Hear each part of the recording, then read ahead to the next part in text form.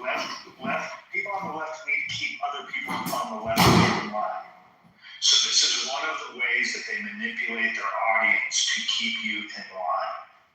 But do you see why even I am like, why in Wolf's wildest notion would he think that he himself was a target? Because he sees himself as a celebrity, and he saw someone, and he was near where it happened, and he saw someone coming in with it in the violent way, and he sees himself as self-important as a celebrity, and probably to the same extent if Megyn Kelly was standing there, or I'm thinking of people, or Jake Tapper. I mean, they see themselves as celebrity targets. So I think it's Doctor.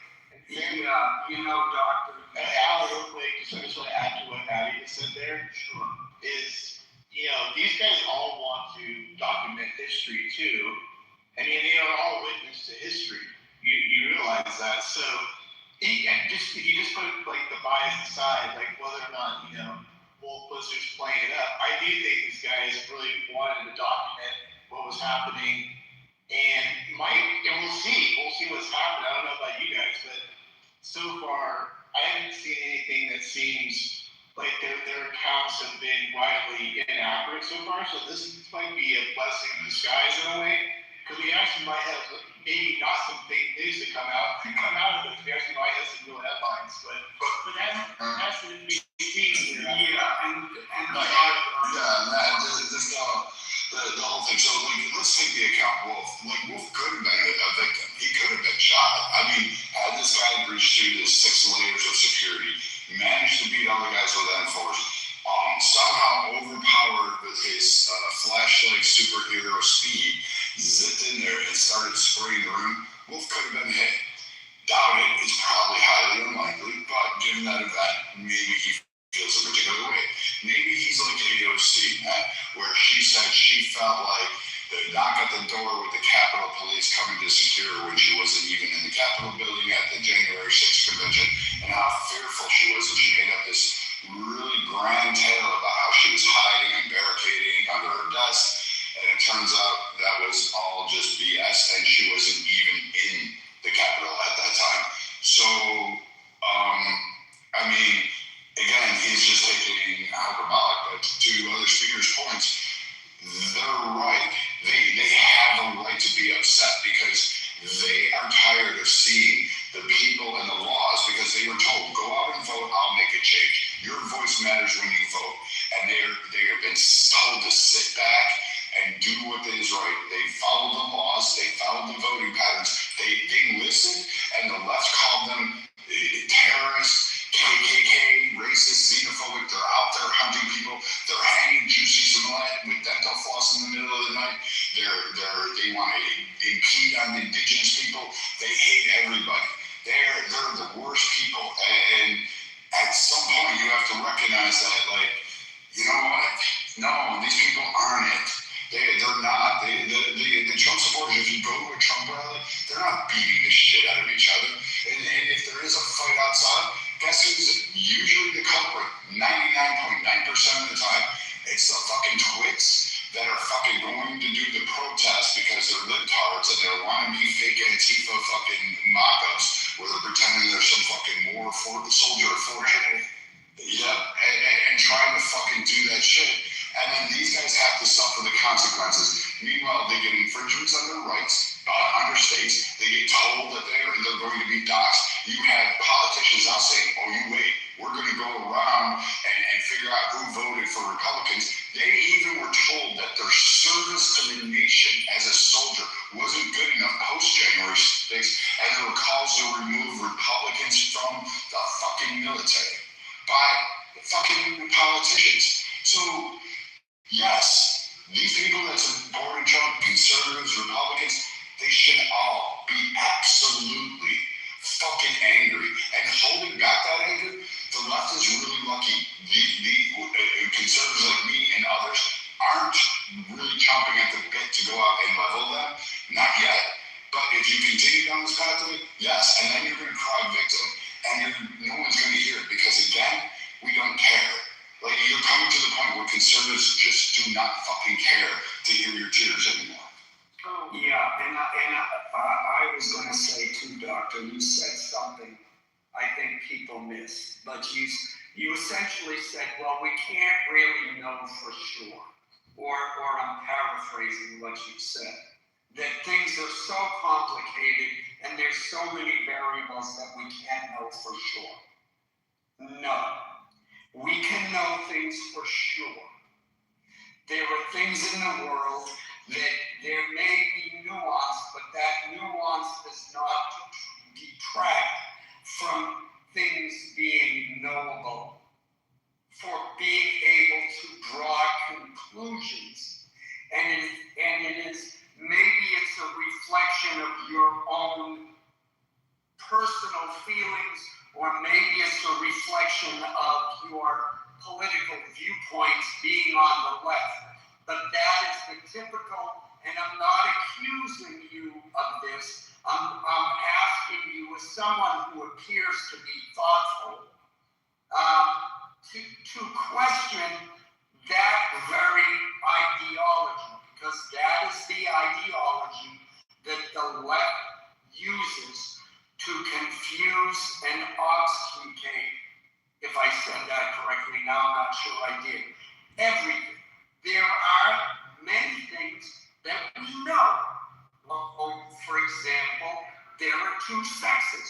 We know that you're either pregnant or you're not. We know that at some point you are born, and at some point you will die. And the list goes on and on and on and on and on. But the left, the strategy of the left is to question everything and to question even things that seem so basic that it's foolish, yet they somehow come up with some sort of academic justification to questioning why, I don't know, I can't think of a stupid example right now of things that they have come up to question, but the list goes on and on. So I would, for yourself, I would question why you think nothing is knowable and we can't come to any conclusions. Now, maybe you're actually thinking that, or maybe you're on the left, you're doing this on purpose. I don't know, I'm going to assume it's the former, but that kind of speaking, those kinds of arguments can be quite distracting, and that's the nicest way I'm going to say it.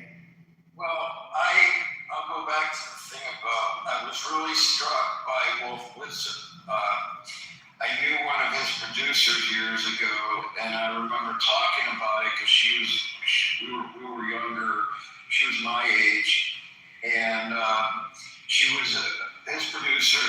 I'm not going to dox her, but she's real savvy, and I always was curious, well, what's Wolf Blitzer really like, blah, blah, blah. And I always got the impression that I've never met. I thought he was a pretty objective, professional reporter. And tonight, and I haven't followed him that closely over the years, but I've just seen him here and there. But I was really struck by this because it was alarming, and maybe it's just, it's so incidental, it's unnecessary to broach, but the fact that he said, I was worried over and over again that I was a target, and admittedly it was a scary moment, but then I rehashed it in my mind. I'm thinking, wow, in some ways, he is exploiting this opportunity. I hope not.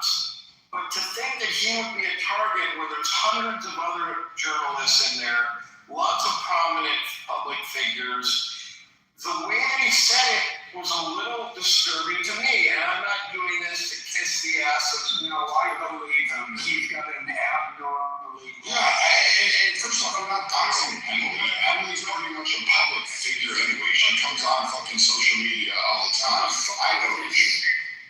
I know her too. Like, What the fuck are you guys talking about? Dude, come on. Yeah, Thomas, check out him, man. What the fuck are you talking about? Yeah, anyway, Emily doesn't care if you dox her.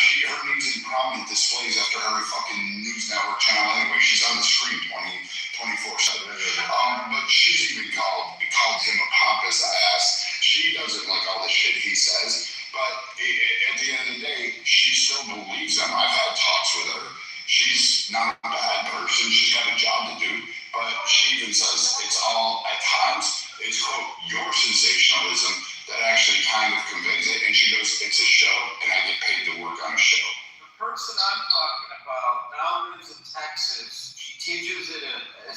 courtesy professor at the University of Boston, not one of the bigger ones, and she's married with kids, and she hasn't been with CNN for over 10 years now. But anyway, Blitzer's producer is Emily Atkinson. It's not like it's not unknown. She's gone on Twitter or Twitter. She goes on X and talks about shit all the time.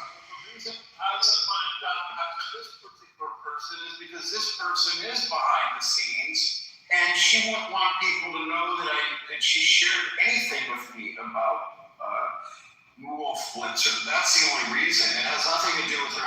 You said the producer, and I know M's the fucking producer. So that's who's producing. Exactly. You're not making sense again. I don't know why. We don't pass that mic around.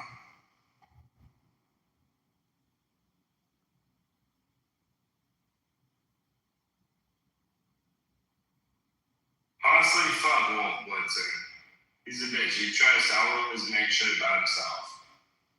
I never liked that. I thought he was pretty good when he was doing the Gulf War. Like, you remember in the beginning when he was in Kuwait and he was reporting like in the early days. I mean, I thought he was pretty good then. True. So that was a long time ago. Yeah, I agree. It was a long time ago, but I gotta give him that and that's kind of what jump started his career. Maybe he's not relevant enough anymore because what happened, which was kind of funny, was that people after he went on his diatribe or after his reporting, other CNN personalities and anchors said, "Wow, Wolf Blitzer's seen all kinds of things in his life as a professional journalist, and he's clearly very upset by this incident." And who wouldn't be if you were that close to being shot, I suppose? But they were even struck by his response. And maybe he is self-important. I didn't used to pay that much attention to him, but I'm curious if anyone saw Van Jones talking on that similar segment, because he called somebody out and I couldn't hear who he was talking about. If anyone saw that part. One of the fellow journalists on the panel. You were probably the only viewer. talking in this room. A bunch of Trump voters that come on, man.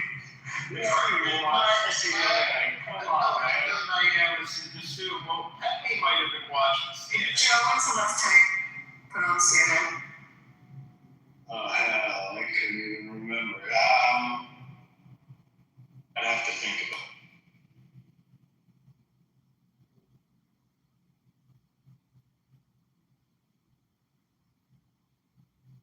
So they didn't kill the shooter, right? They got him arrested. Yeah, it's in custody. Not to distract, but the last bit on CNN was very interesting. He was pretty good. We gotta send that fucking piece of shit to Guantanamo Bay. Honestly, there needs to be people who, we gotta make an example out of these fuckers. Are they releasing any manifesto or anything? Has anything come out about this guy? No manifesto yet, but my question is, he was at the Hilton across the street, right?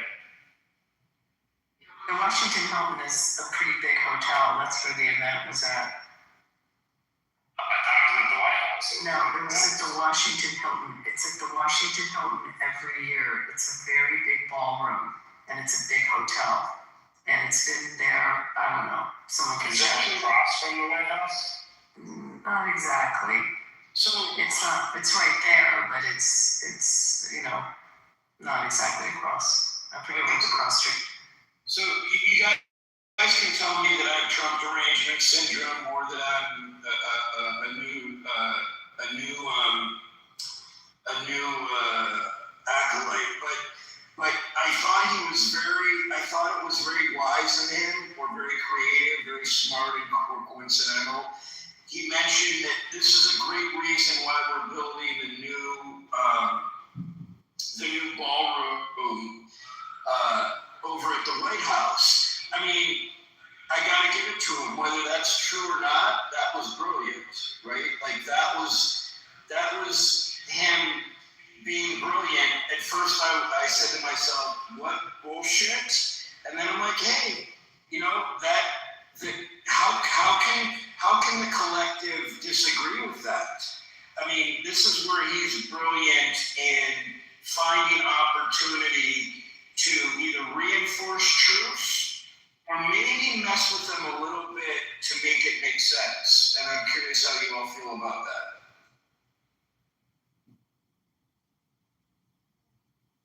Well, he wasn't the first president to push it.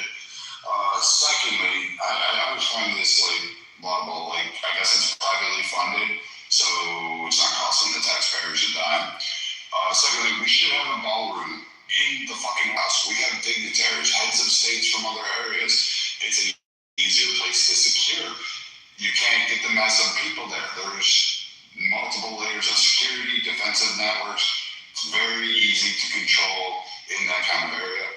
I think Nixon asked for one, for multiple presidents throughout time had tried to appropriate funds. Trump got it paid for by somebody else. And yeah, why wouldn't we? And furthermore, don't like a lot of people on the left get pissed off when the president like picks their favorite hotel or because it was a campaign donor that they go and use that hotel for some kind of event that he's going to be attending, and they get all up in arms about him stealing money, even though all presidents do this.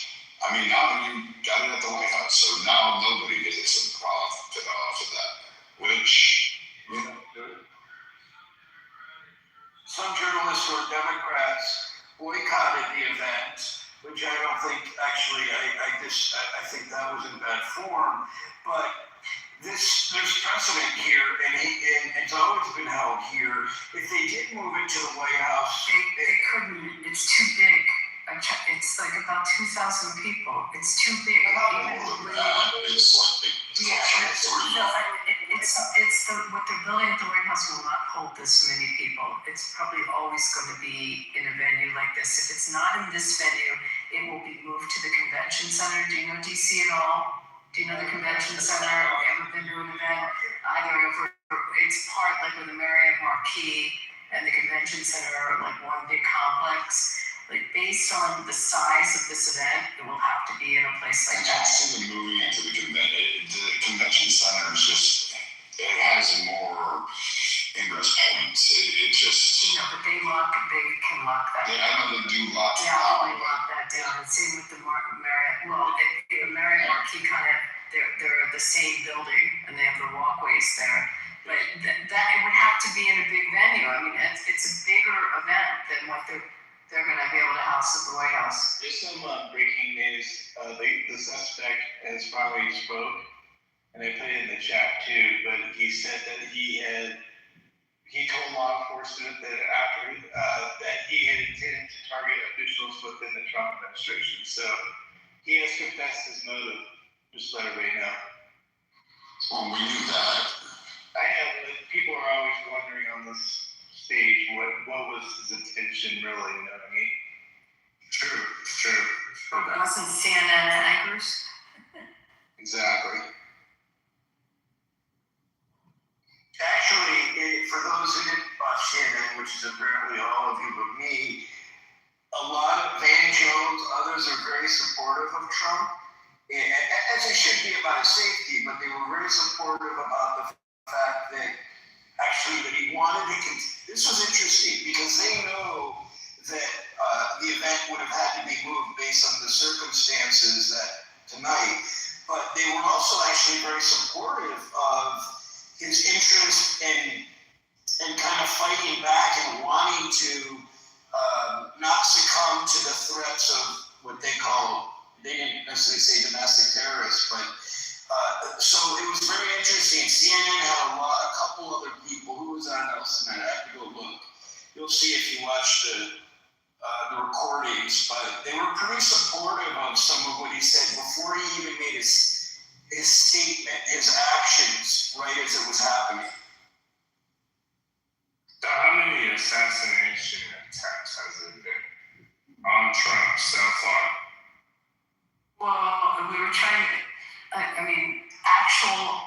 So add in what we just talked about, the Iranian attempt where the guy just got convicted. Yeah. So you have the one in Butler, you have the one at the golf course. There was something that was not an attempt and it falsely got reported as an attempt. There's actually a guy from Nevada that drove down to an event in Arizona, and he is a big Trump supporter. But what's legal to have in your car in Nevada with guns is not legal in, I believe it, I may be wrong, I think he was driving to Arizona, not California, and it was not legal in Arizona, and his car got stopped. So they were trying, it got reported that he was heading to a Trump rally, which in fact he was, and he got roughed up by the sheriff's department that stopped him, but he was cleared of everything, and there was no issue. So that was not an assassination attempt, although it got reported initially that it was, just because of the weapons. The guy had weapons in his car, because he always has weapons in his car, and it's perfectly fine in Nevada, but not where he was. And also the guy in the tree, right? The guy in the tree was... No, What's the fourth one? No, so the guy in the tree was the Trump International golf course. Well, there's another one, like in the hunting thing at the top of the tree, overlooking the airport. In Palm Beach? Yeah. It's on the top tarmac, the airport. Oh, okay, so that's 3 plus the Iranian is 4, so this would be 5. He had the podium during his campaign speech where the guy ran up on stage. Oh yeah, like early Got on. that. Yeah. By the way, I think So he can't be stopped. I think there was a poisoning one too. I gotta look that one up. There was something about somebody attempted to do something with something. I gotta look that one up. But yeah, there's Poison? Yeah, literally poison. Like no joke. They keep trying on president, don't they? Well, you know what's ironic? You know what's actually sad, is wasn't Erica Kirk at this event? She ran away in tears. Like, her husband was killed at a similar style shooting.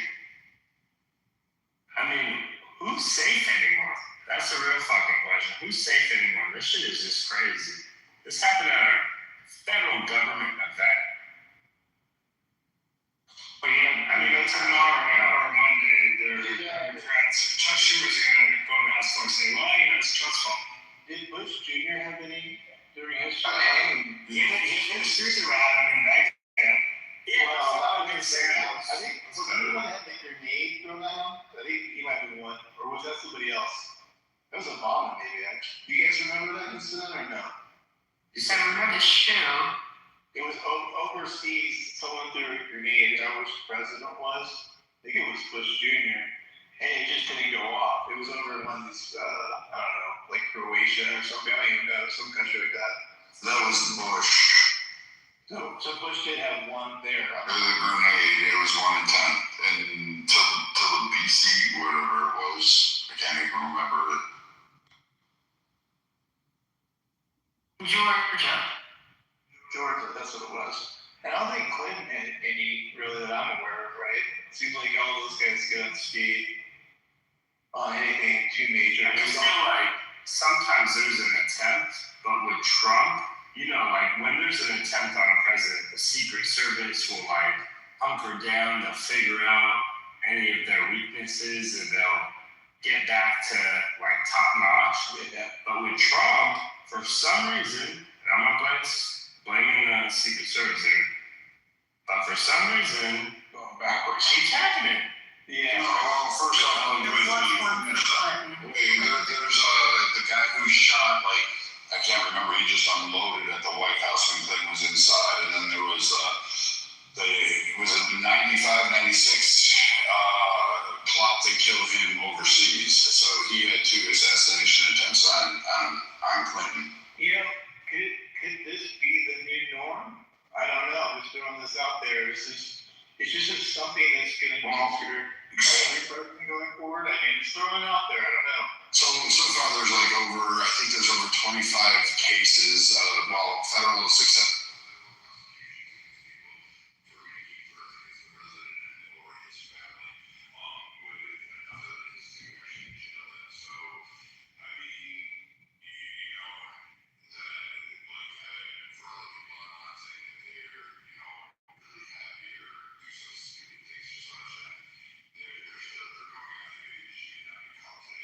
Eventually get caught, and I think when the Butler happened, what was it, like 15,000 cases are still ongoing for investigation by the Secret Service for threats against presidents in total, so that are still considered active.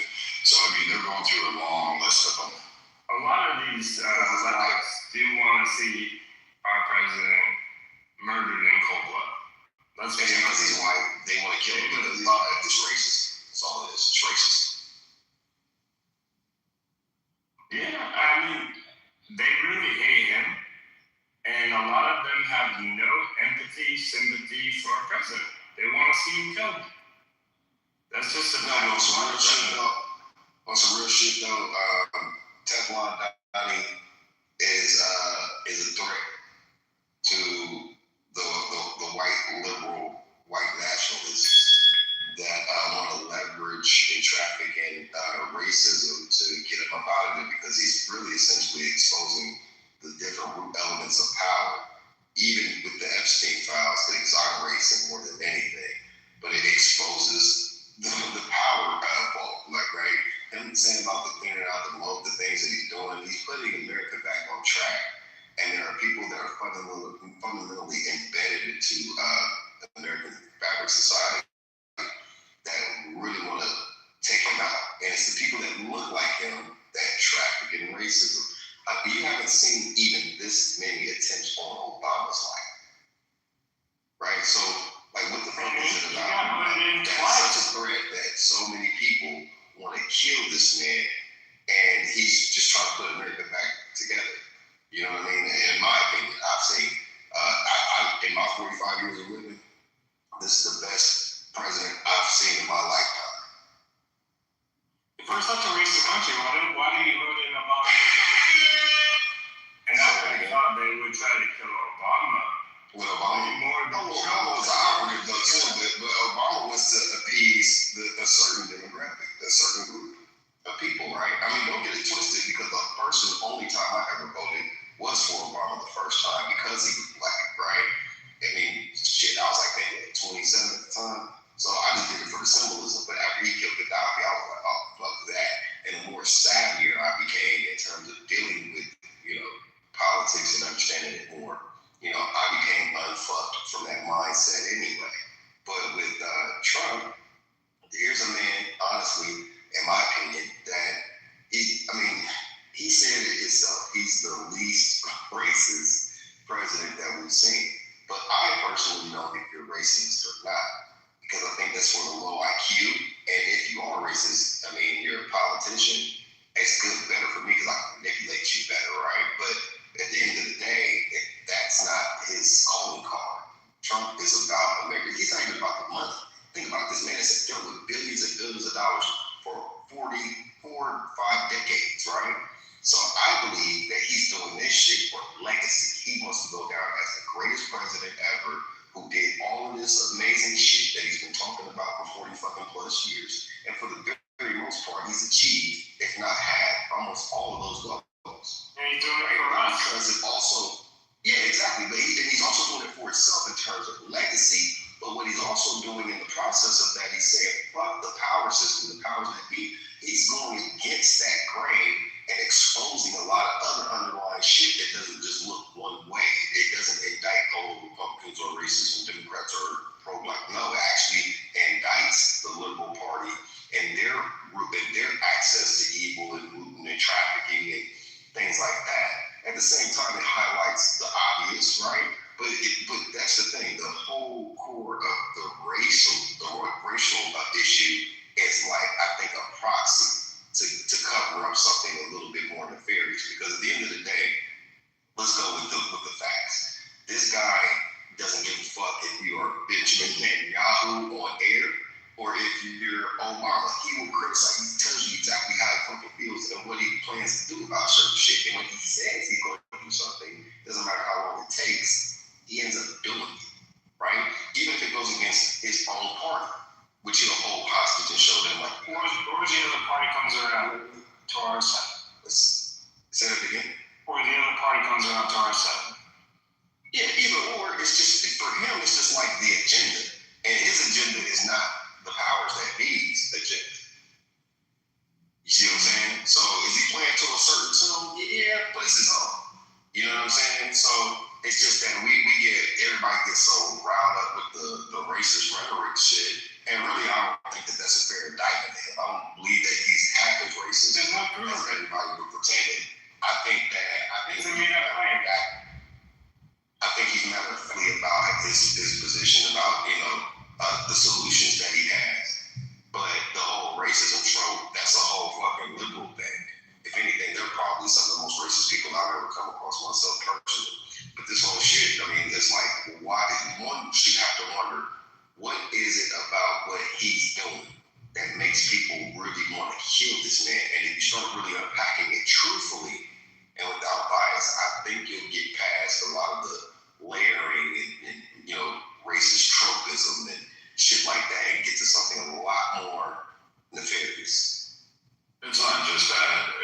Like, what we have now is the fact that, and I'm not going to throw all the Democrats in there because there are some that are just sitting there going, I can't co-sign the shit that's going on in the left, and they're calling it out daily. Fuck, you got Frankenstein about to cross the aisle. He's probably going to go independent, but I mean, he might as well just cross the aisle and just get it done with. According to the left, they've turned on him.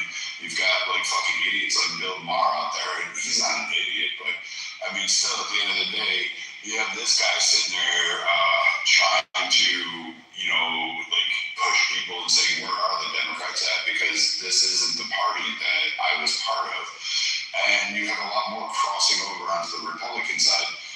And I'm just sitting here watching this, and when the left loses, they do become violent. They do attack because of, if you hear conservative speech, you don't hear Trump, you don't hear Vance, you don't hear anybody really sitting there condemning and saying that the left is a threat to fucking your existence.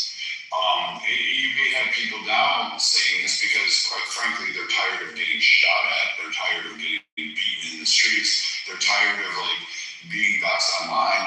But the odd thing is that the left is losing their shit. They can't make Target close their stores.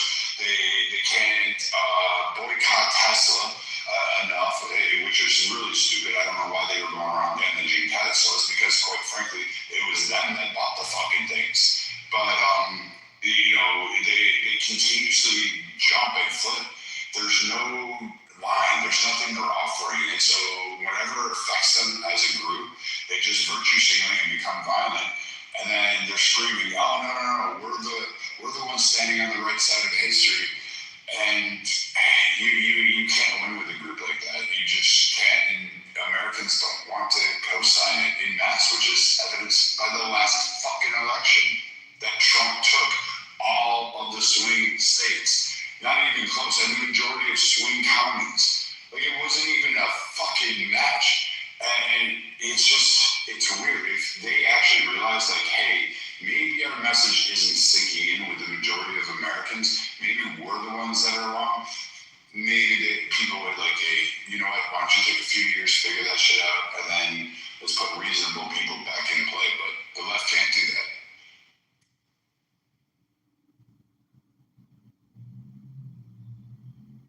The recent cipher with the recent indictments of the SPLC for funding Charlottesville. Are you familiar with that? No, educate me about it. So the Southern Poverty Law Center was just indicted last week for funding right-wing extremists to throw a protest called Charlottesville. And this was during Trump's first term. They then framed Trump as the racist when he said something like, well, there's good people on both sides. Yeah, I was just playing a clip of that. Do you know? Did you watch the whole 4 minutes? Well, yeah, no, for sure, I'm familiar with that. But look, Joe Biden, when he declared for his to run for president for the 2020 election, he said, "I'm running because of Charlottesville." So now it's all come out in this indictment. They're not guilty yet, but it's all come out in this indictment that the Southern Poverty Law Center is funding the racism that they intend to fight against. So the racist trope is completely manufactured from a cottage industry. And the left and the Democrats seize on it to advance their agenda. You should look at all this stuff. I was literally talking about this in the other group, and I played the 4 minute thing. He literally, in the same 4 minutes, utterly obliterated and condemned white supremacists and white nationalists. And even, I believe, in the same year of 2019, there's a joint house resolution that designated white nationalists and racists as domestic terrorists, which could imply that murder them if they're on one side of the law enforcement or not. If you deem them or connect a nexus to them in white nationalism, would exonerate you of, any criminal repercussions because you'd be getting rid of a citizen or you getting rid of a terrorist. So it's an identifier, if you will, right? So the whole thing that the left is leveraging, racism, like Joe Biden's goofy ass saying, you have a hard time figuring out whether to vote for me or Trump, that you ain't black. I would slap the dog shit out that bitch ass motherfucker. Like, I would definitely ask him what kind of audacity did he get from where, because that is one of the most egregious shit. You would have had to beat corn pop to that.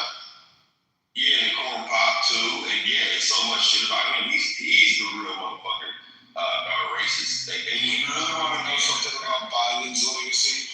Go look up the 78-79 Biden policy, which he took from fucking, if I can remember. It's how he pushed for an allocation on schools, for school funding. School busing, yeah, I remember that. Yeah, all that shit, and how the funding actually worked, and how it actually promoted and actually allowed more segregation while it was codified under law, and denied funds to fucking black majority schools in the country. Meanwhile, he's lauded as a great hero for civil fucking rights. I'm sitting there going, are you that fucking kidding? I never saw him in pictures with fucking Rosa Parks, and he never gave money to Jesse Jackson. He didn't give money to the Black Panthers or fly Nelson Mandela in. He didn't sit with Michael Jackson in the goddamn courtroom on both trials every single day. He didn't house Jennifer Hudson and her entire fucking family after they were massacred for 9-6 months. I mean, it's just so much about Trump in his personal life that he didn't even speak on, which even lets you more know that he's not on that shit. He's been a part of the black community, or not black community, black culture in a sense, as the Wells guy, right? He's even on the fucking Wu-Tang albums, the early 2000s and shit. Nobody started saying that he was a racist until he ran for office as a Republican. Then they start talking about all the other shit. See, the other thing about it is too, and this is where I'm going to give you guys both sides of the shit, because I can't exonerate white nationalists and white racists too. So if you feel indicted by it, just check your heart. Only thing I would say, if it doesn't, feel any kind of way about it, just roll with me on this. As a black man in America, I understand the nature of how this country was built upon, right? And I understand you want to move forward past it. So it's hard to do without reparation. It's hard to do without admitting facts and just correcting history. But I will say to you this, the racist trope is valid to a degree. He validates Trump's ideology, even though I believe in a lot of ways he is a scapegoat. He validates the anxieties and the complaints that other ethnic groups, especially Black Americans, say about white Europeans. On one hand, he's an embarrassment. On the other hand, he builds up or props up white nationalists because they want to align with him, even though he rejects them vehemently, right? That being said, I feel like it's fucked up because he might not be nearly half of the guy that everybody reports him to be, but at the same time, his existence highlights an undercurrent that has never been really fully fleshed out. Right, So we have to deal with that. here, better way to be a million. So when Trump came down, his first statement was he wanted a 6-month moratorium on all Muslim immigrants, right? You remember that? Right. Okay. So bear with me because this is a bit of it's a road to get there, but it's not. I'll say it really quick.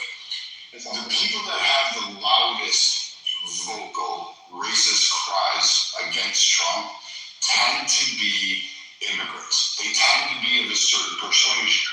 These are also the same individuals who go and set up shops in black communities or impoverished areas and watch how they actually treat black Americans as if they were lower than dog shit, as if they don't, it's not, they complain, they scream, they say all sorts of things. But when it's convenient or when they feel that, oh wait, I can gain a grift off of this, they literally jump on the backs of black Americans saying, you sit down, you're at the back of the line. I'm the one that's being oppressed. And they jump above it, trying to take over and narrate the story of black Americans. And that's the issue I have with a lot of those tropes, like Ilhan Omar. Right. That's fucking accurate. We have our battles on certain days. I think on Mondays and Tuesdays we get along and agree. On Wednesdays and Thursdays we fight and argue. But I'll tell you this, brother, what you just said was accurate and it was wise and it's the truth. And that's the thing that I try to tell some of my people about this war, if you will. It's not even a war against black and white. It's really about good and evil, right? And the devil is a manipulator. He sets the stage. If you keep people divided, then they can't never come together. There's going to be constant war. You can hedge your bet because you can bet on both sides of the situation. And whoever wins, even though there's no winner, the adversary wins in that, right? But when you're dealing with intelligent minds that can see the manipulation, that's why I'm not feeling no fucking kind of way because I be thinking about the Democrats. I'm like, well, you should be outraged and you're an up the time. But when I let them know when they use that trope, I know you didn't read the book because the protagonist in that book was Sambo, right? So I let me know that that's ignorant. But then the other side of it is why do you want me to be so offended, right? Like people talked about Venezuela. You know the Venezuelans were happy about what Trump did. Iran, same thing. Nigeria, same thing. But they want motherfuckers to be outraged so you could leverage that to validate trying to assassinate him and his character, or trying to devalue the good work that he actually is and has been doing. Right? So I saw heads go down. Shit, at the top of the year, when I came back to America just to stop in, I got gas for $1.72. Send my PTR. You feel me? When everybody else paying off, y'all, like, how the fuck is y'all complaining about this dude? So it's like, in the world's eyes, you have to have a villain story to kind of scapegoat or bypass a lot of other shit that nobody really wants you to pay attention to. So I agree with you there. And in terms of those immigrants, we know that they're not our partners. We just saw that Latino fucking officer in Houston, Texas, talking about how good she felt to use the N-word. Like, dude, like, you know what I'm saying? We know that there are other motherfuckers that come to this country that's racist as shit, that are real racist. And then they talk about our oppression like we should feel a way about it. I'm like, well, look, at the end of the day to me, like, yeah, I feel safer in South America and shit. But I asked them, I said, you know all this shit, why the fuck would you want to come to America? Because the lighter their skin is, oh, we think we can get in. I was in the elevator with motherfucker, and they was talking about that shit. And I said, hey, and where I come from, y'all Colombians, y'all are worse than niggers. You guys will be treated lower than black Americans, right? So that being fucking said, like, don't think that this is because your skin. Once you start speaking that wild shit, they gonna put your ass in a Dorito bowl too. So it's not like, you know what I'm saying, like there's a shit stain that only Americans can really fix, but you have this left hand over here that wants to be morally right. That's just as corrupt, if not more, than the motherfucking Republicans are keeping the shit going. And if you did trace back racism, if you did trace back a lot of racist rhetoric and legislation, it starts with the Democrats. But historically, whether it's Democrat or not, I feel like they're both two wings on the same dragon. It's just about good people. If you're a good person, you're a good person. If you're a shitty person, you're a shitty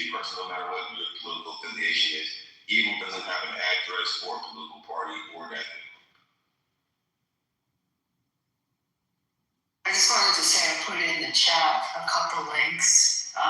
There was an incident when Trump was leaving the dinner. A woman came running out in front of his motorcade, going after the motorcade. There was a pro-Palestinian protest happening outside while the event was going on, and she was one of the people from the protest. I also put in the chat some of the protesters that were inside the lobby area, that hallway we were talking about, Code Pink. Yeah, so I mean, one of the things that also occurs is there's all these other parties that are happening at the same time, and then leading into the dinner itself. So that's why there's also so many people in the hallway. They're already in the building at like pre-parties, and maybe the AP has a party. Different news outlets host different events, and so it's kind of like, imagine a convention center. It's chopped up. There's a big ballroom, but then there's all these smaller rooms where they're having other events. So that also enabled a lot of the people to have access inside the building and these protesters.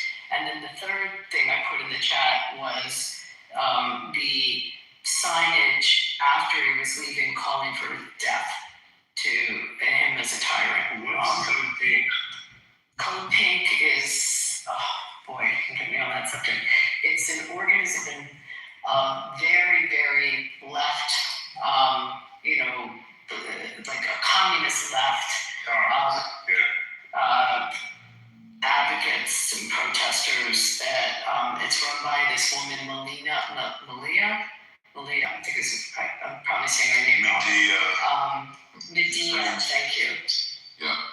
And her co-founder Jody, who was married, or I'm still married to Roy. I'm so bad with names. It's Lee. They know I'm saying on that's lives in China. It's involved with the Communist Party, so that's where their funding comes from. It's an extreme political acts group, and you'll often see them. This may sound familiar to you. They hang out in the halls of Congress, and they go after members of Congress, Senate, and try to corner them. And older lady, like blonde, very, very wormy looking, like mousy, wormy looking. Yeah, that's her. She attacked Trump. The interesting part is the funding for them is related to this boy. Is it Singham or Bingham? Who lives in Shanghai, and is the funding behind them. And there's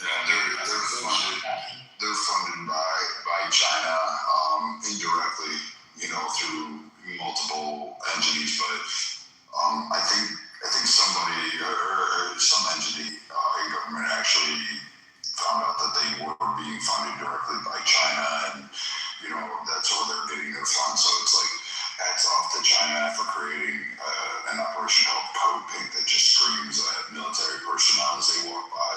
They're almost as bad as the Westboro Baptist fuckers.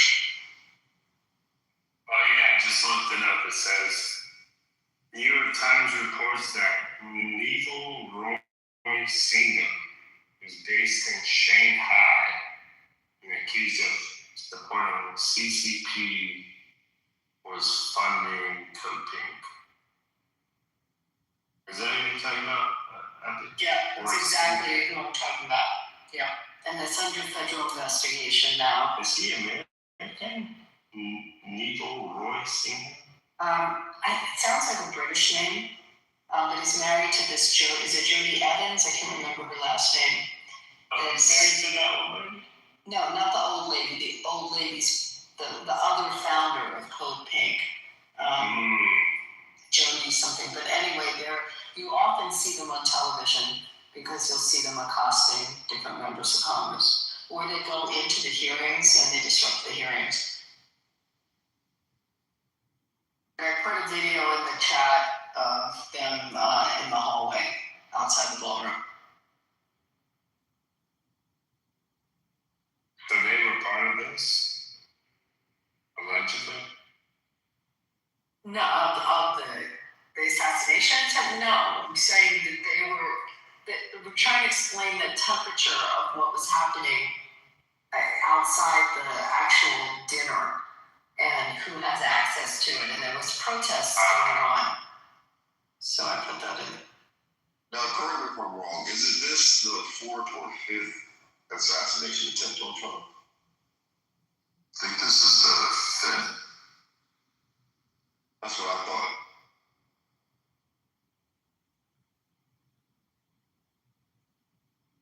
I mean, he's had a couple other attacks. There is the English idiot that was going to drive a forklift and he got stopped before it even came to materialization. It was somehow his grand plan was to drive a forklift into the beast.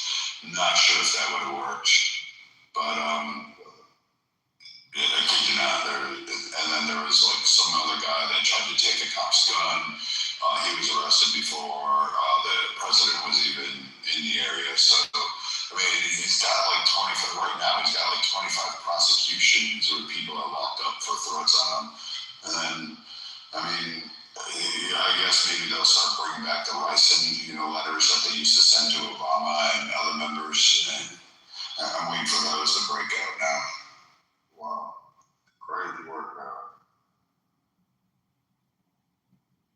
I forgot about the rice letters. Yeah. There was the Ricin. The anthrax too. Yeah, the anthrax too. Yeah, I was gonna say that the anthrax and the Ricin. They've been doing Ricin for a longer time than the anthrax. I think the anthrax just came out with Obama. And then, yeah. Crazy work, man. Crazy fucking work.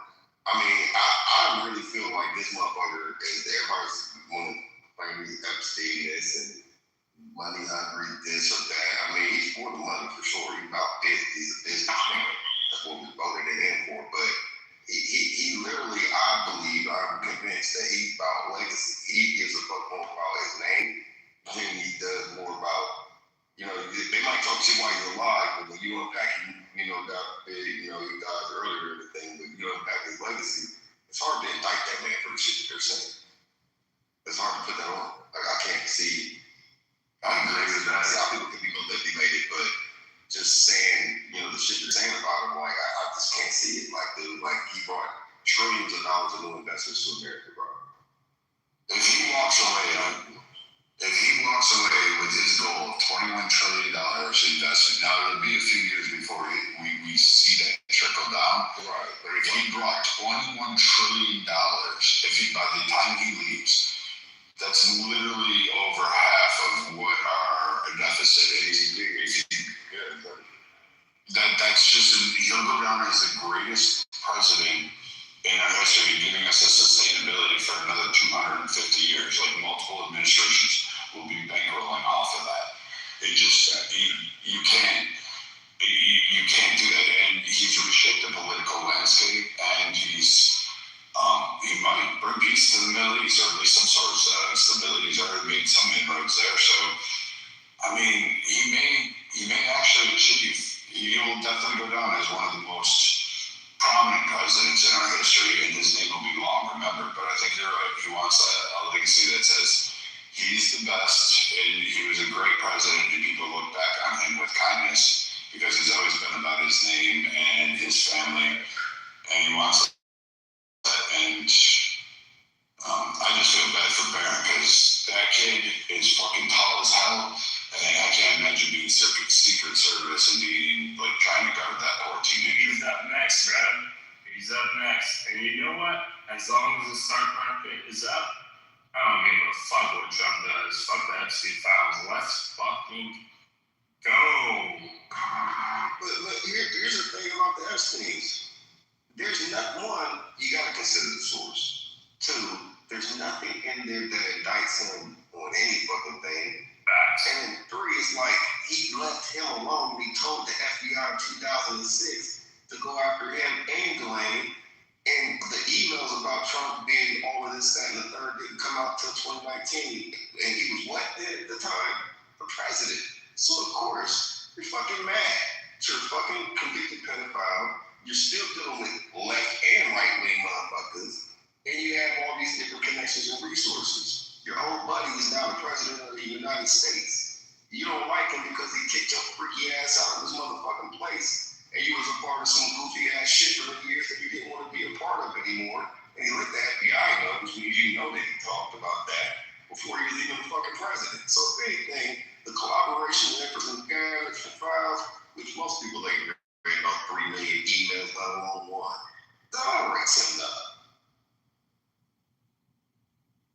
So the obsession with him is just like, when I see shit like that, I automatically start to question the source. Like you're saying all this shit about this guy, but a lot of things aren't sticking.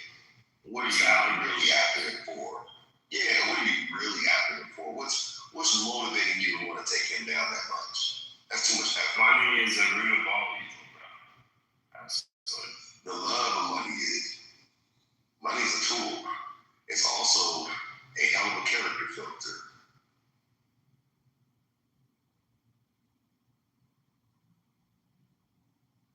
I see money do a lot of good stuff.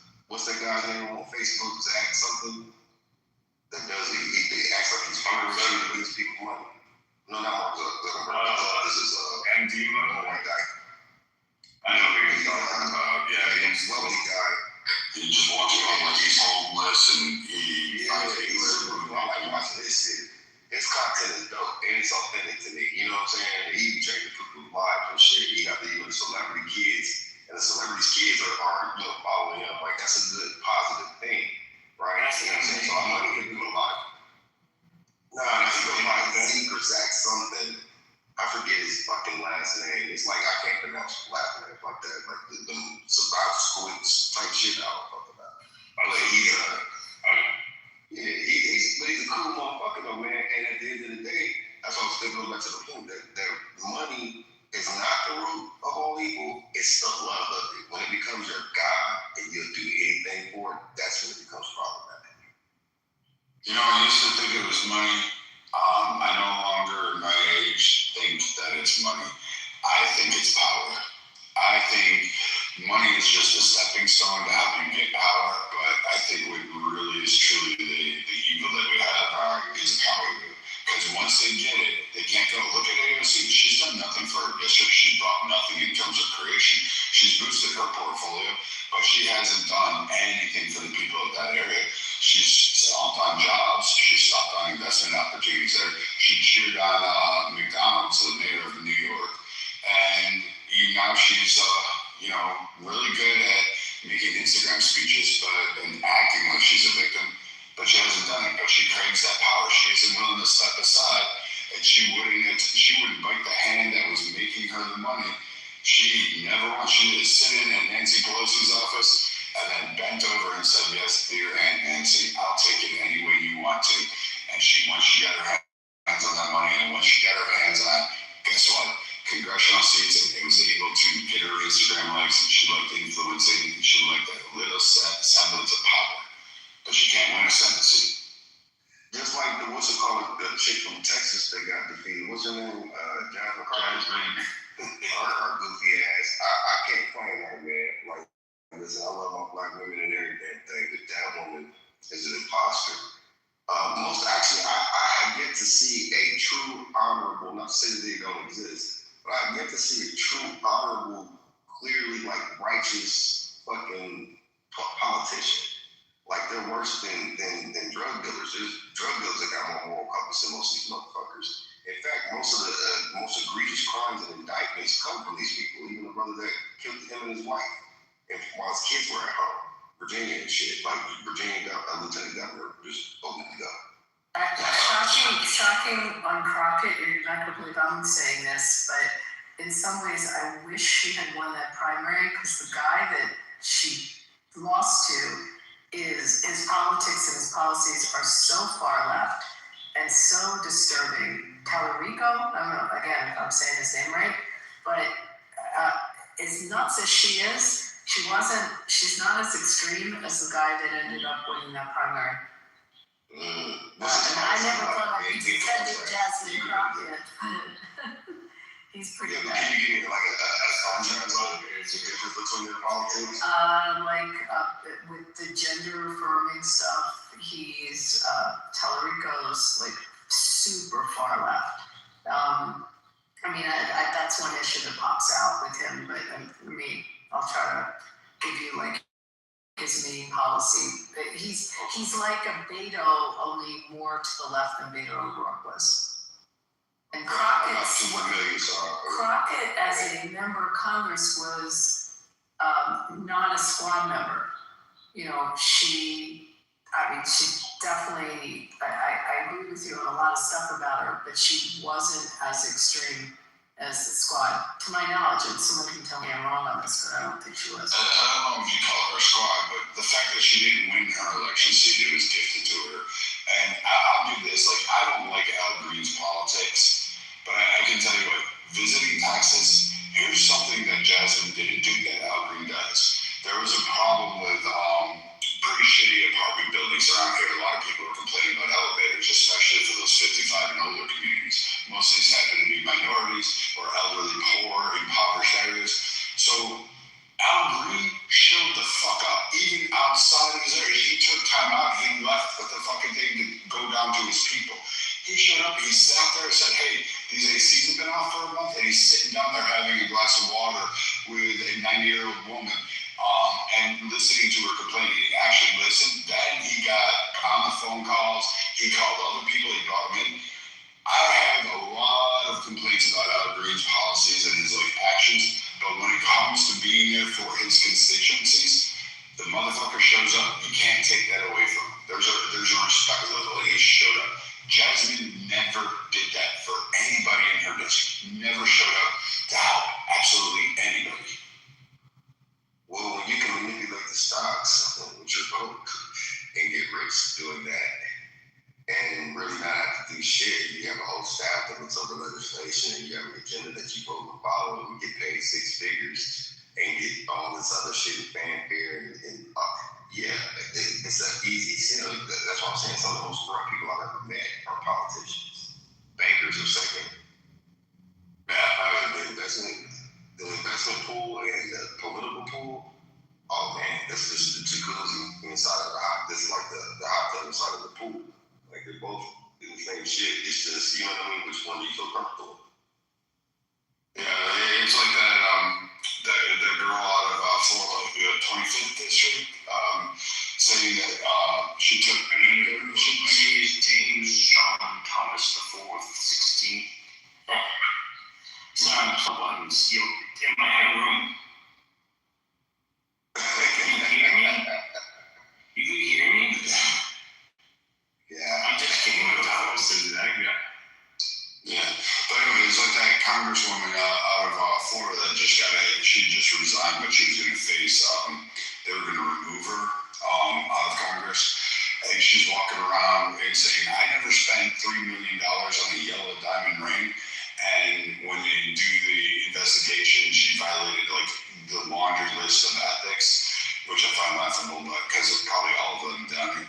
But she's got the diamond ring on during one of her speeches and a couple other incidences while she's up in DC. And she's like, and they're just like, "Here's a picture of you wearing the fucking ring." That's crazy. Tallarico, one of the things he said is God is non-binary. He's had some radical stuff about, they say too radical for Texas. A lot of gun control. In a state like Texas, things like that. Being shit like that, that's probably good that he said, because Jasmine seems like she would have been more palatable than he would have been. But that's a good thing, here's the thing, guys. We're not going to pretend that America doesn't have blood over our hands and karma doesn't exist. It is what it is. But at the end of the day, I'm a fucking American, so I think it would be nice to visit China or even do business. It would be good if America and China had better relationships, honestly. I wish they could find a pathway for it. That would be nice if they could all get along in terms of money and everything else. But there's going to be things that are going to happen that's going to make the human race have to come together. I can see it in our lifetime. There will be events that will force inflection points to where it's not going to be about black and white. It's not going to be about countries. It's going to be about the have and have-nots. And even then, it should be something to where I would like to see, where it doesn't matter as long as you're a fucking human being and you're a good person, like you're cool. But it's not, the world doesn't work that way yet, right?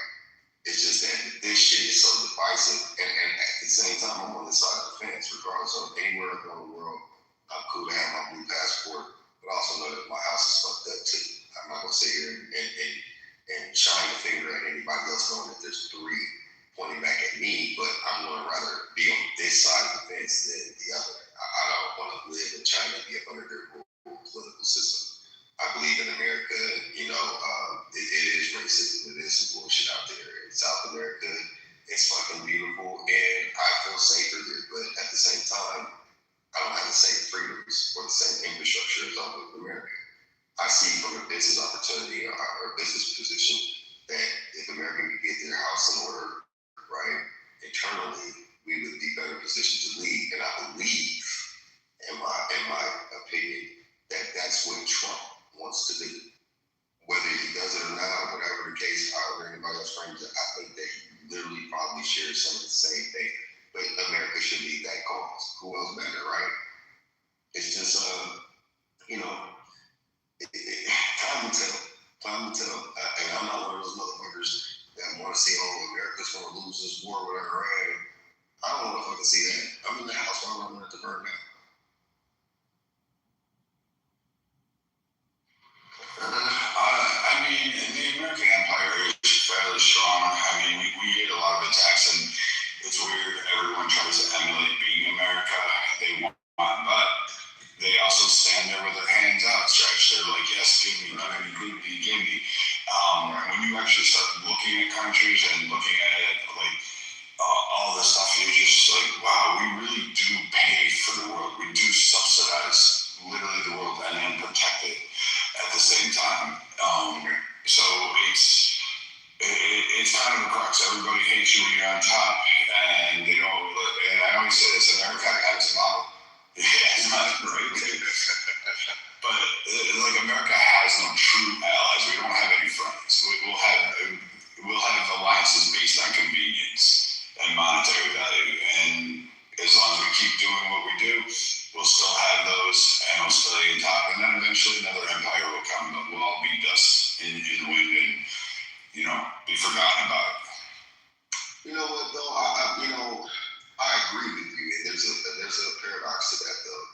Like what you just said, you know, I'll go to another country and they'll shit on Americans, but love us at the same time, right? Where like literally some of the same people that would be on my dick in South America because I'm black and American will try and shine on me in America. So if they come to America and they're white or white wicked, they'll leverage that, right? Or they'll literally like, well, black Americans, blah, blah, blah, blah, blah. But I want to come in your country, you want to charge me 4 times as much, you want to invite me everywhere, I'm a celebrity, right? You come in there, you think that you're like this, and they don't fucking like you. Like, I had to tell them, I said, you're less than black people in America just because you got this skin. As soon as you start talking that guan shit, that's, you know what I'm saying? You see how you people being treated on the news, right? So it's just like, but that's something that America has to get rid of. And I'll tell you this, that if America deals with the issue of race for real, once and for all, then they'll be in a real moral position to lead. That's all you have to do. You do that, it literally will change the world.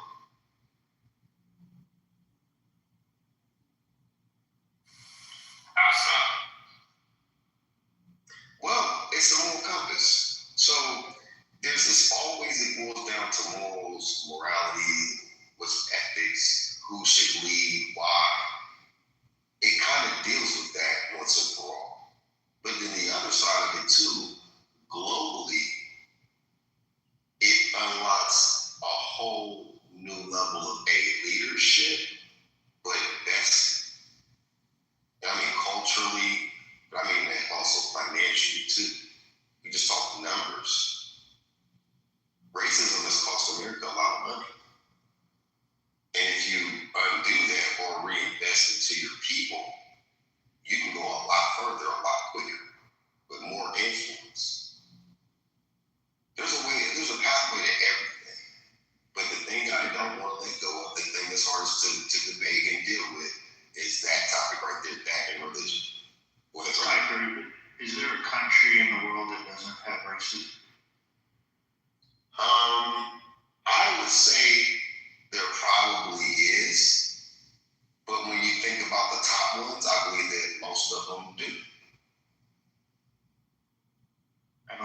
exist anywhere in the world, but we can strive for a more better union. That's a good way to put that. I think, I mean, we've been about a lot too. There's different places on the planet that don't understand the concept of racism. But is it far few in between? Agreed.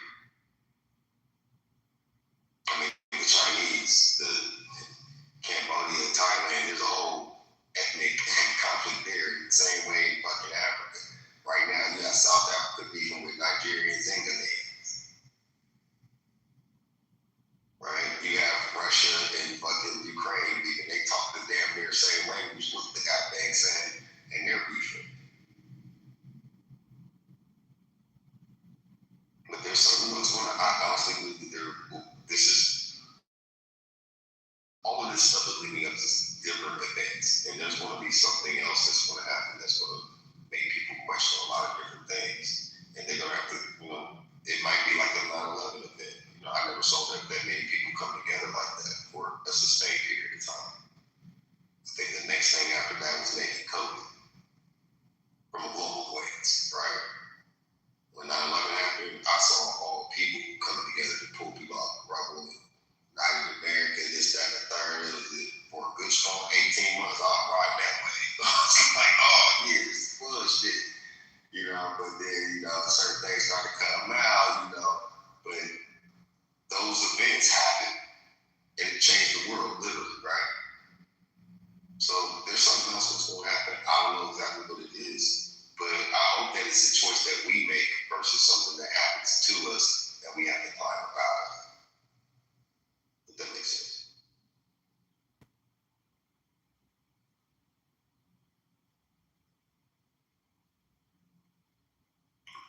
Yes, for 9/11, people came together, but the political parties were still divided.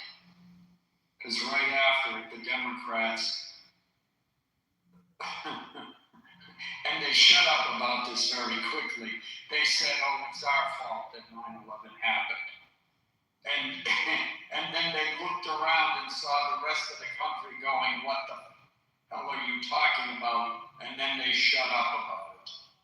But eventually that narrative came out. If we hadn't interfered in the Middle East, then we wouldn't have had these problems.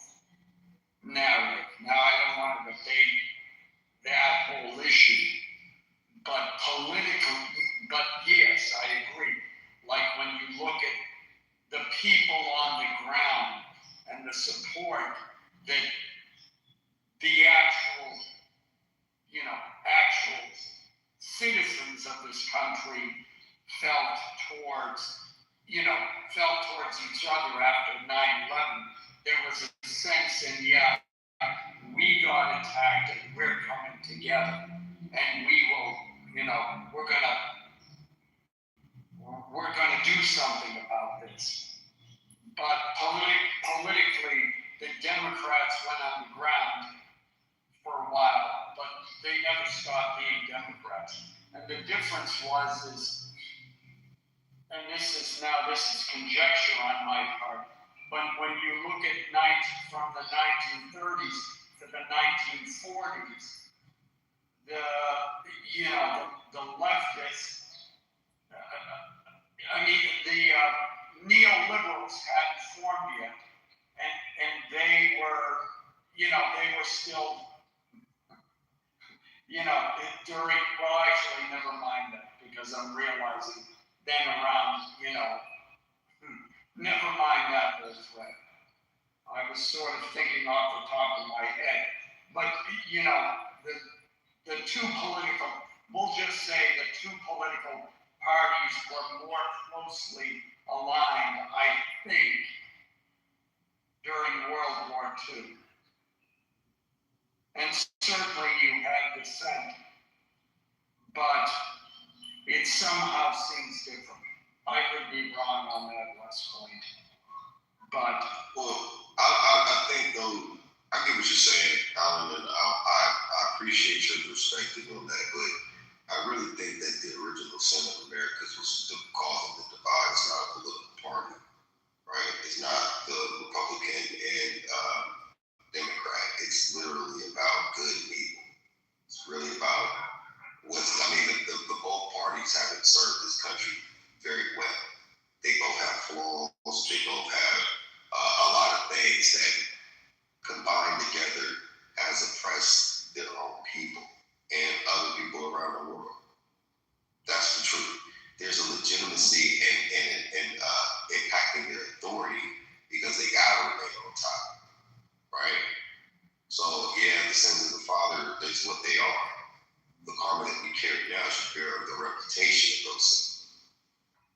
can't dismiss them.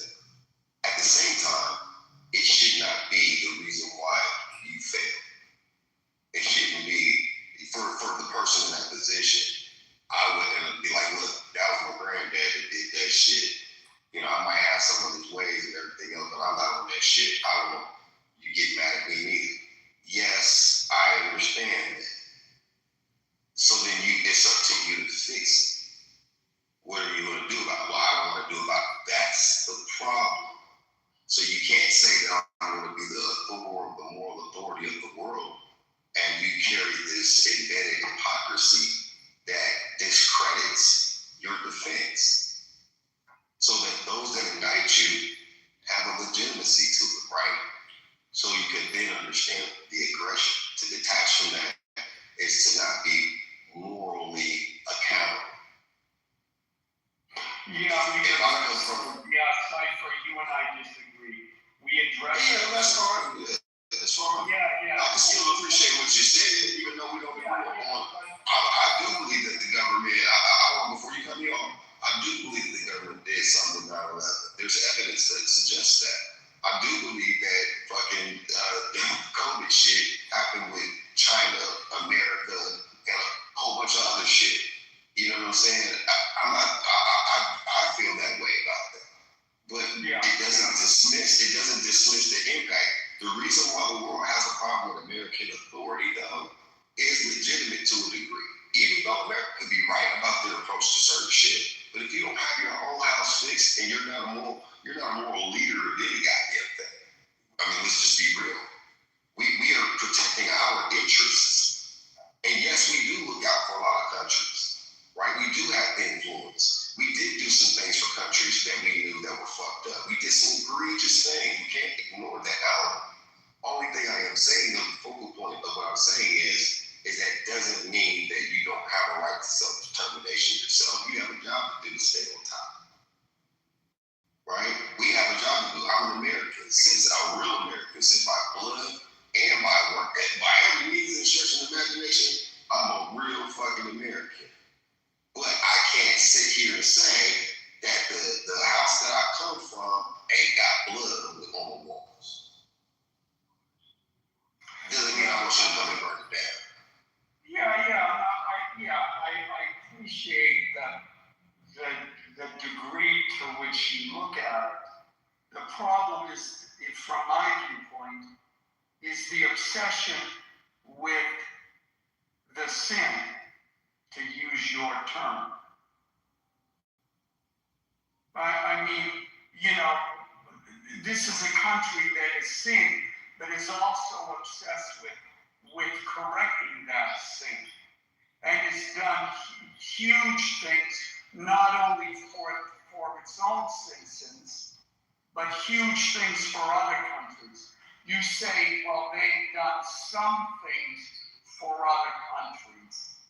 No, they have done a lot of things for other countries at the expense of our own country multiple times, more than any other country. Now, the fact that we have gained from it is irrelevant, and it's irrelevant because it's irrelevant because everybody gains, and there's lots of issues that we could. What's irrelevant though? I missed that part, brother. I couldn't find the words. There's lots of countries with lots of issues that we could have gained from, and yet we chose whatever the particular ones we happen to choose. Right now, we could go to China and say, well, we don't like the way you're treating your Muslim population, and we're going to go to war over it. And we would gain a lot financially, but we're not. And that's okay, But when you say the obsession of the sin, what do you mean by that? It's like, can you go into the letter? Let me put it another way. The fact that you claim that we don't have the right to have any kind of moral authority because of the sins of our past, I think is defeatist thinking. Those sins, why? Explain your thinking. Let's start with number one, the sins like what we did in other countries. Okay? Like, when I was in college and after college, it was all about what we did in South America. Well, the Soviet Union was fucking with South America. We fucked back. Who would you rather have taking over your country? The Soviet Union or the United States? So to say, the left portrayed that as this great sin of America. And I've heard those endless debates. Can I give you a contrast to that really quickly? Do you mind if I give you a contrast? I just want to have a conversation with you too. I want to hear you out. Do you mind? Okay, gotcha. I'm done. That was considered a stain upon the moral authority of this country. No. And you know how they won that war was poisoning their own citizens and criminalizing them and fucking up generations of people who are, again, coming out of, other traumatic issues, like the funds from trafficking cocaine to your own urban neighborhoods and creating laws to lock up those people that makes more money. Like you could create a financial flywheel based off of demonic actions of oppression on certain groups of people to win that war and influence. There was a I don't think the Iran-Contra scandal was the determining factor in that war. Well, no, hear me out though. The funds from it, the proceeds that kept the engine running, was seeded from that. And that directly fucked up black communities. It wasn't seeded from that though. Where did the funds come from? No, the Iran-Contra scandal started when Congress, that whole thing you're talking about, using cocaine to fund the war against the Contras, started after Congress cut off funds to the right. So what does that have to do with that? That didn't seed the war. The war. Okay, it was already war. I get what you're saying. Correction. Yeah. I'll agree with that. But still, it kept the engine going, is what I said too. It kept that going. So what I'm saying is that is an egregious fucking that right there is you should give reparations for that alone. And I'm not begging for reparations. I'm not one of the motherfuckers that are like, I need reparations. I think it's owed and all that other stuff. I think it's legit and it's definitely a debt that's owed. But we can go with just that right there. Like that is something where a country should be like, I get fucked up about 50 years or 40 years plus of a whole generation, like people, a whole demographic of people locked them up. I created laws behind it, like stabilize neighborhoods from the families and make money off of the abortions and the foster children and sex trafficking them. And it's all kinds of nefarious shit that's involved in that, right? And it's never dealt with the sins. So no, you are not a legit moral authority on anything. You're just in a position of power. And because you're in a position of power, of course, you want to protect that position, right? Because like Matt said earlier, they don't like you when you're on top. They hate you when you're on top. And they don't respect you at the bottom. Yeah, but does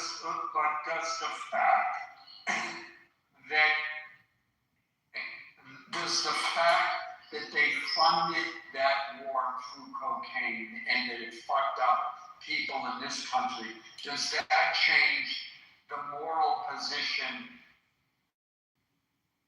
in the war in South America? That doesn't change the fact. No, it really does change it because now those countries they're benefiting. A lot of their export is that, and they've been dependent on that for 40 years, and now you want to cut it off. You should. No, I'm talking about the issue of, American influence versus Soviet influence. weren't trafficking drugs. No, the Soviets just wanted to completely, oppress the people of those countries. In what way? Which is worse, getting people addicted on drugs or completely oppressing them. Well, how give me an example of the policies the Soviets were trying to enact? Well, would you want to live in the Soviet Union in the 1960s? Educate me about it. I was born in 81. Well, if you don't understand what communism is about. I do understand that. I want to understand it from your frame point. I understand what it is. I just want to understand it No, from your viewpoint. I'm talking about it from an objective viewpoint. Okay, me too. So I want to understand yours. Okay, communism is bad. Why? Gulags. Why? Solzhenitsyn, read Solzhenitsyn. Yeah, thank you, Mikhail. By the way, I should remind you, I'm an American, and I prefer what I got set up for myself right now. Yeah, I just want to understand your point, so I'm challenging you by asking why do you feel like it's that? You would have nothing set up for yourself. Let's start with that. You can be an entrepreneur in communism, right? No. No. Oh, you can't have a private industry like that's backed by the government? Like being a government contractor? It depends. If you're in China, communism? if you're in China, you can do that. Maybe Open market communism. Maybe less than 1% of the population was able to engage in those activities, but that's because you were the party elite. That's it. But everybody below a certain tier gets paid the same, pretty much, right? Nothing. Yeah, you Let get me ask you this: if China is the second wealthiest China is not. country in the world, right? Yeah. China's not the Soviet Union. Yeah, okay. Cypher, let me put it another way. Okay, because when I was a kid, okay, one of the ways that I was thinking was they would say, eat your food, people are starving in China. And we used to laugh. What they were referring to was, I forget the year, but I believe it was Mao Zedong decided that China was going to have the Great Leap Forward. So we forced all the farmers to change their farming equipment and modernize them to manufacturing equipment. They stopped as a result, they stopped growing food, and within 5 years, 20 million people died. And that happened twice in China. That's communism. So we can start there and work our way down. But what do you call America? America's a what? A capitalist system of Or I thought it was a republic. well, the Constitution. We're talking about multiple things here. We're talking about the type of governance it has, and we're talking about its financial system. In communism, they are both tied together. I never knew of another country that sold their own citizens their death warrant. Say that again. I never knew of a country that sold their citizens drugs.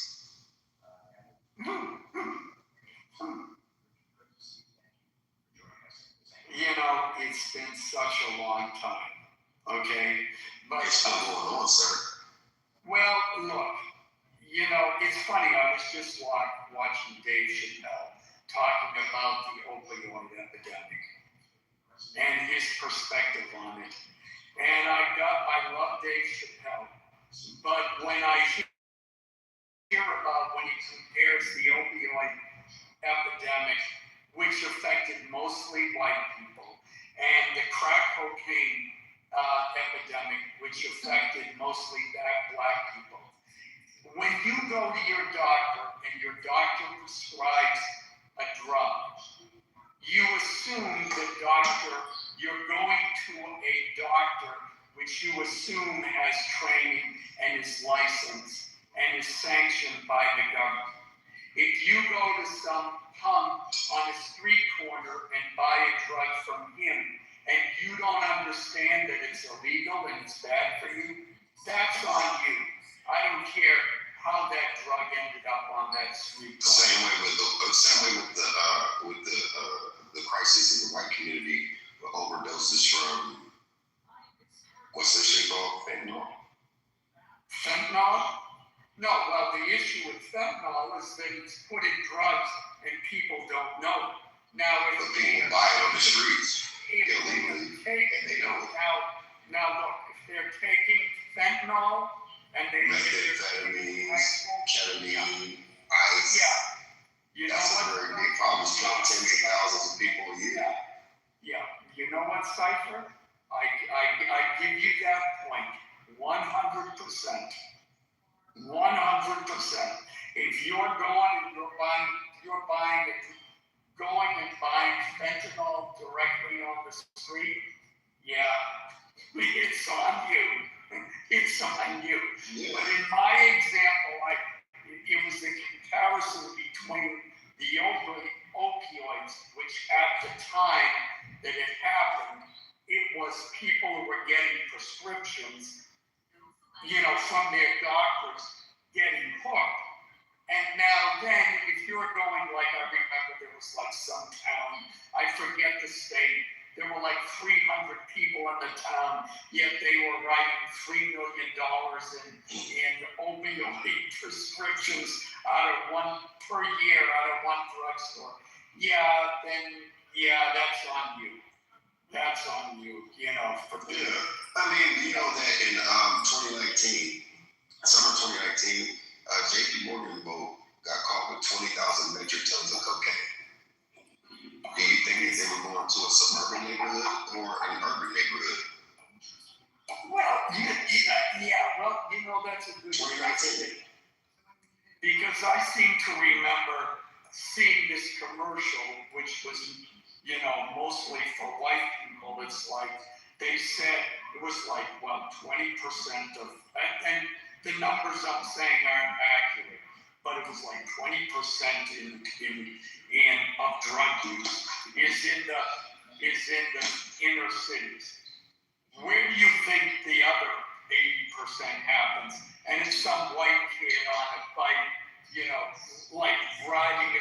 It's like he buys some drugs and it takes place in a suburban neighborhood, So, I think by the numbers, I'd be curious to see what that is. But I mean, look, we're getting it. Say that again? I'm saying the sins of the father are still within the son.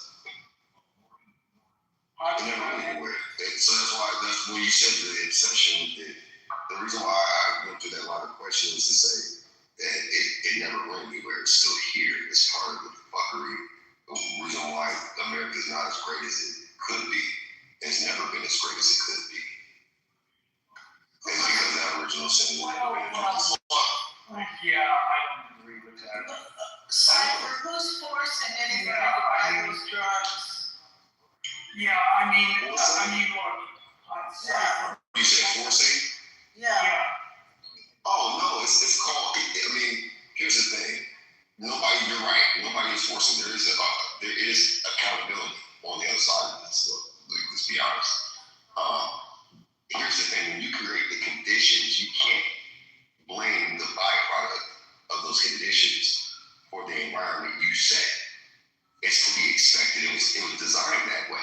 It was designed with the intent of the output that you see. So it would be clinically, mentally unwell of a person to judge that which It's a physician's recommendation. Yeah, I mean, Cypher, look, I don't disagree with that. I mean, there certainly were many things done, and there certainly were many government policies that certainly various communities and had negative impacts on them. But none like ours, sir. We're literally the only people in the world that any of these combinations of things have happened for such a period of time. And we never took over the country. We never was super violent in our reaction. You had some resistance, for sure. But you really ultimately had the same people going to war for you and winning every war. Without us, you would have lost every war. Without us, you wouldn't have a country. Without us, you wouldn't have modern civilization. Yeah, but that right there, that level of hypocrisy is what needs to be addressed. Then you can literally go out and validate your authority from a moral compass. Otherwise, you can just say, hey, I took this shit over and I don't want you to have it because I want to hold the power. Yeah, I think, Cypher, with all respect, I think you're over-inflating the African Americans' importance in the development of this country, and you're over-inflating the oppression to which African Americans have been subjected to in this country, because I'm sure that the Irish in England would completely disagree. Name people that have gone through worse. It's the worst in the world. Name a people that have gone through worse. I just named one. Ooh. I just named one. The Irish. Okay. Yeah. Okay, what happened with the Irish? 2 million died. They never recovered their population. Is Ireland still a country? Yeah, but half of the people had to leave because they were Does Ireland have a seat at the United Nations? Jeez, I don't know. But Do they have their same language? They got their own language. Thing about that. not anybody speaks it. 1/3 of And 2 million of them died that their government is selling drugs. Cypher. No, they starved them. If you go Is it still going on today? Cypher. No, and I don't think what you're talking about is going on today. Yeah, Cypher. What part? No, Cypher. You can go back to Nigeria and speak the language of your great. That's not where I'm from, sir. Yeah, well, I got bad news for you. All Africans come from Africa. So you want to Interesting. Who was here when Columbus got here, sir? Who was here? There's plenty of places. I don't know where you're from. Within the last 4 or 5 generations. Not even 4 or 5 generations. Since the 1700s, my people, the European side has been here, and they're Irish.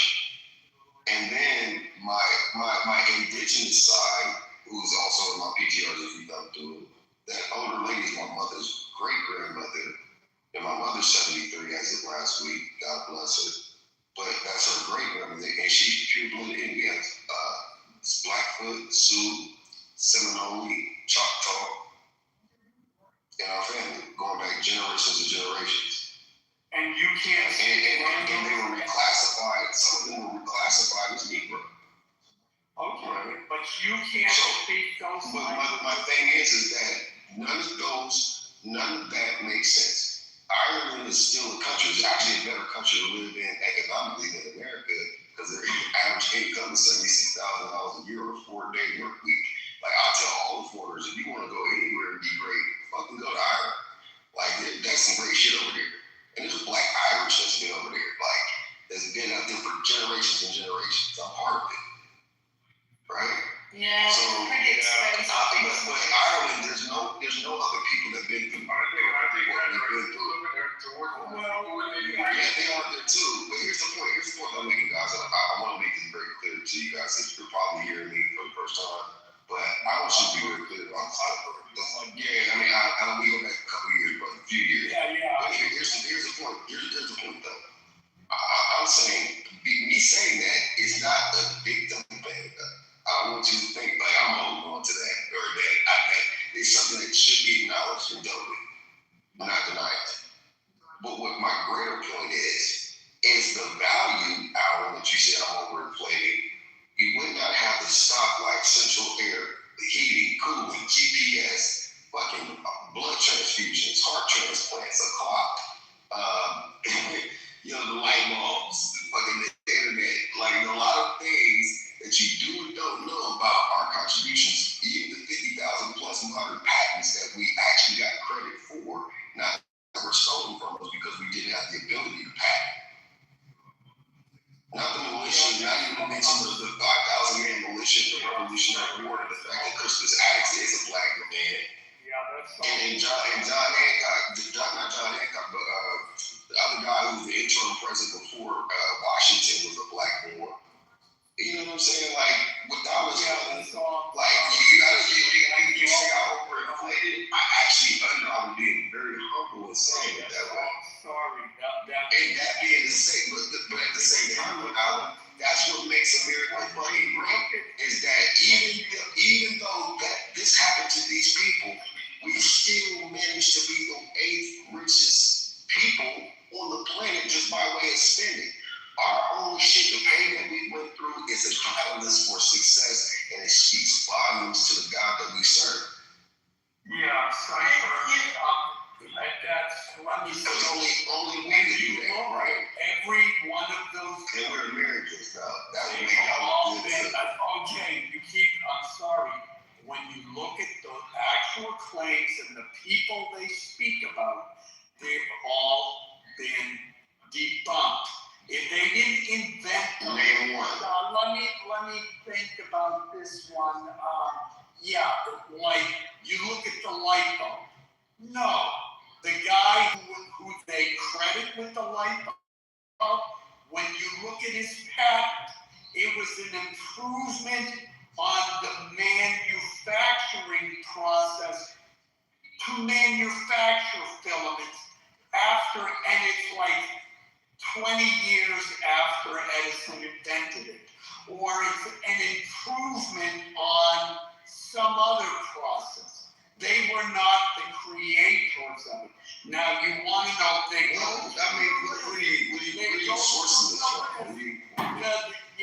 Where am I getting it? I think you're pulling that out your ass. Look up the patents, and that's what you find. Now, I have a few of them. Now, when you look at the list, you come up, the ice cream scoops where there's like a gear and you do it, that they invented. That's one. The other one is the idea. What about the mask, sir? What about the mask? The other one. What about the stoplight? Refrigerated trucks. What about the airplane? The airplane, so it wasn't the. What about the car? Yeah. Like that. Yeah, no, I'm sorry. Wow. Yeah. Interesting. But it's interesting though. I'm talking about the good and the things that we've done that made America great. Yeah, and you're trying to shoot it down. Hold on. Pay attention to this. No, let me finish my sentence and I'll go back on you. You literally are shooting down everything that I'm saying that makes us great, but then you want to be the moral authority of the free world.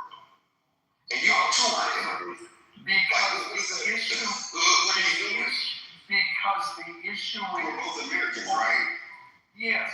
So, yes, and as an American, You have to put my shit up. appreciate the contributions. It doesn't sound like you're trying to downplay it. Well, I can appreciate them. But that sounds like you're trying to downplay it, though. If you appreciate it, why are you downplaying it? of all of that is you owe us, therefore you have to pay us back. No, that's the moral thing to do. Yeah, we've paid you back $11 trillion. And when the Jews in Germany got 20, excuse me, $11 trillion. What is they got $11 trillion? We need. I think it's $20 billion. Who paid Black Americans $11 trillion? Yeah, when? Hey, not too much on the Jews, guys. When you look at the war on poverty and the civil rights programs, which $11 trillion is what you said. when you look at gifts, they went to both white and black poors and white and black people.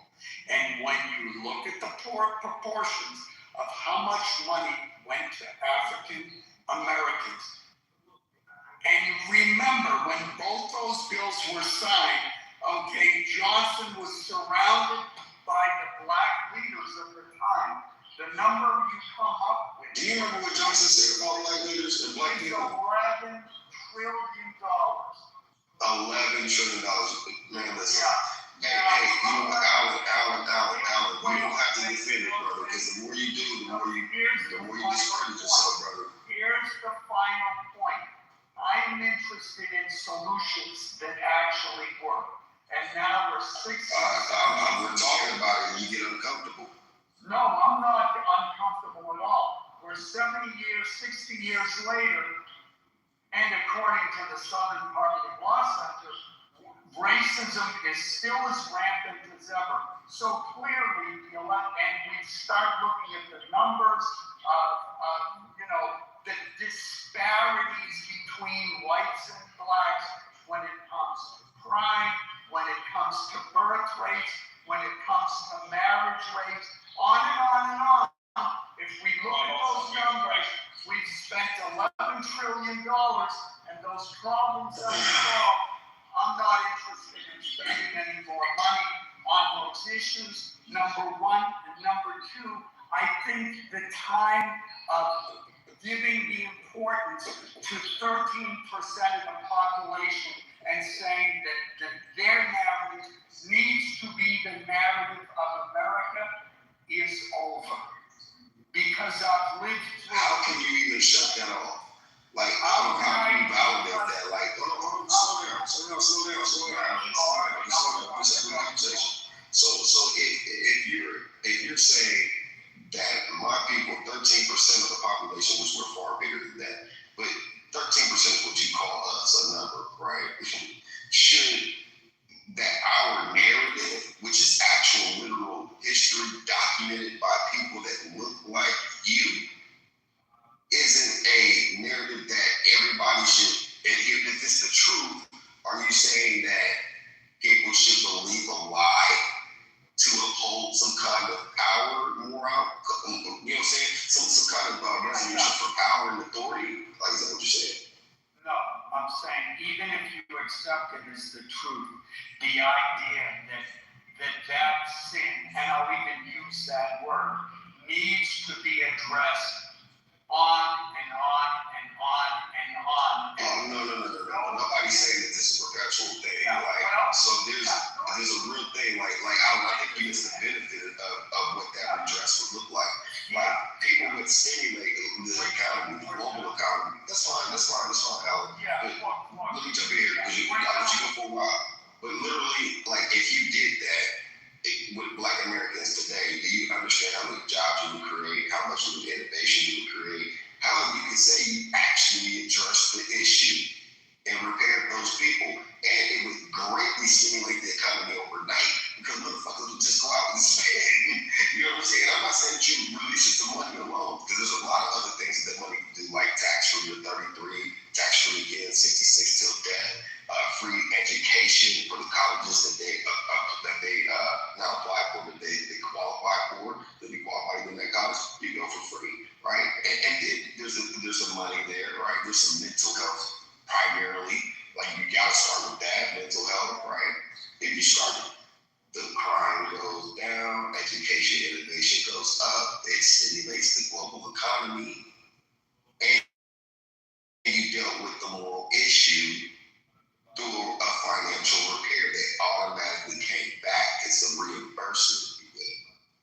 We're Yeah. investing in the vehicle. Yeah. We stimulate whole economies. We drive markets. Our influence in every area of sports, tech, science, media, entertainment, all of the above. It stimulates the world. And guess what? We're interwoven together. You just got a problem with dealing with the fuck shit your ancestors and And I just want to shout out to LeBron James Sr. and LeBron James Jr. for carrying the Lakers past the Houston Rockets. We have a 41-year-old grown man and his sperm, his son, who's 21 years old, on the same court during a playoff game in the NBA playoffs. First time ever. And he generates billions and trillions of dollars and just influence globally. So I'm just saying, generating money for Cleveland, Ohio, which is almost fucking impossible. I'm from not too much on the up. I'm from that bit. I'm from not from Ohio. Shout out. Yeah. I know OH. Yeah, well, if you can bring $1 to fucking Cleveland, Akron, Youngstown, you're a fucking legend. LeBron bought a few of those. Yeah, that was crazy. The first ring, brought the Cavs ring. He brought that Cavs ring there. That shouldn't even be a real sentence that came out of anyone's mouth, but that's a fact, unfortunately. I'm not a cat. you know what's also a fact? Larry Bird beat Michael Jordan 6 times in the playoffs. So we got Alan, are you a fucking Coco basis or what? What the fuck? He is a fucking hater. Larry Bird is one of my guys, so don't get it twisted. That's guy. You know what I'm saying? Once you went to basketball, all bets are off. Alan is an asshole. He got to throw the white man in there. You don't get the game, man. He hates it. Right. Wow, man. Nah, man. I was my guy. Don't get twisted. We get good at this as we have these open debates. You never saw Bird crying on the floor because he got fouled. I'm sorry. He wasn't a good actor. You know what, Cypher? Maybe we should just end the conversation there. We can keep going back and forth, but Yeah, man. All I'm saying is at the end of the day, it does go back to what I said earlier. I know. Yeah. He is a solution. I think that Trump's existence as a president is a solution to this because it highlights both sides of the coin. Fundamentally, he's right about a lot of his global politics. I am alignment with what I understand it. But let me finish this sentence, brother. But the other side of it, though, it just highlights the undergird of what everybody else is complaining about. And that's why I said it serves as a utility pocket knife because he has many different vertical sides to it, right? And it can cut either way. Yeah, I can see that shit. But your argument though, Alan, is that you don't want to deal with that though. And that's where we disagree. Alan, let me ask you something real quick. Alan, did you see Zoran Mamdani's statement about the Armenian genocide yesterday? And if so, what are your thoughts? I need to know. I think every year that there are certain politicians who come out and say, yes, I support the Armenian genocide, and I'm sick and tired of hearing it from politicians. They're pandering to the Armenian population. And when the fact is, first of all, no one in the Middle East cares about what some mayor of New York has to say about it. And second of all, the United States has never lifted a finger when it actually needed to do anything for the country of Armenia. So it is exactly what it is. It's pandering and nothing more. But do you think he's pandering to who? The Armenian Armenians in New York City. Yeah, that's all he's doing. There's probably more Turks in New York City than Armenians, no? Probably, I don't know. I'd have to. So when does he win out of that? What did he win? Mayor Adams was like deep throating the Turks. Well, yeah, and when it comes to that issue, you know, some land on the side of Turkey, some land on the side of Armenia. That's what it is. But yeah, look, they get a certain amount of votes because they will make that statement, and then some Armenians will be, he understands us, he supports us, we gotta vote for them. You know. I just thought his statement was like very deep about the Armenians. You never hear that in an American politician. You know? No, well, maybe you're paying attention to these more so because he's got some more notoriety. So the fact that he said it, he got, people noticed more, but hell, I've heard that before. I give more credit to Kanye West when he went to Armenia and making people aware of that more than anyone else. Yeah, the concept of it, that's true. Yeah, and the fact that he's there with Kim Kardashian, and now all his fans who've never heard, first of all, they've never heard of Armenia. They might not have even known that she was, half Armenian at least. And now he's giving a concert and they went to the memorial. Yeah, I give him more credit than anybody else. Shout out to Kanye West. I love that. Just a question, like all his fans who maybe did not know who it was possibly, and now they sing Hell Hitler. Who, Kanye? Yeah, He apologized, bro. He apologized. Well, I just wanted to see what you thought about that since, we give him credit for it. We thought that the beat was hard as fuck, but, we know Kanye has mental health issues, bipolar, you know what I mean? So we give grace as we would want people to give grace to us. So. Kanye, as a rap artist, was the best live performance I've ever been to than any rap artist in my whole life. Okay? Do you understand? How many performances have you seen? I've seen him once at the LA Coliseum. I'm talking about in whole. I've seen. And how many performances have you seen? Musical. Good question. I've seen dozens of rap performances who've all been horrific, and singing every other lyric out of their song, not giving a fuck, very lazy performances. I didn't do that. He gave the people what they wanted, man. Have you seen Ice Cube perform? Because he was the best I've ever seen. I'm not. I'll be honest. I'm a little younger though. I'm a little bit younger. Joe here, I'm a little bit younger. I'll be real.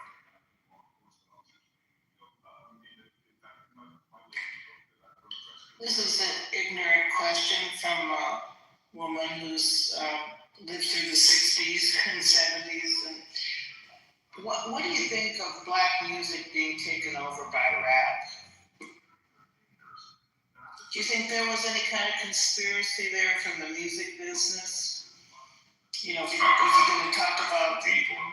Huh? That's a big question because,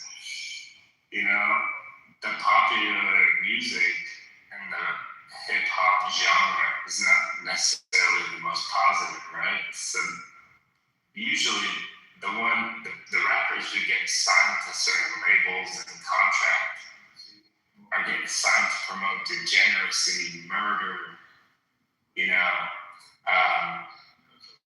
polygamy, all sorts of extramarital affairs, violence. And I think that's more about the music industry rather than anything to do with black culture,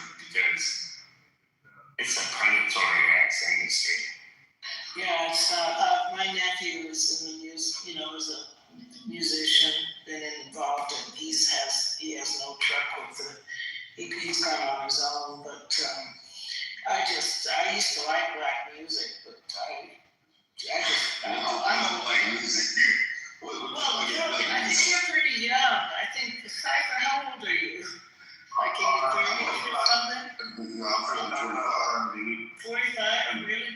Yeah, and I'm trying to produce music for people in the music industry.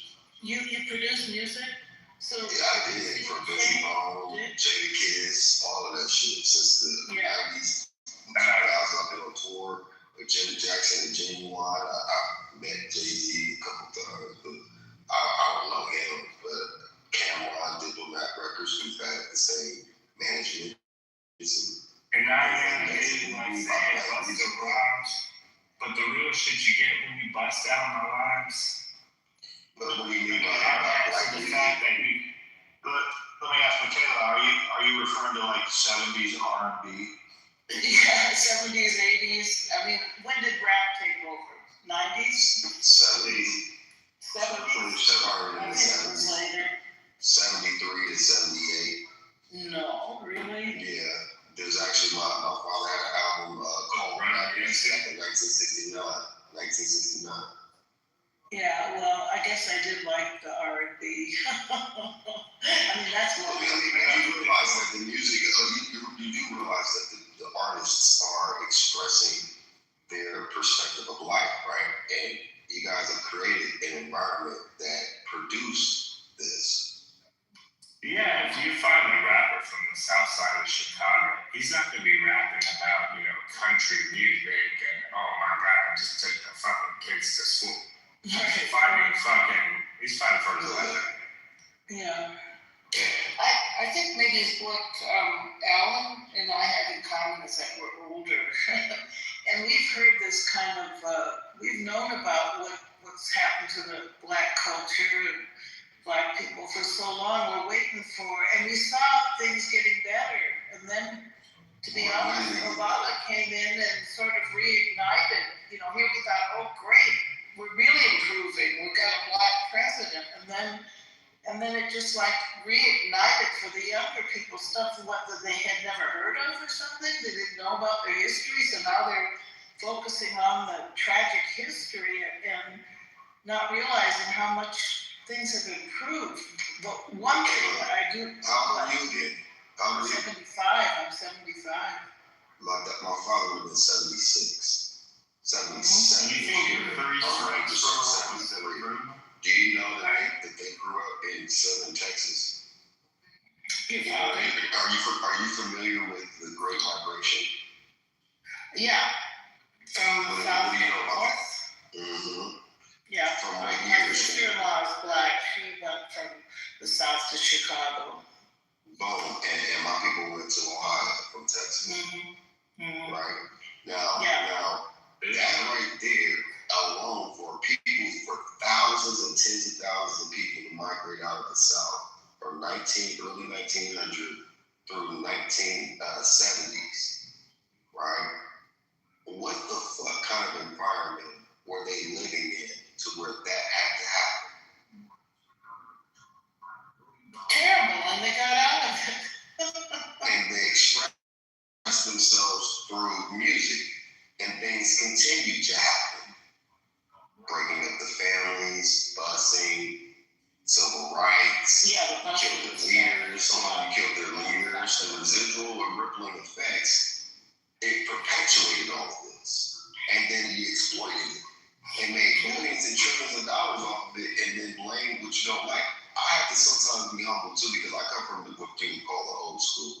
And I've made beats, I got shit on YouTube. I was in the streets for real and lost that opportunity, and now I've been in business for 23 years. But at the same time, like that experience for me back then, I seen it change. So I have to, when I run into little brothers saying shit, I don't come at them, now certain shit I just can't get it. Like, you know what I'm saying? Y'all know that. But I tell them about the sagging pants because my generation was the ones that put it forward, right? And I asked myself, like, you ever been to prison? And like, no, I'm like, look, on the yard, they made you advertising your ass, right? And then the second thing, you have to run from the police or an adversary. You're not going to get very far. I mean, you have to fight, probably get your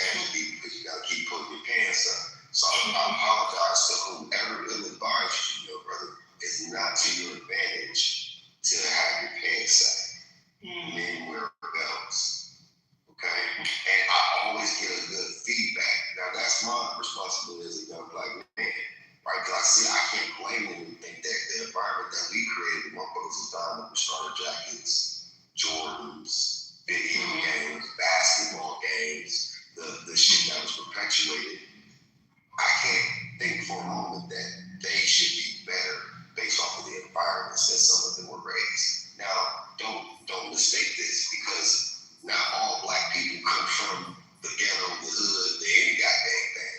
Most of us are very successful, productive citizens. We contribute greatly to the production of GDP of this country.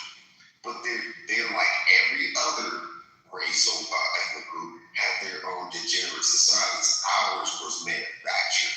It was never in our nature to be who we did. Okay, that's what I want to ask. Some of us was bred and born in America on sex farms. This is what I want to ask about. I mean, what I've heard is that the black family was pretty together in the 50s, you know. 50s, 60s, 70s, 60s 80s. manufactured to destroy the family. Black family. Yeah, absolutely. Yeah. Think about it. But it happened also to the whites too, you know, because the sexual revolution, that's what was the 60s. You guys took part in it. See, you're passing the poor whites and the poor blacks, they literally rock together too. Like if you heard the term redneck, it came from the 1920s where the coal miners were fighting against the corporations that sent their private militia to go after them in West Virginia, and they had a shootout. And the way that you knew who was on your side is that the white boys would have to wear scar shaker checks around their necks. And it was black and white people dying side by side. That's why West Virginia to this day is still one of the most culturally racist as fuck still, but it's interbred like most people are mixed, right? So our stories are intertwined. It's just that the problem that most Europeans, Americans have is that they don't like to deal with the issue of race because of the way they were raised and how they benefited from it. This is the deal I've seen in my lifetime. The racial relations just improved so much, and for you to keep focusing on that and keep saying, I mean, it was getting better and better year by year. When was it better though? When though? That's why I'm trying to ask when, because from when I was a child, I know that just the racism, you know, because my family, we didn't live in an area where there were blacks, and I know the attitudes of my family was they just didn't know anything about blacks, and they had prejudice, you know. But then my mother worked for the government, and then she worked with a lot of blacks, and I could see that easing up, and I could just see over the years things getting better with white attitudes towards blacks. And I'm trying to understand when was in the 70s, in the 70s, and then it just the 80s. I'm very close to the times, and I grew up in this thing, so I'm trying to understand. Like, I mean, from your lens, you believe this, but I can't perceive it because the "don't push me" because I'm close to the edge of the message. You said you used to like black music. It's built off of the shit that we went through and the environments that y'all created. I don't know. That's why I was originally saying that it's a big thing. The thing is, I understand for us to get away with it, not even get away with it, for us to call it the past, we have to address it. If you address it and actually deal with it, and you have to forgive yourself. This is not your indictment. This isn't. What I'm saying is that they have to reconcile with themselves by first knowing the truth, first knowing and accepting the truth, changing and challenging your own narrative. That's an internal thing, right? That's not for anybody to shame somebody in anything. That's just dealing with the truth. And it goes both ways, because honestly, y'all, there's no physical, mental, intelligent way that people that come from caves could rule over people that built civilizations unless the people that built the civilizations played a part. Yeah, you know, I went to Berkeley. I was there in 1970. I was around the Panther Party, you know. I actually went to their first constitutional convention, you know, but what are you saying that the music that I liked was a result of, are you saying that was just produced by the music industry, that it wasn't a real reflection of? Oh, no. What I was saying about the message, which was go back to your time and era, that don't push me because I'm close to the edge. I'm trying not to lose my head. Bro, broken glass everywhere, people pissing on the concrete like they just don't care, all that stuff, talking about the junkies and this, that, and third. They were talking about that every rapper had a song about his mom, a woman that he or she loved, about a party that was nice, and multiple songs about oppression, stress, trauma, somebody getting murdered, killed, and how down bad things were for a particular group. And then they had songs about hope and change. You can look through every album, even to this day, even though you might not understand the lyrics, I don't either. But you know, there's still the same thing is out there, but it's more control. So it's manufactured by a small group of people that even shit on poor whites that are creating this narrative of criminalization and dysfunction and degeneracy. The parts of that are true are manufactured by the very people that are judged. Yeah, but what about the black family? I heard that they were. Yeah, what happened to Cosby's? What happened to BET? No, I'm not. What happened to Family Matters? I'm not talking about TV shows. I'm not talking about TV shows. I'm talking about statistics.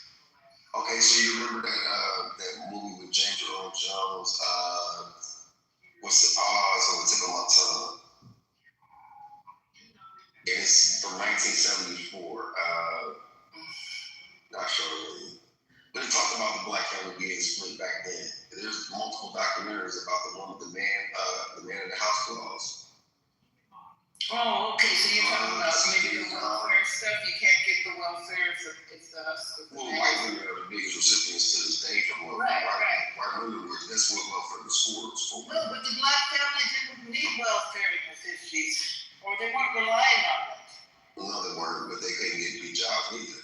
Yeah, but they were together and they were more successful. Yeah, that's because they didn't have drugs. They didn't have drugs going into it. They didn't have drugs in the community. They didn't ship them into war. They didn't also. I mean, unfortunately, we get an administration who admitted to. Well, no. It's the heroin, the cocaine, the heroin, all that was before. Why did the young people go for it? Listen. You're asking questions, it's here to answer, right? Yeah. Like literally, it hit an environment where you're seeing death, murder, you can't get a job, you're seeing all kinds of shit happen to your people. And you want to be nonviolent. Some people deal with trauma differently, don't they? They get depressed. They get on drugs, especially when you make Shut up, nigga. Shut up. Right. So when you create an environment, you can't get mad at the output if it's an output. Wait a second. What got worse in the 60s? If in the 50s the black family was together, more successful, more financially. You killed their leaders. You oppressed them, you beat them, you mistreated them. You saying that the 60s was good for black Americans? So you're saying that the 60s, the civil rights movement, caused just an upheaval in expectations or something? I mean, I think it had all kinds of effect on the whole culture, which we're still suffering from today. I think we have to look back at that, not way back to slavery, but nobody mentioned slavery. Our conversation has been everything after slavery.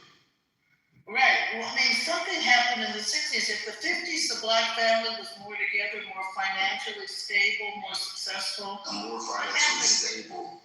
What do you mean? Like, when you say these things, like, what do you mean? Well, it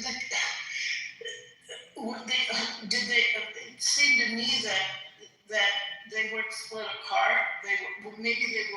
Maybe they were poorer, but they were together. Right, but when you introduce drugs, sex, alcohol, and depressed environments, what do you think is supposed to happen? Introducing sex, drugs, alcohol, the whole culture sort of went wild. What culture? Yeah, it was an American culture, right?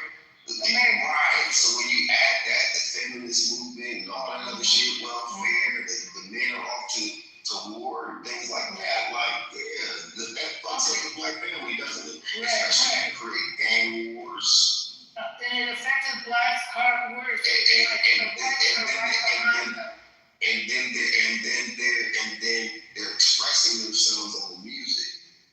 So it becomes a soundtrack to their environment. The And music. if it's never been addressed, if it's never been addressed in decades upon decades, how do you expect a people to change? But what hasn't been addressed? What hasn't been addressed? You're blaming it on what racism, but I think what hasn't been addressed is what happened in the 60s to our whole culture, the whole. It was racism. Racism is America's fucking origin story. Well, the drugs were affecting everybody, and then and that's the thing. Like you see how in this conversation, right? You're skipping around. Obviously, you're not going to acknowledge what I'm saying. Well, you're just adding in other elements to discredit or what take I'm away saying from it. is, the racism, to me, it was getting better. It was getting less and less and less. The culture. It was just less in your face in terms of violence, because you've seen over the last 20 years, Right. black men being shot on camera and killed in front of you on the TV screen. And I saw. You know what the prison system is set up to do. You know what the schooling. We know that there's racism in schooling, housing, banking. It's always been there. And you're right. Yeah, the nuclear missile that blew up a lot of black culture is the destruction of the black family, which was engineered. There's a fucking memo, a government memo about this in 1979. There's a whole agenda to do that. It was literally. So how do you judge a people for reacting to an environment that you engineered? What is the memo in 79? Is it about drugs or what? What's it about? I'll pull it up in a second. What's it? I'm just wondering. As we're talking, I'll pull it up because I am in front of my laptop. But my thing is what is the cognitive dissonance? Is it that much? I mean, this is the sin of the Father. But this is the thing you have to deal with, the elephant in the room to get over it out. If you don't want to talk about it no more, it's not about talking about it. It's about doing something to fix it. Because it's not just because that you're white, you need to fix it. I would go after, me personally, governments and big pharma, not big pharma, but big companies. Because they're the biggest benefactors. If you are a corporation that benefited in income, Citigroup, insurance firms, all around the goddamn globe, and power companies, and those would be the main motherfuckers that would have to finance this. In my world, I was going to say, I think that a lot of white people don't feel guilt or whatever personally because they were from the South. My family came here, after, they weren't in the South. They came to South Dakota, from Ireland. We don't have, and I think probably a lot of white people today their ancestors had nothing to do with slavery. What? You keep saying slavery. I said everything after slavery. When did you? Okay, so after slavery, you're talking about corporations. Not even corporations. You can go before slavery. It was corporations that created slavery. You know what I mean? Like it was always there. You know what I mean? People benefited.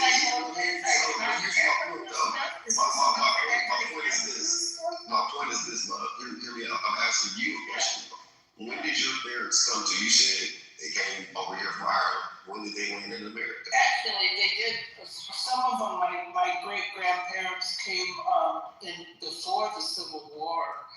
They came. Okay, so they were here during. They went to South Dakota. What was going on in South Dakota? There was no slavery. They were farmers. They got land. How did they get land?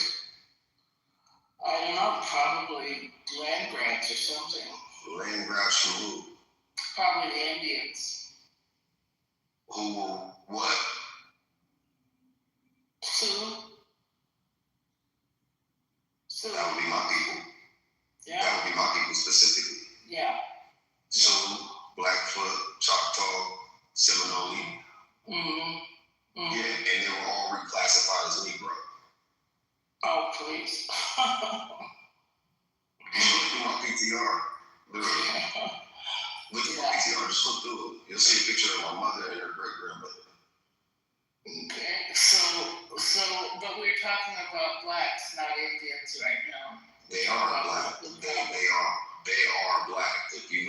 great-great-grandmother. In my PTR, go to my PTR and click through.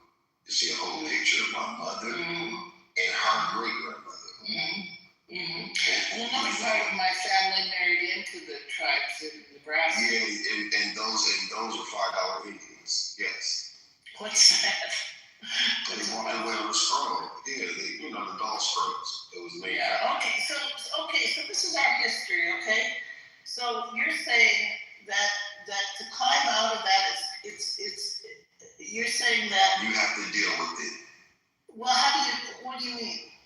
Deal with it. What do you mean? Like this conversation, you've evaded a lot of different things. It feels like it's uncomfortable to you. Well, I appreciate you having it with me, though. I'm not talking shit. I do appreciate you having it with me. We've been respectful. But it seems like you have an aversion.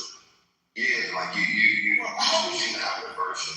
I'm not lying. I can tell. That's an internal thing, love. I can't instruct you on how to do it. No. I would say this, if I could give you one thing, it would be education first. For you to get informed and educated about it first. Wait a second. That takes away the fear and We know our everything. history. We know our history. I don't think you do. So then what? I don't think you do. I don't think you know. I think so. Man, A lot of people who came here. how powerful the KKK was. My family had nothing to do with that. I'm not. But see that right there, that's the inversion. You see that right there? I don't feel any guilt over the That KKK. you do. You're projecting it right now. Why are you You're projecting it right now. No. Listen, if I'm talking about history, why do you immediately go to my family? That's right. I'm talking about things my family had nothing to do with that. Weirdo KKK people. I'm Catholic. I'm anti-Semitic. You know what the Catholics did? You know how they did the Spanish Inquisition? Michaela, I simply asked you a question, nothing. I'm Irish. And you agree with me. Yeah. And I tell the police, Because I'm the Irish. fraternal order, the police and the fraternal order and the firefighters are Irish. Hey, listen, we came here because we were being starved to death. Right, and some of y'all are black too. Some of y'all are black and you're Indian. Yeah, a lot of y'all are black too. Well, they got treated like Yeah, my father was black. Yeah, they're the niggers of Europe. Yeah, they're the niggers of Europe, and Mexicans are the niggers of South America. I don't feel. This is crazy. Yeah. Well, no, really, I don't identify as a white person. I identify as Irish. And But you identify, you see benefit though. To do that, and you should teach your kids to do that as well. To do what? To identify as Irish and not I do. made up, complex. Yeah. When they have to. What do you call a black American though? What would be our nationality? American. African American. African, but most of us are from Africa.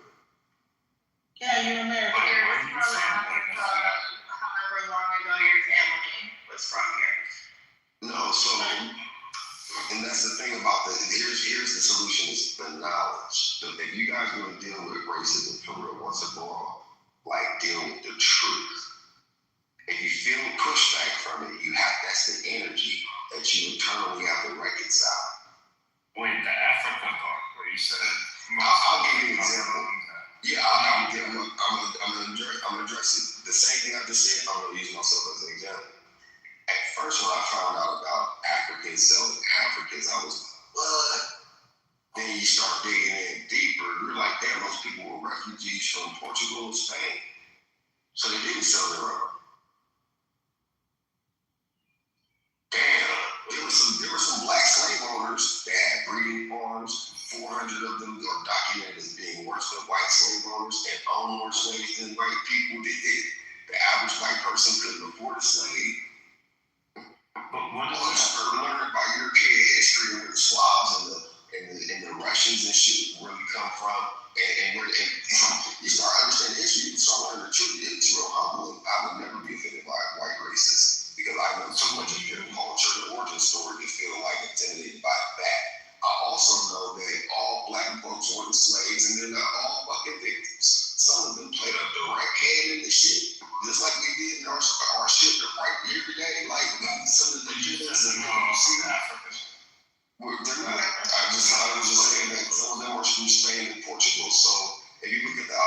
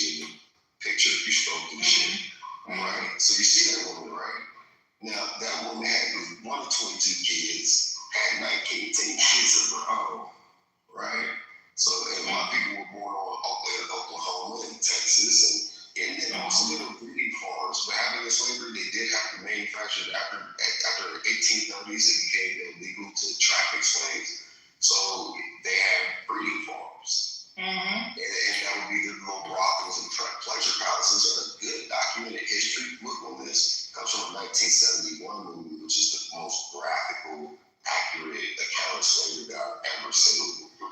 It's called Goodbye Uncle Tom. It's a 2-hour movie on YouTube. It's free. It's a very interesting, very graphic. Like, first time I saw it in 2003, it took me 2 weeks to watch it because it was really kind of hard to digest. But it's actually one of my favorite movies because it talks about the visuals of certain things, how this actually went down, right? But there were also black slavers.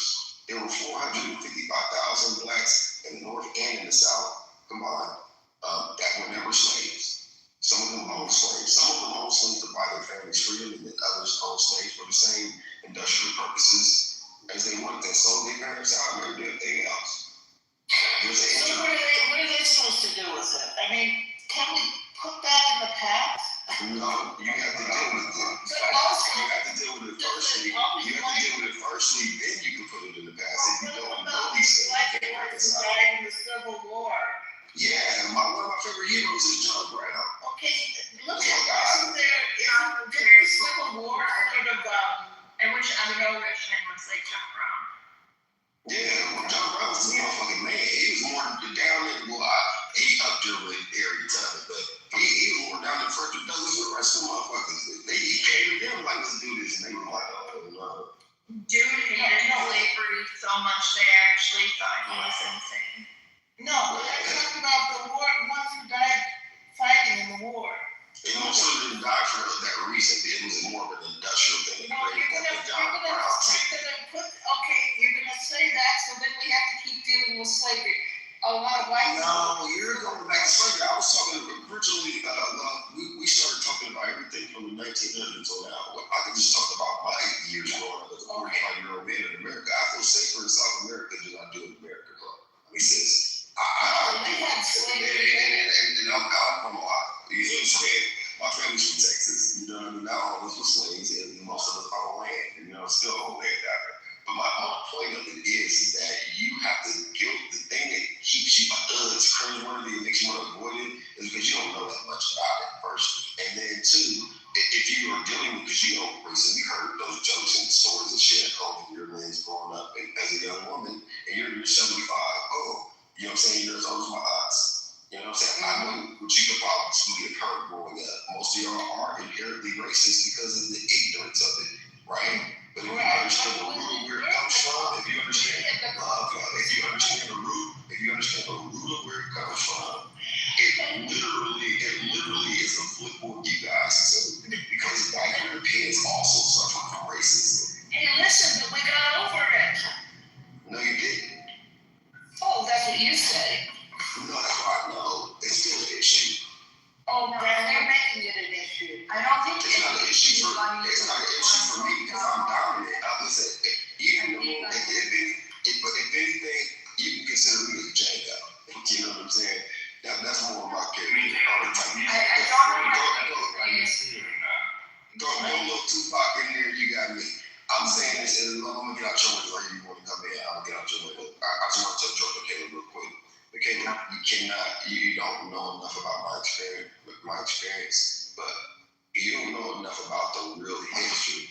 And when you contemplate that, it's off-putting, it's jarring because you just sold a lie. So racism, my definition of racism personally, is the personification of ignorance and fear. Once you get over it by learning the truth and reconciling it, then you can move forward. Because I'm not worried about slavery or the past. Yeah, I mean, I know the history and I'm doing things to change that narrative. But at the same time, I'm focused on the future too. It's just that's what's keeping America stuck. Go ahead, Dan. Well, if you say so. Yeah, I think there's a lot of things that are keeping America stuck. I don't think it's only that one story, but I definitely think that one story is holding, I don't want to say holding our society back, more so our society is allowing ourselves to be bound by not actually doing the work to move forward collectively.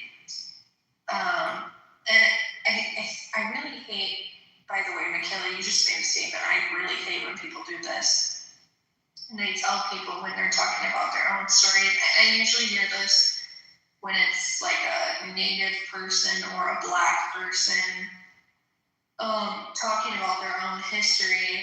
Someone else will say, "Yeah, well, get over it," or "we got over it." But it's interesting because when I heard you talk about your story and where you come from, you're Irish. You brought up some of the horrible things that your ancestors went through. When somebody else was talking about it, it's okay. Well, get over it. I am over it. I don't hate the British. Okay, I like the British. this is really disingenuous, but I'm sorry. Go ahead. I'm just saying, like, show courtesy to others the same way you would like to be shown. You know what I mean? Like, if I just interrupted you when you brought that up, and I'd say, just, well, get over it, that's not a great way to go about things. So, Okay, so just food for thought. yeah, I understand he has his point of view, what he's saying, but he doesn't know my point of view, what I see in other white people that I know, I see the change in the white people I know, and that I've rubbed shoulders with throughout these years. Michaela, those people may have been like, okay, we're not pro-slavery anymore. We're not pro-Jim Crow anymore. We're not even racist. We'll work with Black people. We might, be friends or have family with Black people. But does that change a system or a whole society in terms of coming to terms with what we've done historically? Even take the Irish, for example, right? Their whole language was wiped out. That's right. They weren't even allowed to speak that language for so long. It was nearly wiped out to this day. Right. Most Irish people don't know how to speak it. Yeah. Yes. There's a legacy. There's basically a legacy that happens through oppression, right? I hate to sound so fucking like a liberal leftist piece of shit, but it's just reality, right? It's just a reality that there's legacies that happen and are affected by this. And one of the legacies of slavery turns into Jim Crow, turns into horror for a lot of Black families. There's some Black families that are just well off and they're fine, but I know, the criminal justice system, from Jim Crow to today, it's damaging for a lot of people. You look at the Nixon administration, talk about how they flooded their neighborhoods with guns and drugs, and these are poor neighborhoods, people who don't really have much. The effect of that is crazy. And then the 3 strikes rule. A lot of my Black friends never had a father growing up. Not because their fathers weren't around, but just because they were in prison for 3 strikes. And it's like, oh shit, you don't have your mom and your grandma, and they have a whole different relationship with the police than I do. I was thinking we could go do this, that, and other. My friends are like, no. Those cops are there. I'm like, so what? Oh no, they have a whole different, I don't know how to explain it, but it's like, it's a whole different history, relationship, that has never kind of been dealt with. It's still there, and it's just pervasive. It's kind of and I think a lot of the rap music is, I might be ignorant, and I'm sort of divorced from a lot of things, but to me it's like things were getting better, and then it's like that, the culture of, maybe drugs and guns or whatever, that was sort of extended through that. The culture was kept going through the rap music, through the resentment, and the anger just kept going and going. There couldn't be healing. Why does the music record labels only promote that kind of music? I know. Why? I know. And who's running those labels? I know what they're doing. Who's running those labels up? Well, I'm not going to blame some ethnic group, but I think it's nefarious. let's say like entertainment in Hollywood or music. Forget the music industry, like television or movies. All of Hollywood, yeah. Yeah, it's like it's all fucking degenerate. It's just That's like right. black people are gonna be typecasted as like thugs. You know what I mean? That kind of shit. Well, Hollywood has done a number on the whole culture. I'm Catholic, and I have become very well aware of what the sexual revolution has done to our culture. But what about Hollywood is the just Spanish done a number Inquisition? on all of us. Huh? What about the Spanish Inquisition? Well, what about it? What does it have to do with America? I'm not talking about Catholicism. It's the Catholic Church. Oh, you're gonna get into it? No, I'm not gonna get into that. No, I guess I'm just asking you about it. Like, what are your thoughts? It was run by the government, the Spanish government. The church was doing their own private inquisition. They were dealing with conversos. And what were the conversos? Who were they? The conversos were Jews and where did they go? And the church was trying to weed them out to see if they were really converted. Okay. So where did those people go? What do you mean? Where did those conversos go? They expelled them. Where did they go? America? I don't know. Where'd they go? They went into Africa. Oh. North Africa. No, not North Africa. Congo. No, specifically the Congo, Angola. Matter of fact, Google, do you have a laptop? Or does any of you guys got a phone in front of you? I got my computer right in front of me.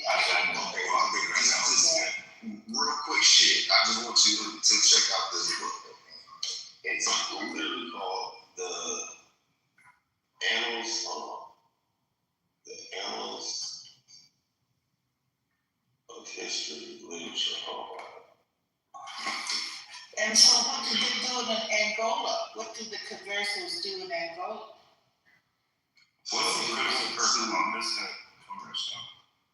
No, that's a whole other story right there. But Yeah. so these people, they went to so basically these people, they were sold into, they went to Cape Verde, they went to modern day the Mali Empire. If you look up this 1747 map called Negro Land, right? Look that up, and it will tell you exactly where the slave coast was. And this is from a guy named Emmanuel Bowen. Let me know when you get that picture up. I'm putting in Negro Land 1747 map. Emmanuel Bowen. 1747 map, huge scroll. Images of Negro Land. Is it 1929? No, like the 1747. That was like 1729 or no? Give me. 1747. Well, I'm 1747. here. It's sort of a map I can't make head nor tails of it. I see one at 1727. Just put a 1747 map in Negro Land.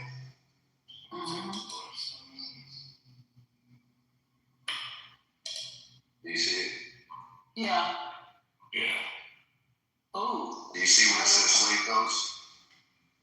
Slave Coast. See where it says Slave Coast? Zoom in more and see if it doesn't say Kingdom of Judah. It doesn't say Kingdom of Judah. No, it says it has Weta in the middle, and it has a northern and southern kingdom that says, Weta, and it has a northern and southern kingdom that says, I see Raiders are Lagos. do you see where it says, do you see where it says Slave Coast? It says Gold Coast and it says Slave Coast. Yeah, I see Slave Coast. Okay, zoom in on the Slave Coast. Zoom in on where it says Slave Coast.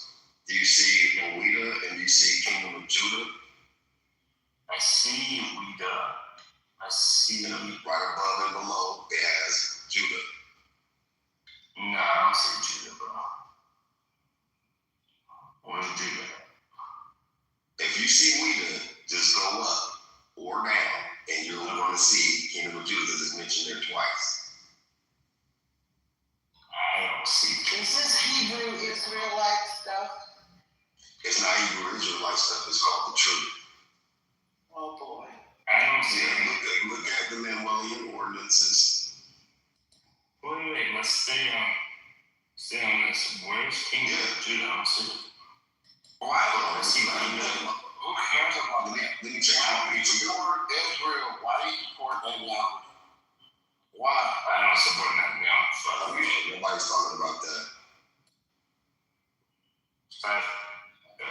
Yeah. The problem is you are King not. City, see Formosa. I'm about to check them out. I'll get my people check my PTR to it. I'll help you out. Yeah. But Bob, they're all fucking garbage. You guys were talking about the KKK. Where? What was the conversation around that? KKK is the new NAMBLA, which is the new MAGA. The KKK basically What is NAMBLA? they did a lot of fucked up shit in terms of like voting processes for black Have you people after the ever Civil War. seen any of them at a kimono around these motherfuckers? Yo, is Matt awake? Nah. Oh, okay. Yeah. No, I was just curious. Any noise. My bad, Beaver. Leave us a KKK did a lot of damage post-Civil War. What were you saying about the vote for black people? Yeah, they basically terrorized, and basically like whenever there was an election or anything, they would make sure like if any black people would go try to vote, they would go fuck it up. They would make sure that there was no, black candidates. They would do like crazy shit through methods of terrorism, basically to either intimidate through violence or just straight up go murder people. Did you vote for Trump? They also went after Catholics too. I sent my kids to a Catholic school. Listen to me. My kids went to Catholic school here in Southwest Colorado, and they didn't wear uniforms, and that was because of the history of the KKK in our town. They went after Catholics, and that's why the kids didn't wear uniforms.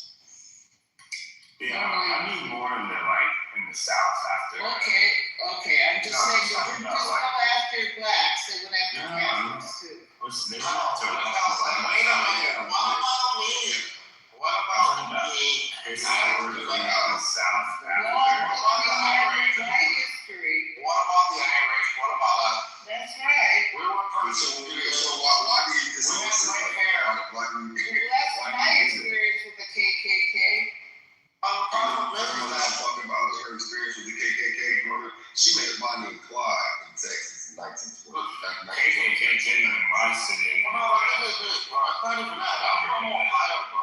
Okay? I'm from Ohio, from the Midwest. What part of I'm from Columbus, but I drove out to Coffee, Zanesville, and I've been to Columbus, you sorry, where's my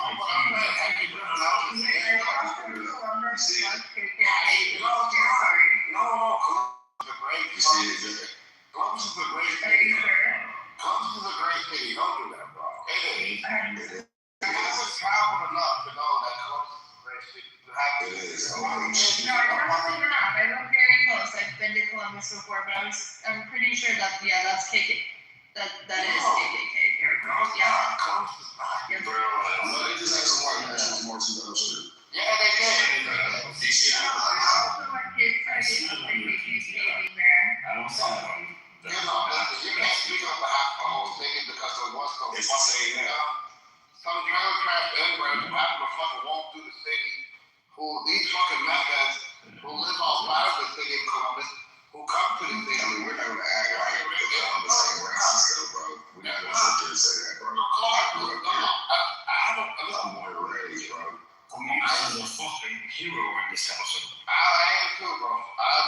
on PTR section. This is how the map looks on my shit. I don't see Kingdom of Judah anywhere.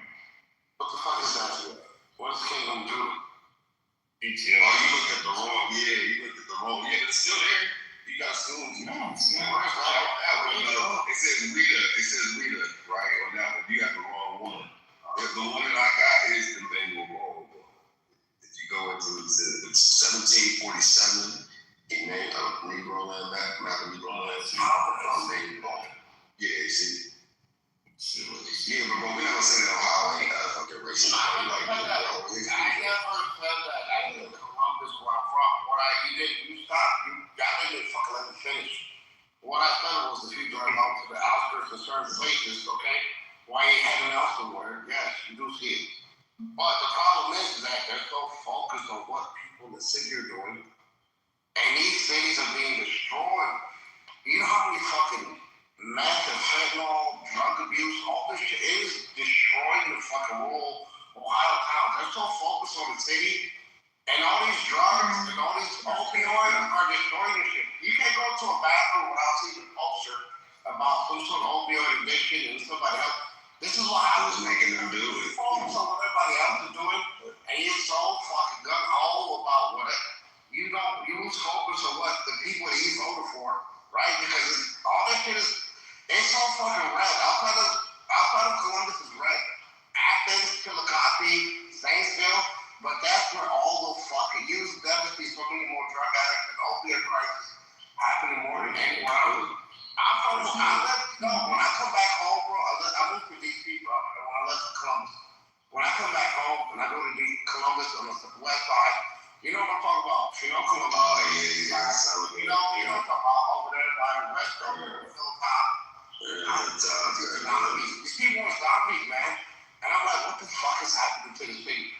Because people, They're invested like $200 billion in it, though. They're modernizing the West Side now because of. They are now. I guess who gets to move out, right? Because before that, there was poor white people who lived in the west side of Columbus. Yeah, that's like the house, the south side of the bottom. Them white boys down there, they have some real white niggers. And you want to talk about some nigger shit? Them white boys down there, they don't fuck around. Yeah, they are the descendants of the Confederate people, right? Who essentially moved to Ohio. Same way that basically. There was a migration that happened from the south of Mississippi River up to Chicago and Milwaukee. That's why you see a lot of it. So it's essentially the same thing. The problem is that some people use that. They like, listen, I'm fucking poor because of you. My life is terrible. I'm an alcoholic. I'm a meth because of black people. I do drugs because of black people. My life is terrible because of black people. My life, I'm an alcoholic because of black people. My life is awful because of black people. This is those same people who never amount to shit, and they will blame somebody else. So the problem is that you will never see that progress because you see the punch down as opposed to the people who you vote for. 9 out of the top 10 poorest states are run by Republicans. The poorest states. Iowa has the highest cancer rate. You understand that shit? AI data centers are being built all through these fucking rural towns, and they don't give a fuck because they love Trump and they love Republicans. That's fine. You can hate me all you want, but I'm not the one who are putting these fucking AI data centers and polluting these cities. And that's the problem. People have this issue of looking at someone else to blame when you punch down as opposed to fucking looking up. These billionaires you fucking love and you trust, they don't give a fuck about you. You will not get invited to Mar-a-Lago. You will not get an invite to the fucking ballroom. You will not. He doesn't care about you like he doesn't care about me. That's your problem. Diesel prices are killing truckers. Farmers are losing their fucking farms because of tariffs. They're going bankrupt. Do you understand this shit? This shit is real. And let's be honest, you can hate me all you fucking want. You can blame me for your life problem. You know, all black people did this to me. I don't give a fuck. You understand this shit? It's bigger than this. It really is. And that's my problem. I'm just being honest. And you know what's interesting? Something you brought up, and I've also noticed this as well. You brought up the fact that a lot of these people talking about like, oh, we need to do like crime crackdowns and like drug crackdowns. Well, if you look, and this is the pattern across the entire country, is they're only going to cities that voted Democrat. which is really interesting. But when you get out of the city, exactly the same thing that you're talking about. I know what you're talking about. I grew up in the city and I moved outside of the city. And thankfully, my little small town is. I'm speaking. Shut the fuck up. You're having fucking manners. Shut up, bitch. Shut up, bitch. Be your computer button. Nobody gives a fuck where you're from. Nobody cares. So, anyways, what I was saying is, once you get outside of the city, you see, oh shit, like you're in a red wave, you're in an ocean of just Republican counties, right? Thankfully, in my little small town, it's just a little blue dot, and I love that for me. But what I've noticed is in these Republican, rural towns is there's a lot of drug issues. Absolutely. Like meth labs are constantly getting cracked down. And like, what the fuck? These people are doing meth. Like I had a cultural shock at first. I'm like, wow, this is crazy. People actually do meth and they're like doing, they have these fucking labs that explode and they kill themselves because they're retarded, But Trump isn't doing any of the crackdowns in the rural cities not cities, rural towns that voted red.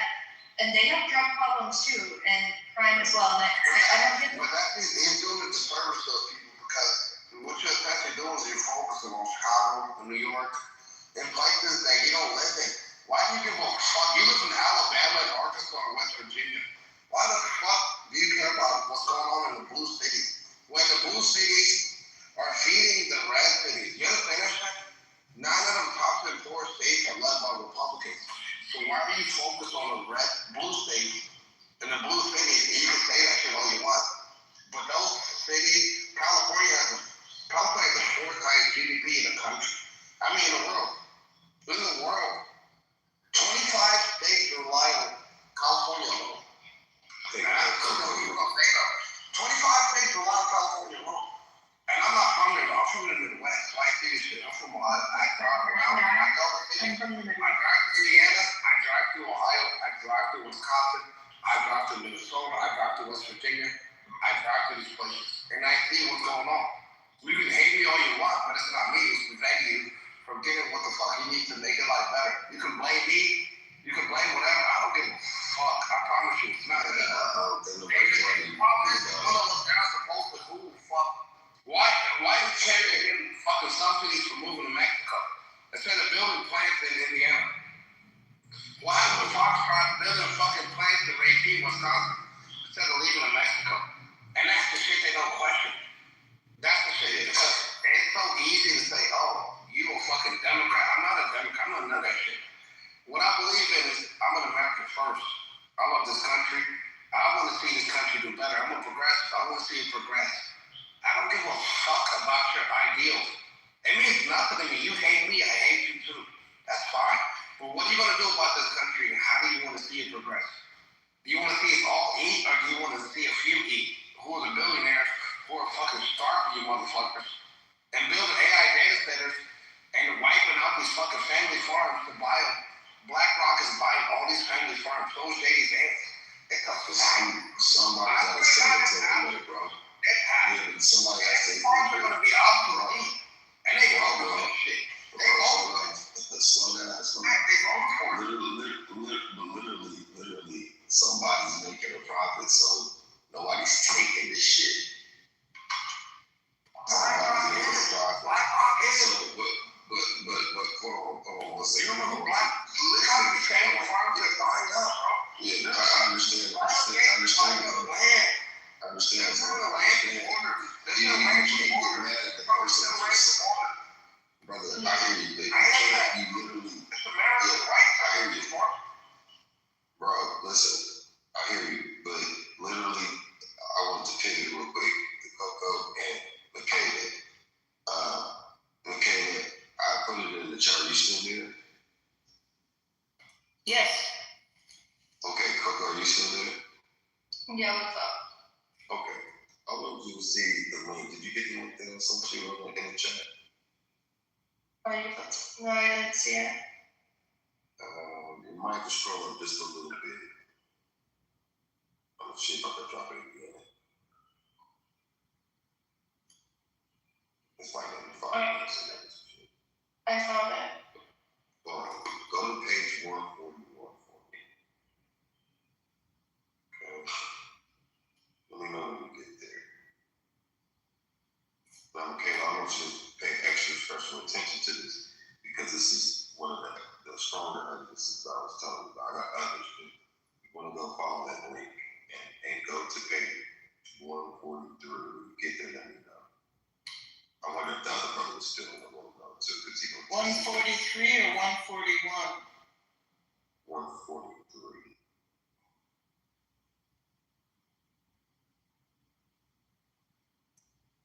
Wow. Or it might be 141. Michaela, is that her name, Michaela? Yeah, I think it's 143.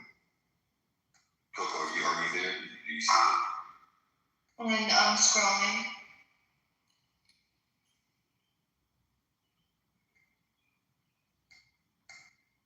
The thing is, though, a lot of us we move from America. That's what you realize. Yeah. If I was doing a great thing, I would get there. I would root for him 100% if he had everything going like he said he would, right?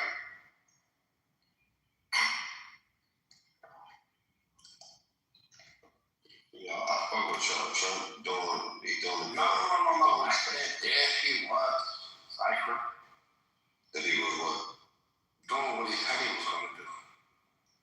What did he say he was going to do that he didn't do? What fucking, are you fucking kidding me? I'm just asking a question of you, brother. Where the fuck have you been? Anything on the world? I believe it is 141, though. It's 4. Why are we in the war right now, bro? Why? Hold on. I think you already know the answer. Why is gas at $4 a gallon? Why is diesel at $8? I mean, it's temporary. What about Paris, bro? It's temporary. Trump's talking about this temporary bullshit. I don't hear that, brother. Why is it always the African American that has to take this temporary pain for this necessary gain? Why is it the rich people? Why is the billionaires? Why is it African? Why is it not the fucking rich billionaires that can take this thing? Why is it the African American motherfucker? Why? Yes. Who's taking that? I mean, you're choosing to buy from it. Yeah, you're choosing to buy gas. You know, there's a lot of shit to this, bro.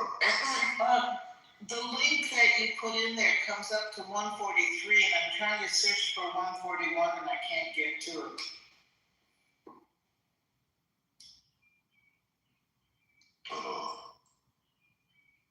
I'm about to do a searching. Tell those truckers to take the necessary pain, bro. Yeah, I mean, they still trucking, ain't they? Yeah, they are. $8 a gallon. A lot of them are going out of business. Farmers are going out of business. They're selling their family farms because of the diesel prices. You okay with that? You want Bill Gates to own every farm? You want Bill Gates to own every farm? Sell it to us. And that's exactly who these people. What is They don't give a fuck. They don't give a fuck about America. I promise you don't care about America. Chill. I know the facts, Chill. Okay, but like you were just like I don't know. It's a lot of How you sell your family farm? Bro, I didn't sell no family farm. I don't know what the fuck you're talking about. You gotta chill. Huh? Oh, that's 1798. Oh, hold on. This one's supposed to be 1783. Hold on, y'all. Yo, I don't know what you're saying. Hold on, that's my bad. Same thing, but just different, you know. Matt. Okay. What's the topic? I just got back. Yeah, so what are you guys talking about? I don't know. I just came back and this conversation's all over the place. Okay. So I was trying to educate about history. No, okay, it's put 17. It's put 1783 on the same joint, and then go to page 143. He's trying to make the same guilty only council agree. No.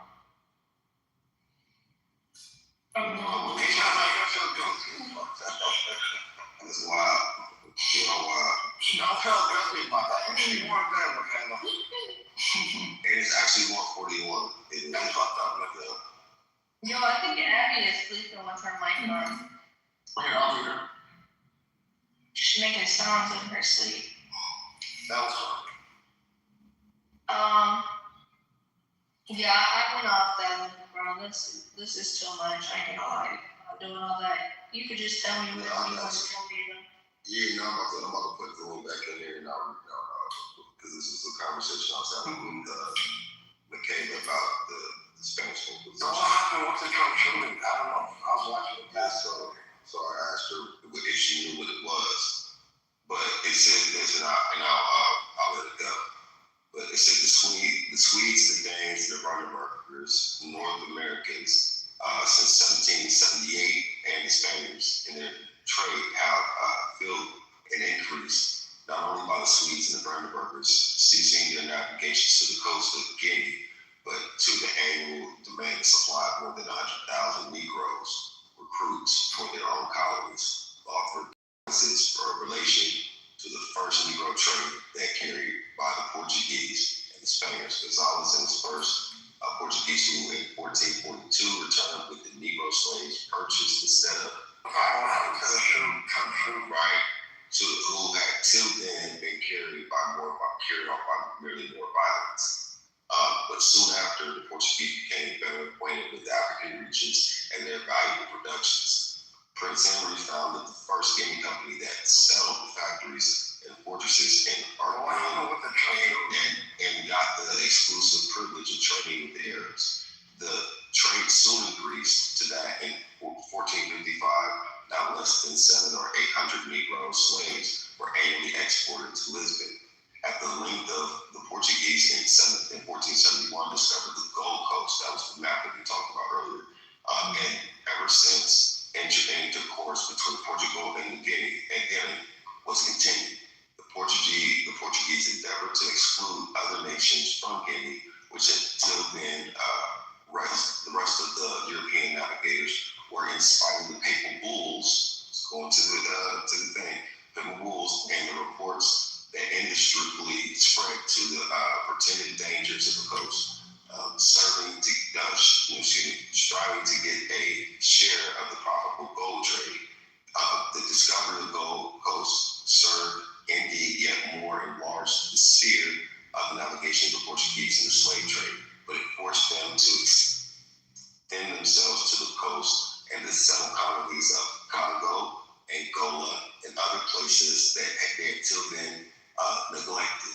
Prince Henry's colonies were enlarged by his successor, King John II, in 1492, expelled all of the Jews, not some, all of the Jews to the islands of St. Thomas, which had till been discovered in 1471, and the Portuguese settlements on the continent of Africa.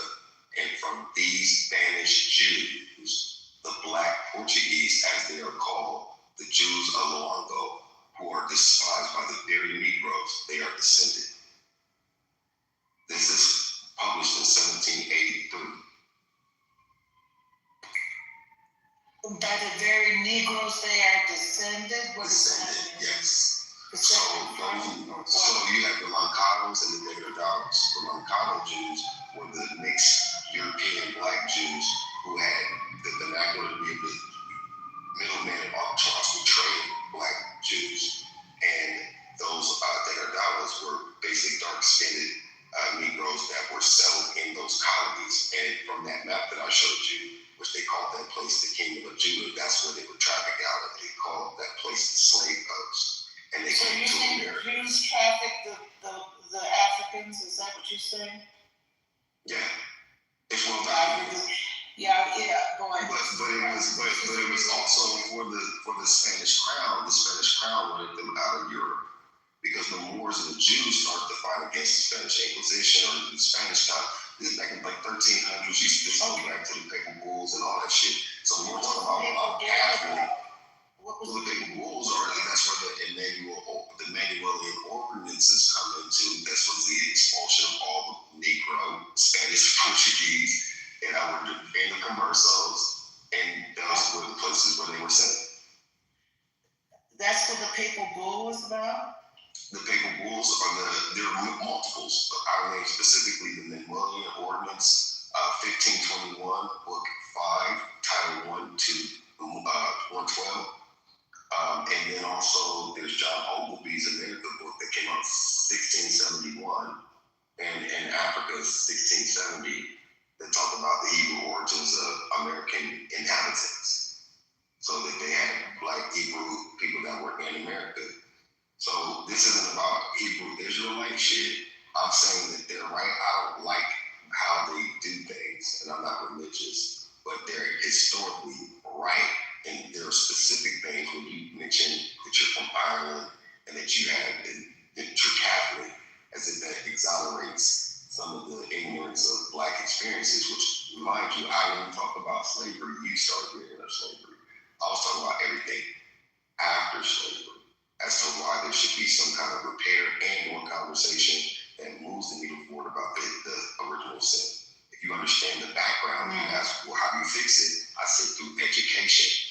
If this nuanced information, you go down this rabbit hole, you'll find out a lot of interesting things that will make you feel a certain way about it, adversely, maybe. And then I think the more you learn, the less you feel responsible for, because you can see all the dynamics. This is what keeps that shit going. You said the more I learn, the less I would feel responsible for? I mean, that journey is up to you. I feel like if there's some things that are going to make you feel uncomfortable, yeah, I want to make sure. The more I learn, the less I feel responsible for. No, listen to what I'm saying in full context. The more you learn, your journey about that is up to you. You might feel jarred by a lot of different information, but I think the more you learn, the more you continue on that journey, you'll feel less of that, because then you'll get the full picture. You get what I'm saying? So a lot of people fear what they don't know. A lot of people hate what they don't know. But the more you start to understand a thing, you can start to understand its origin or deal with its existence better.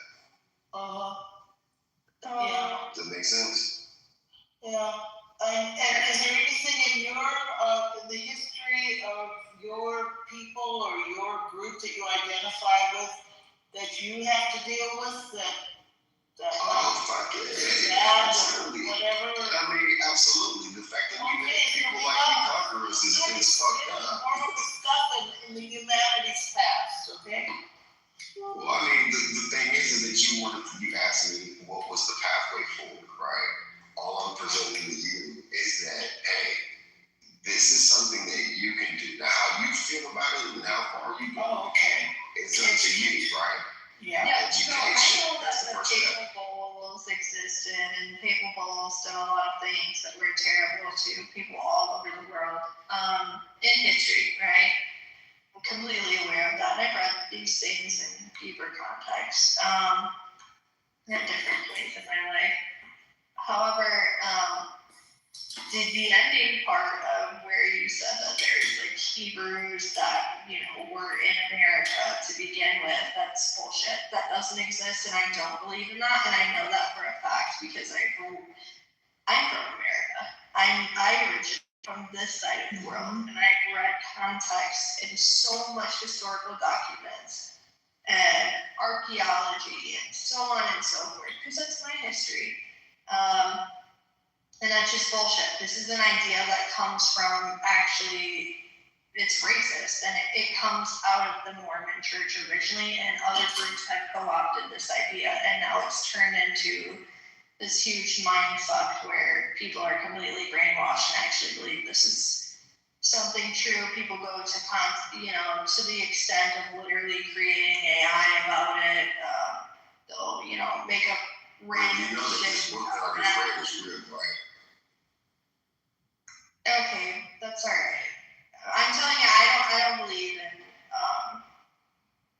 No, there was no Hebrews in America to begin with.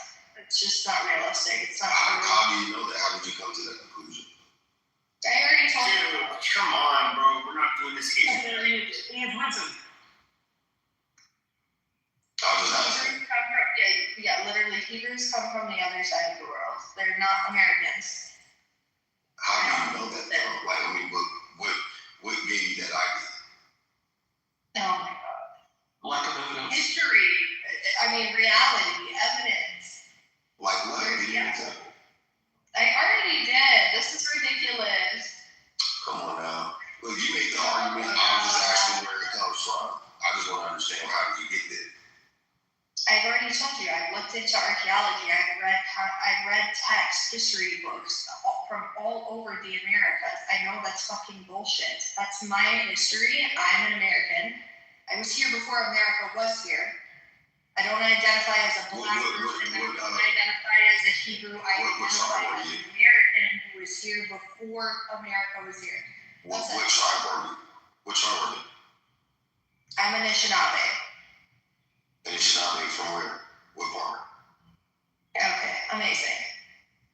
And this is sad. This is why I think that Beaver, this is What part of the conversation I had with you when I said I really like how Canada teaches their students when they're children about the original people, how they do that when they're kids, you know, because Canadians don't have these kinds of conversations. You notice that? I've never heard this shit until I got on Clubhouse about like Hebrew Israelites and Hebrews, you know, being from America and all that bullshit. Yeah. I think bullshit though. And it's really sad too. Like, you live on our land and you have no clue. You probably don't even know whose land you live on. Which tribal nation's land do you live on? I mean, I'm in Ohio though. I mean, that's where I'm from. Okay. All right. So you don't know.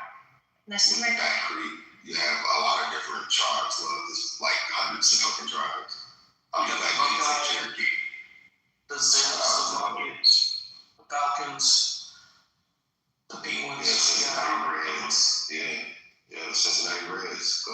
the Guardians, the Browns. Michaela, do you feel guilty? Have you even do the work? So I don't feel guilty anymore. I do not feel guilty, no. Yeah, and you know what? You shouldn't. I mean, if you understand it, you shouldn't. No. But if But to Coco's part, though, I'm just, you're making blanketed statements and you're kind of talking around in circles. I mean, like, what makes things, like, how do you explain John Oglesby talking about this shit back in the 1670s? Specifically in a book from the 1670s. Like, how do you reconcile that? Maps from 1747, Back Creek Stone in Ohio.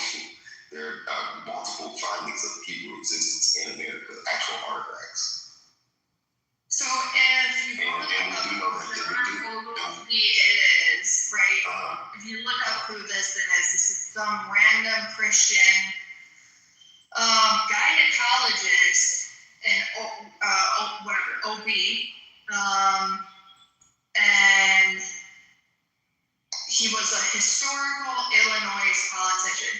So if we go back in context, even What year? What year? What years ago? Can I finish my statement? I was just asking what year to make sure we're talking about the same person. Okay, what year are you talking about? I just said it. What year were you Which looking John at? Oglesby are you talking about? What year were you looking at? I literally just typed into Google. What year are you talking about? Why aren't you telling me the year I asked you? I just typed into Google John Oglesby. What year are you talking about? I said 1671. 1671. And this doesn't sound like a Native American to me, by the way. You're so offended. No, I think it's hilarious because you're trying to tell me about my history. You're like, Well, it's my history too. I mean, it's my history too. John Oglesby, a 17th century Scottish cartographer, geographer from London. Amazing. So a white man from London, probably a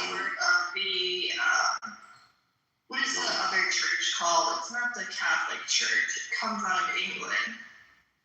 It was your opposition. Well, he's just saying, you never read this book, but just so you know who John No, it doesn't matter. It doesn't matter. It showed that Hebrew-speaking people were documented in the Americas before the 1700s. You don't like that. Why do you have such an aversion to that? It's funny because you're quoting people who came over here and made up all But that's from the stories. 1671. Are you going to just over talking me, or are you going to actually let me respond to anything that you're saying? My apologies, I'm going with you. Okay. So you brought up a document by some European man from the 1600s who's not from the United States. White people, you're not from the United States, right? Okay. Going back to the 1600s, yeah, now in modern day, okay, you're the great grandkids of settlers or whatever. So in the 1600s, this is active colonization in this part of the country. So, you have an invader coming into lands where trying to come up with any kind of fucking stories and using all sorts of coercion tactics. These are abusive people. Obviously, they committed the worst genocide of all time. Making up a story to basically erase the people whose land they're on so that they can have a claim to the land. This is not anything new. This is like very textbook, settler, erasure. I mean, anybody who has any sense at looking at history would say, yeah, I think that's some fucking bullshit. How would a white man from London who's colonizing America in the 1600s know what a Hebrew is? Right? No, you have a different objective. You're here to colonize the land, settle the land, genocide the people, and enforce whatever your practices is for your new society. So whatever tactics you've got to do to try to erase the people, you will do. And I'm from the Midwest, so I know this is bullshit. And it's just weird. Why do you guys hold on to this stuff? It's like, it reminds me of like somebody romanticizing Manifest Destiny. It's really gross. So have you ever read this book? What if I made up a story about the black church in America? That was just a yes or no question. And I just started writing books from pulling books from. Are you bothered by this conversation? No, I'm asking you. I'm trying to level the playing field. I just asked you a yes or no question. Okay, I didn't hear you because I was in the middle of speaking. No, you wasn't. I asked you a question, and you went into this. Oh, now Yo is crashing out in the chat. Exactly, that's what I'm saying. So I'm just wondering, stay focused on it. Have you ever read this book? The answer would be no. So you're dismissing things because the book, we were just looking it up. The John Oglesby America, 1671. Okay, I don't give a fuck about that book. I understand because you don't really know that much about the country.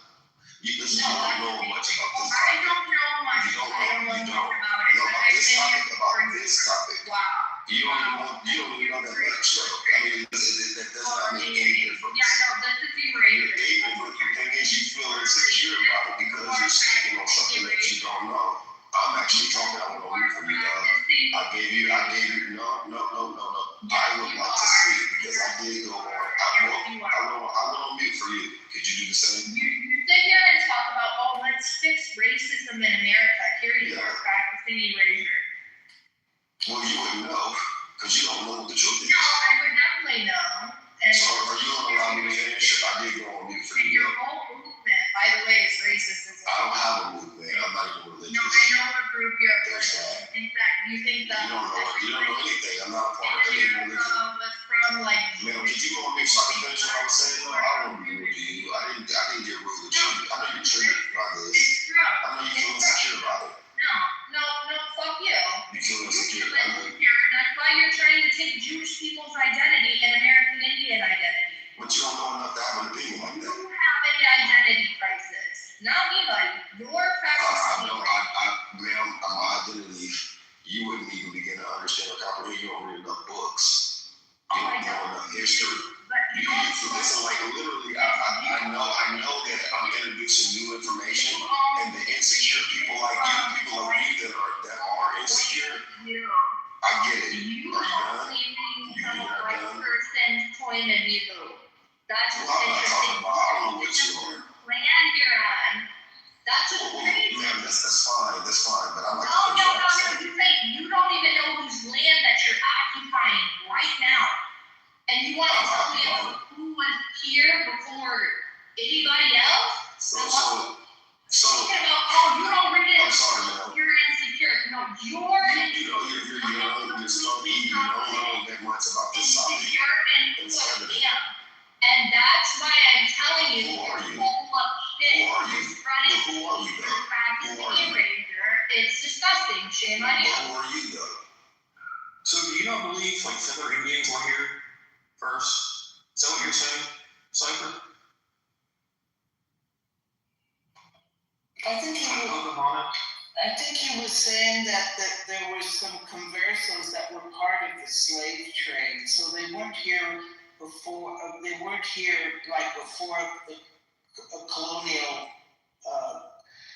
The Portuguese brought the slaves in. I don't think he's saying that there was. I don't think it's the Hebrew Israelite thing that says that there was Hebrews here before the colonists. So what I'm saying is, that there were some Hebrews that were already here before Europeans came. There were Hebrews that got trafficked here during the slave trade as well. So you think they were here before that? Some of those became the Gullah Geechee, the Geechee Gullahs, the Seminoles. Some of them merged with Creek, right? Blackfoot, Well, who was Sioux. here before the colonists?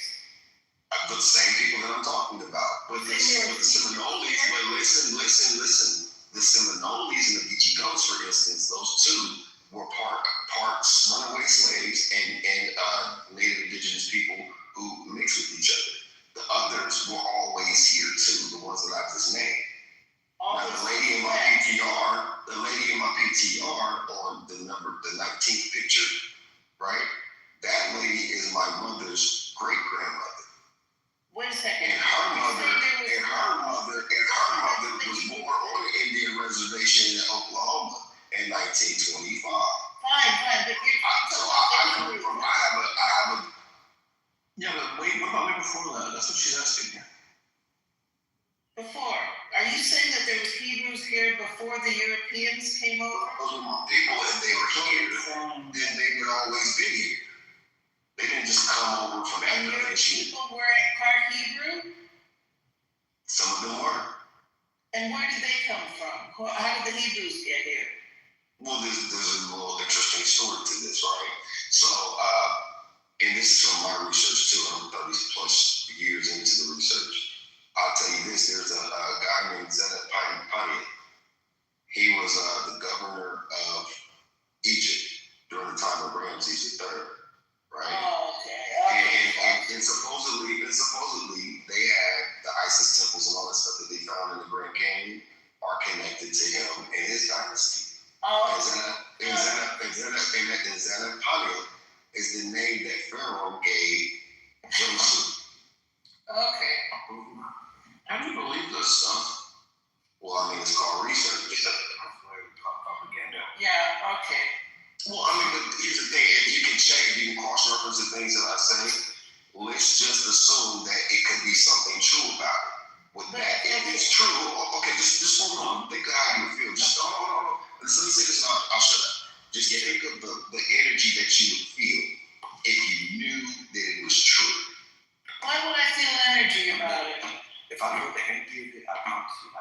there's no one in the fucking world that can convince me that it's not that is true. You feel me? I mean, I wouldn't care if it was. And why would it give you energy? No, the energy. I mean, what kind is what you need to look into? So it can be good energy, it could be negative energy. I'm just thinking, like, think about close your eyes for a minute and imagine the energy that you would feel if you knew that what I'm telling you is true. That's I the wouldn't thing. feel any energy. Then why are you so defensive about it? Why is it so much of a version? Why is it bullshit? And I'm introducing this new to you today. You haven't studied it. Hey, look at this. Look. Because it's so damn asinine, there's no evidence for it. It's just like the earth is flat. Those people, it's just. When he says that, he's just saying, look at how he says it, though. Just look at it. Look at how Cypress says it, though. The dude Cypress baby, the dumbest thing I've ever met. I know bullshit. Well, it seems like one group's always trying to steal the identity of others. Like what the Europeans that walked their way on the Dawes Roads for $5? What is it, like the pretendians? Beaver, just notice what he said when he says it. Just like. Elaborate. No, just like from what you said this whole time while talking, like the whole time when you had your mic unmuted, and from the whole thing you was just saying, like, I just want Beaver to, like, I'm not saying judge, but just like, you know, just be careful. What did you hear being said?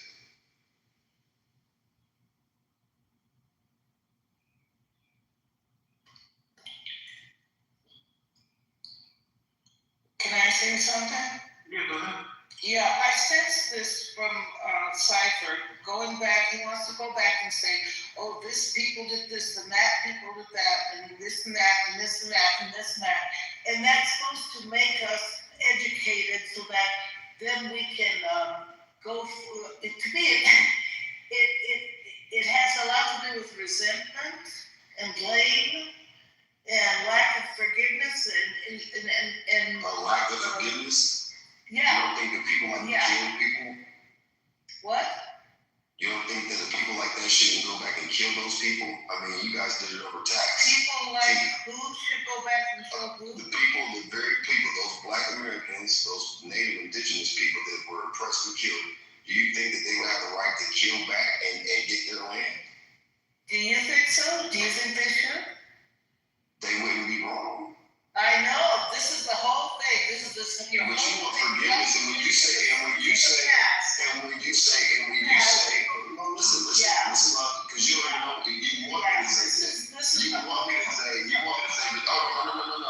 no, don't put words in my mouth. Let me speak for myself. I am literally saying that they would not be wrong. But when you say that you want a lack of forgiveness, the fact that you're breathing and that nobody's coming after you just for the simple fact that you're right is an act of forgiveness. Right? Literally, think about this. The fact that we fight in all your wars is an act of forgiveness. Yeah, right. The fact that we haven't gone that route is literally what you mean by forgiveness. What you mean by a lack of forgiveness is that you will be exonerated. Okay, look. Because you feel guilt. All right. Wait a minute, how can she get your forgiveness? What could she do to be absolved of this horrific thing that she's responsible for? That happened way before I didn't say that she's responsible for it, but she's willfully ignorant because she doesn't want to deal with the truth. And if you have to deal with the truth, then it's like, it's not some. So if you did something on this, and we did that for them, from you to her mouth like 5 times, but she inhaled it without absolving. Say it again. This is so absurd. You'll say that again. What did you say? It's like the South Park episode where, you know, the black people would fart and the white people would bend over and smell it.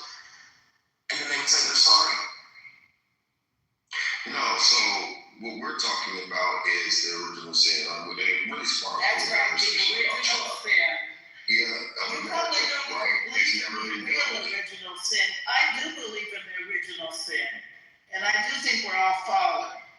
And we all. No, I'm not talking about that. That would include fun.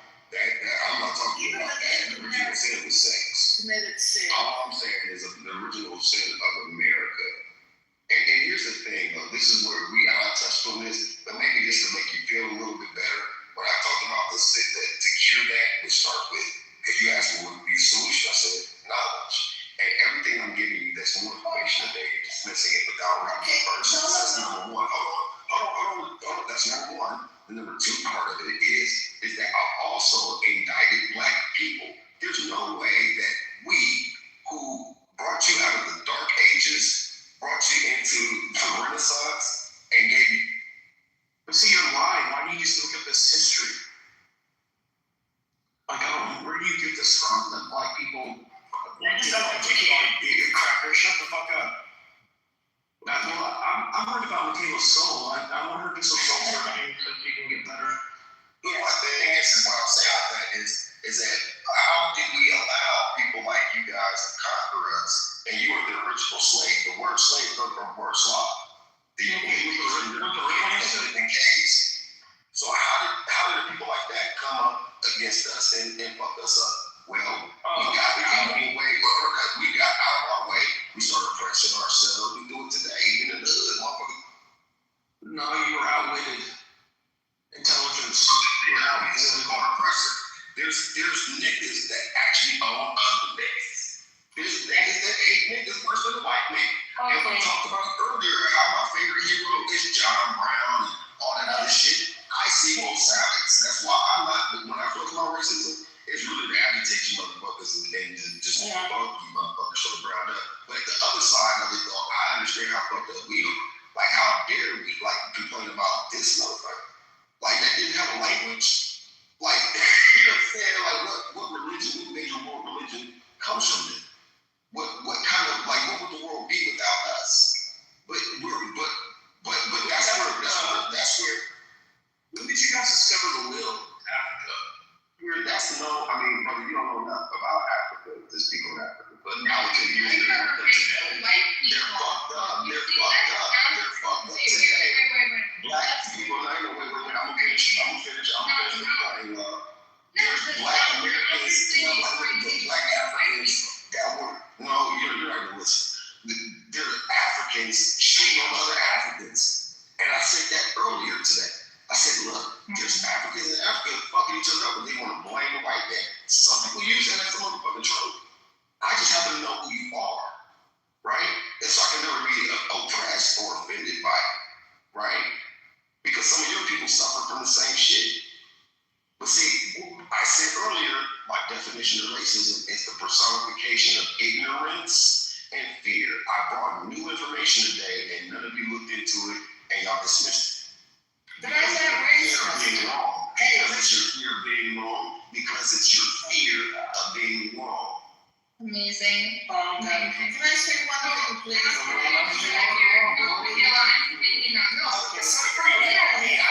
Racist phone in my God. This is too much white on white violence. Calm down. Like go.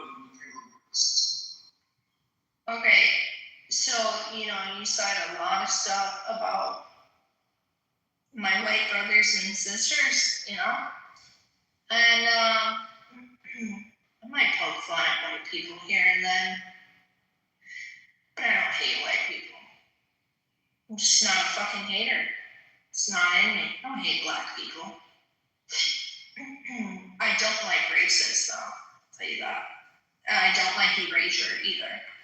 And you're sitting up here, you're criticizing everybody about, you're racist, blah, blah, blah, blah. But you're actively trying to erase Jewish people, you're actively trying to erase the American Indian, and now you just try to white people. And you just made a claim that all white come from Russia. That's not fucking true. And then you said that. Listen. Yeah, I didn't finish. Okay. Tell us how much you don't know. Then you made the claim that white people had no language and no religion. Now, I know that's not true, because white people, I've studied your history. I said, world major religion. White people have studied your religion too, right? So. Like a study of what major world religion white people created. Wow, you didn't say that. You didn't. You just told me. Mormonism. That they didn't have a language. Why don't they have a language, and you're speaking their language right now? even speaking your native tongue right now. You're speaking the white man's language right now, English. The Hello. white man's language. Do you know what the English language comes from? It comes from an older version of English. Which comes from what? White people. The white people. Who is Yes. white people? Oh my God. You're What is repeating white it. people? Okay. I thought that the English language is an amalgamation of Spanish, Arabic, German, all kinds of different languages and root words. Actually, it's not Arabic, it's German. Arabic. I mean, Arabic. I think Arabic words would be science, geology, all those things. Those are, yeah. You're just getting a bunch of white people. I think you're Muslim, right? No, I'm not religious. Man. Okay. Sorry, go ahead. It's just funny because you said what white people, this is from white people, and then you start naming a bunch of groups that are white people. It's just weird. Like What about white people? What did you say that I said about white people? you just said, oh no, the English doesn't come from white people, and you made I never said that. I never said that. I said, where does English come from? I said, where does English come from? You did say. lie more than you think. You lie more than you think. You need to think before you speak if you're gonna lie. Here's what I do. If whites are so inferior to blacks, then you taught us how to bathe and you're superior. Then why does the school I didn't say that, but that's true. What does the school board like what the last 500 years, what have you guys done? The school board is pretty lopsided. Okay, where does GPS come from? Whites. Who created the math algorithm that made GPS possible? Before you guys, I thought I had Right, the looker. Yeah, I just quickly want to say that when we were talking earlier about the Soviet Union. Yeah, y'all got an issue with dealing with this issue. Y'all be getting triggered. This shit that's y'all holding down for. Y'all reveal yourselves when these conversations come up. No, you triggered me when you didn't know anything about the Soviet Union, communism in the Soviet Union. Well, Your focus, your history. I asked you a question. Clearly, I know exactly what it is. No, you didn't. You didn't. You said, didn't they have entrepreneurship in the Soviet Union? I asked you if that exists. Yes, it does. Right, okay, you found. Those are the people that usually break out of the system. There. Okay, your focus is, I see where your focus is in your historical research. And a lot of it is ethnicity and blame and ethnicity and blame? Yeah. Yeah, and also capitalism. Where did I blame anybody? It's sort of a communist. Where did I blame anybody? I said black people let themselves down. Matter of fact, I would say this. This is interesting. I really do believe this. I believe that if you pull the hood off of the actual powers that be that create this racism shit, I would not be surprised if it was a nigga. Well, anyway, I think that you have a certain focus that you do not What do you think my focus is? You said it's ethnicity and blame. Where did you get that from? Yeah. And the fact that you didn't know about communism. What did you say about communism? I asked you a question. You asked Alan. What made you believe I didn't know? You said, tell me. You said, wasn't there entrepreneurship?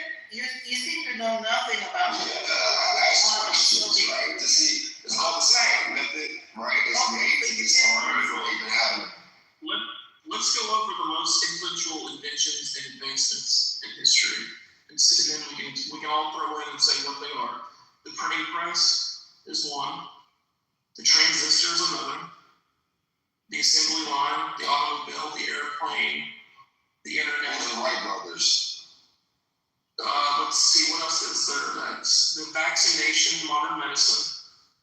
What else do we got? Who's this? Light bulb, telephone, telegraph, steam engine. Okay. Now, all these were made by white people. Oh, really? Yes. Look up black inventions. Yes,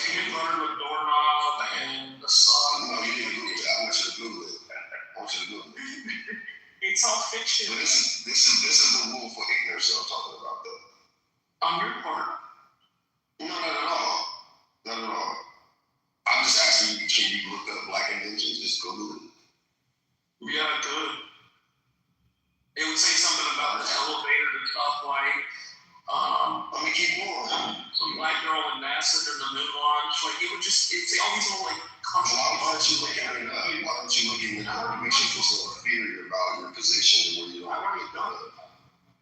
I It makes you feel so insecure about your position where you won't look that up or read it out loud just like you did that. I'm not insecure about my position. I'm very stolen. That's why I just That was stolen. Name a patent that you didn't steal. Okay. Name a patent that you didn't steal. Did Henry Ford steal the assembly line? Name a country that you didn't steal. Did Einstein steal the theory of relativity? Is Einstein black? No. Oh, you didn't know. Well, oh, so he's black now? He's black now. You should look him up. You should look him up. You should look up Picasso. You should look up Alexander Dumas. You know who Alexander Dumas is? I just want to know how you guys like. Do you know who Alexander Dumas is? Novelist. Who wrote what? What books did he write? I forget. I don't know. I never read them. I just know. Three Musketeers. Oh yeah, right. Yeah, a lot of those big books. And check this out. His daddy is the one that won all the wars for Napoleon. So why are you He was Haitian and white. Why are you telling us all this? Because you guys don't know that much. And that's the really true about a lot of the things that I'm saying. No, again, you're focused on ethnicity. Cleopatra was actually a French woman, and France was around in the BC. She's Mexican. It doesn't matter. We can give you Cleopatra. She won thousands that you have to go through. Like, what do you mean? why are you getting louder? Oh no, I'm entertained. Especially by you. Yeah, Donald Trump is also a Haitian man. Michael Jordan. I thought he was German. He's a Haitian man. See, you don't know that much. You don't read. I didn't know that. I thought he was German. Dale Earnhardt Jr. was a black dude. Jesus was definitely black. I forgot Tupac is white. And what are Americans? We're a mixture of everybody from all over the world. Yeah, we're human beings. Mm-hmm. A lot of you I question your humanity. Yeah. Oh, really? I do. Oh, really? Yeah. Oh, how's that? Just the way you think. People we do. Huh? You're not you. They're not necessarily McKinley specifically. But I know. our Europeans and Americans. That's why you're focused on ethnicity. Not at all. Yes, you are. I said white Europeans and Americans, which will be that melting pot that you described. And someone I question certain motherfuckers humanity. Right. Cypher, if you order, say, a $40 meal on Uber Eats, and then your driver pops up and it's a white guy with a mustache, do you tip $0 or do you actually give him a tip? Depends on how I feel that day. If I feel racist, I won't give them anything but some advice on the way out. If I feel not racist that day, let's say 79 degrees, and when it hits my balls a certain kind of way, then maybe I might give them, $5 in pesos. Maybe in pesos. Can I tell you a little story, Cypher? I had a boyfriend who was in the IRA, and I was all for all that stuff. He dropped out of the IRA. He left. They had him infiltrate the British Army. First, they sent him to Cuba to be trained as a teenager, and then they sent him to infiltrate the British Army in Northern Ireland. And he got to know the British soldiers there, and he thought, I can't blow these guys up. And he fled to England and never went back. And I met him in America. Interesting. Well, my great grandmother helped build up Bryan, Texas in the is a single black woman. And she told my granddaddy he would have been 102 this year. You go up to Ohio with that woman, with that girl, and your children's children gonna end up working for the white man. And over 70, 80 years, none of us have worked for the European. I said, damn.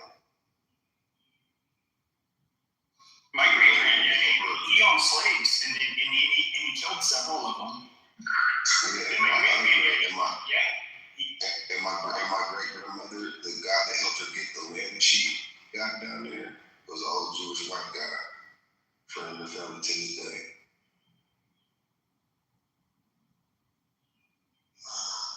Like here's the hate. When you get more knowledge, it's hard to hate a motherfucker when you know their strengths and weaknesses. Yeah. It just makes you feel a little bit more humble about being a human being. That's right. That's what I'm trying to say. Yeah, but you gotta get people there, brother. That's the whole thing. Like, listen, people that look like you bear that fucking thing, just like we bear the whole criminal, black people this, that, and the third. But y'all never look at yourself. You know how dysfunctional your children are. They emulate us. Yes, I do. You know what I mean? Like, you know, and think about it. You think I'm proud? I gotta get this out. This is taking before you, but let me get this out. I don't like the gay community. I don't support the gay community. And I hate the fact that it doesn't matter the ethnic group, the ethnicity of the gay, overly gay guy, whatever. They always emulate ratchet black women. And I'll be like looking at my sisters like, y'all see what y'all be endorsing over here? It could be an Asian motherfucker, sassy and sissy as hell, and he's emulating a ratchet ass black woman. Now understand that deep down that black woman mind, her mama might be a bad woman. Somebody in her bloodline could have been somewhere down her bloodline, her mom could have been raped or been on an incest farm, because they used to have breeding farms. And some black people owned slaves. Some black people had breeding farms. Some black people had more slaves than whites. There were black people on slave motherfuckers. There were motherfuckers all over the country. Confederates, they were black Confederates. Secret. So we play the part. Yeah, So you call employment to other people at the same time. Somebody headshot this motherfucker. No, exactly. This is your level of respect. Calling your motherfuckers at the same time. Headshot. Absolutely. Okay. So check this out.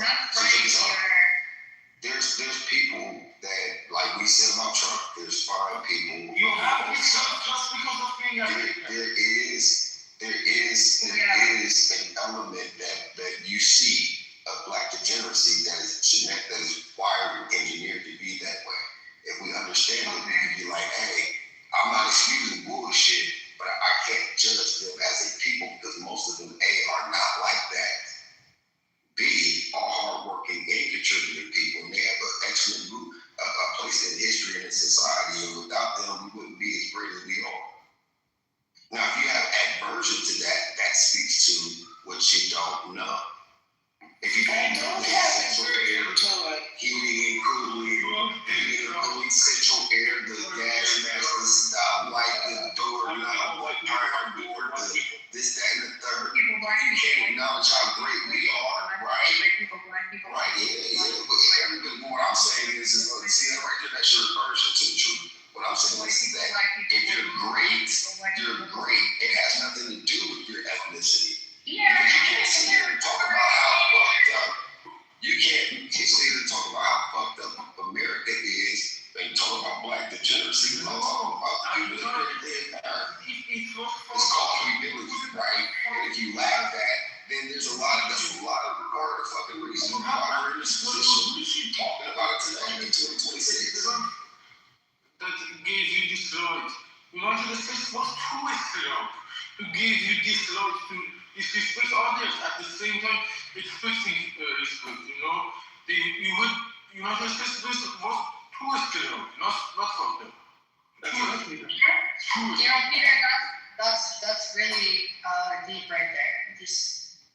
rooted seed, I think, in That's this super, room. that's fucking super dope.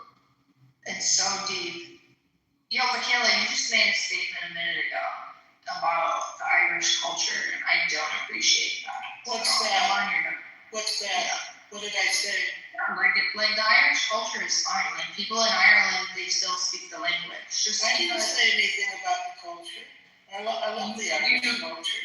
Okay, I'm you said, Irish. What? you said that you don't like how your culture has turned out in response to Oh, I meant America. I meant America. What's the origin of the Irish culture? I'm curious. Do you guys know where that came from? Gaelic and What is Gaelic and Celtic? What's the origin of that? Where they're did they the come from? indigenous people of Ireland and their cousin island or brother island. The guy just won the fucking national championship in Augusta. Rory. It's from Ireland.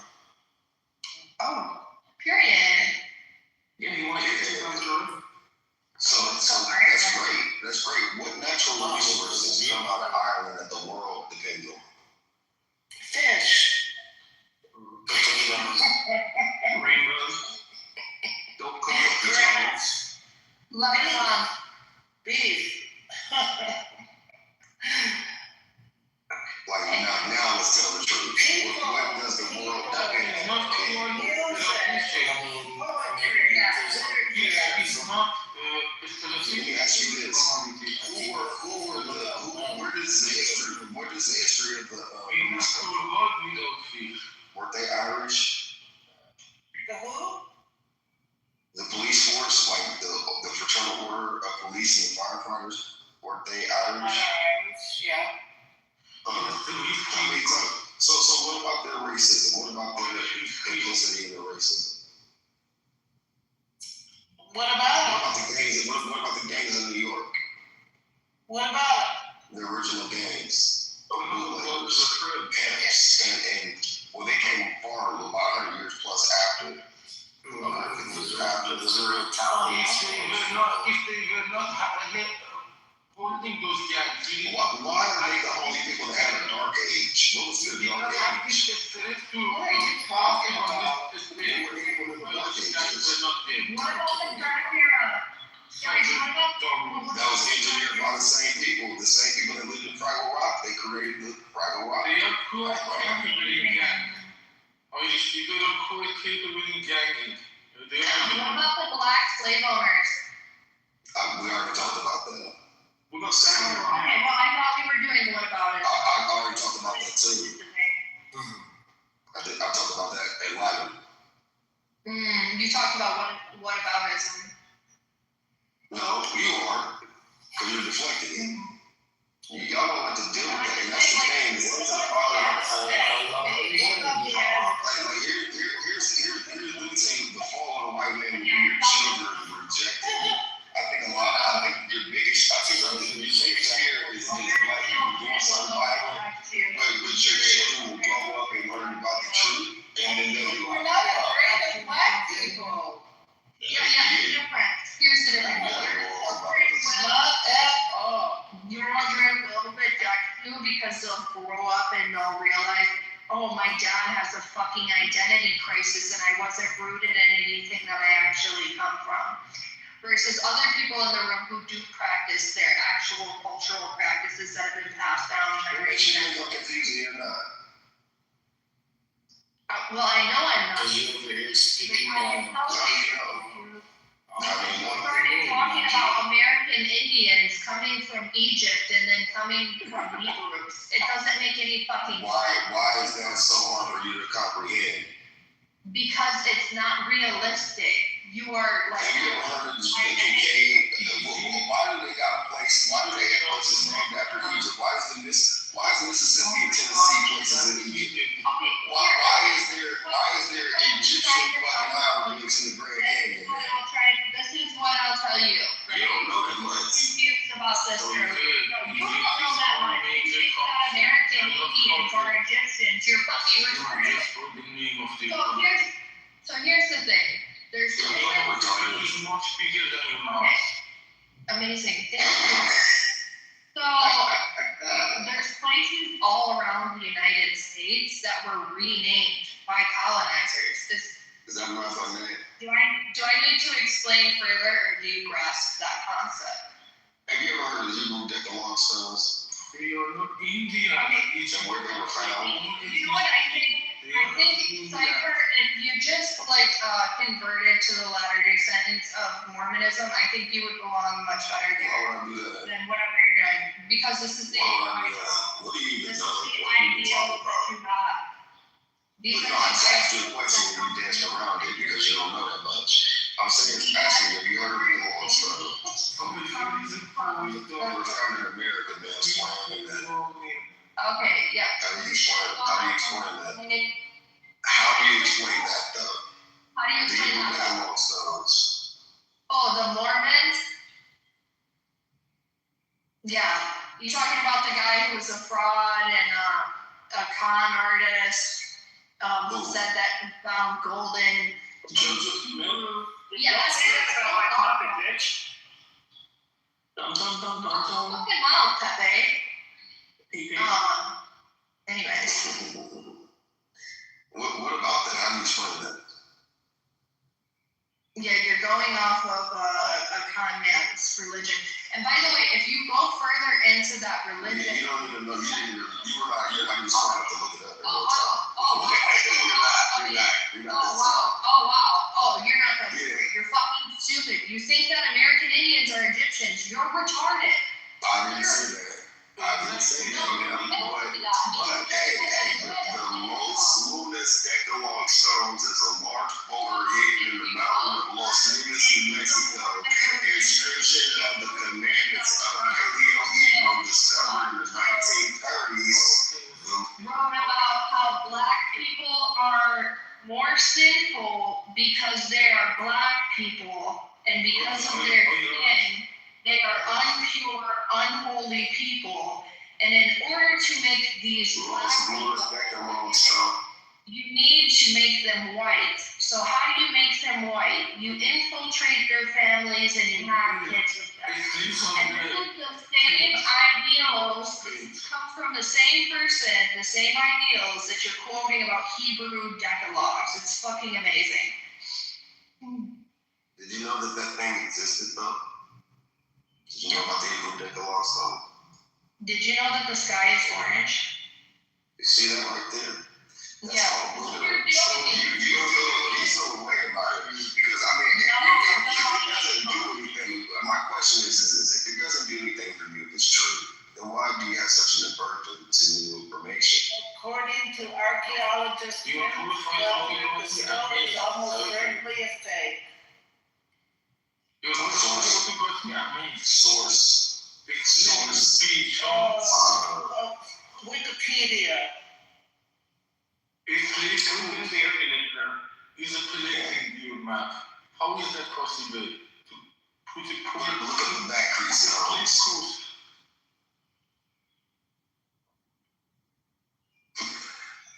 Man, some Mongols are crazy ass. Not And what does all of this history do for you?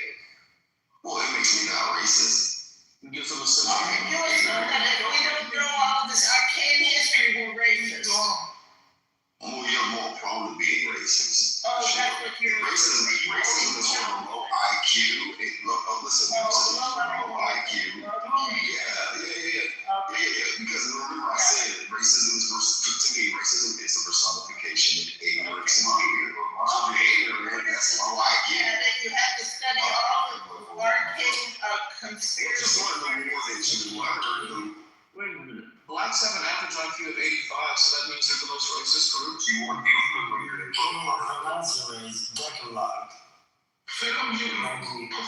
did I say? What did you say? Did you have a or something? Yeah. Yeah, I definitely said the most women take a long stone. Yeah. And then look at the Back Creek Stone, the Back Creek Stone, 1889, artifact from Tennessee. Rich's Ten Commandments. Paleo-Hebrew. That's exactly what it is. Pre-Columbian transoceanic contact. I know we are. Yeah, there's a lot of evidence that suggests that there are Hebrews in America, but we all don't want to know this because you don't want to. You fear being wrong. You do. You care. You see how it hurts people. Fear hurts them too.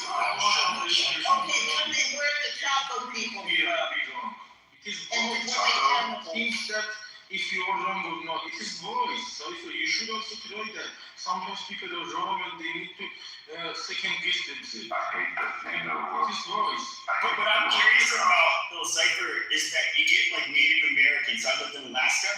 Native Americans, all Native Americans look somewhat alike. Now, I get it. They can like differ in phenotype quite a bit. But why is it that from whether it's all the way in the Caribbean, the southern tip of South America to Alaska, and of course Siberia, the Siberians look like the Native Americans. Why do they all look the same and none of them look black?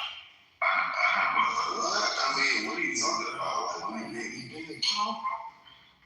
Can I speak? Like literally, the reason why a lot of the Negro ones that were reclassified that's actually they were reclassified as Negroes, and millions of them died from their diseases and war. So all of these archaeological things that you claim are actually hoaxes. So. No, I mean, I get what he's saying, like, cause I don't have to, there's scholars who are you're not there. Just Google it. Just Google it, you'll find it's a hoax and that's your Yep, just Google it, literally. You'll see a bunch of different ways that say that scholars and archaeologists. She doesn't even recognize the Seminoles, bro. Seminoles are the Go Geechies. She don't know. I know Seminole, but you're not a Seminole. Seminoles don't think they're fucking Hebrew Israelites. Well, you don't know what the fuck you're talking about. No, you don't know what you're talking about. You think that you're a black Where did the Seminoles come from? American. Tell me where the Seminoles came from. You think that you're a black Only question that you know the answer of. It is integration to see. That's right, Peter. I said I'm like, he's asking her. So you didn't think The Seminoles are from Florida. I said I'm like, It's the Miccosukee. It's you have 100 like you? yes, I proved it too. I got tested a couple years ago. So you have an average white person. Yeah. Wait, why are you acting like that, bro? Why are you talking to him like that? Because like I'm not doing like I'm not doing. That's what I'm saying, bro. I don't know why the fuck he's talking shit. Wait, who said Seminoles? Was that Cipher? Who said that? Cipher. Yeah, you don't even pronounce the name of the fucking tribe right. You're not a fucking Seminole. You're pretending. You're a weirdo.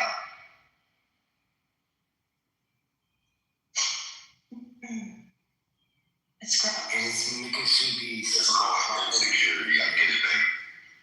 No, you're so insecure that you're calling Seminoles. If you were Seminole, you would know how to pronounce your family name. You know what's crazy? The family, they get married. An outsider talking about an insider like it's an outsider's paradox.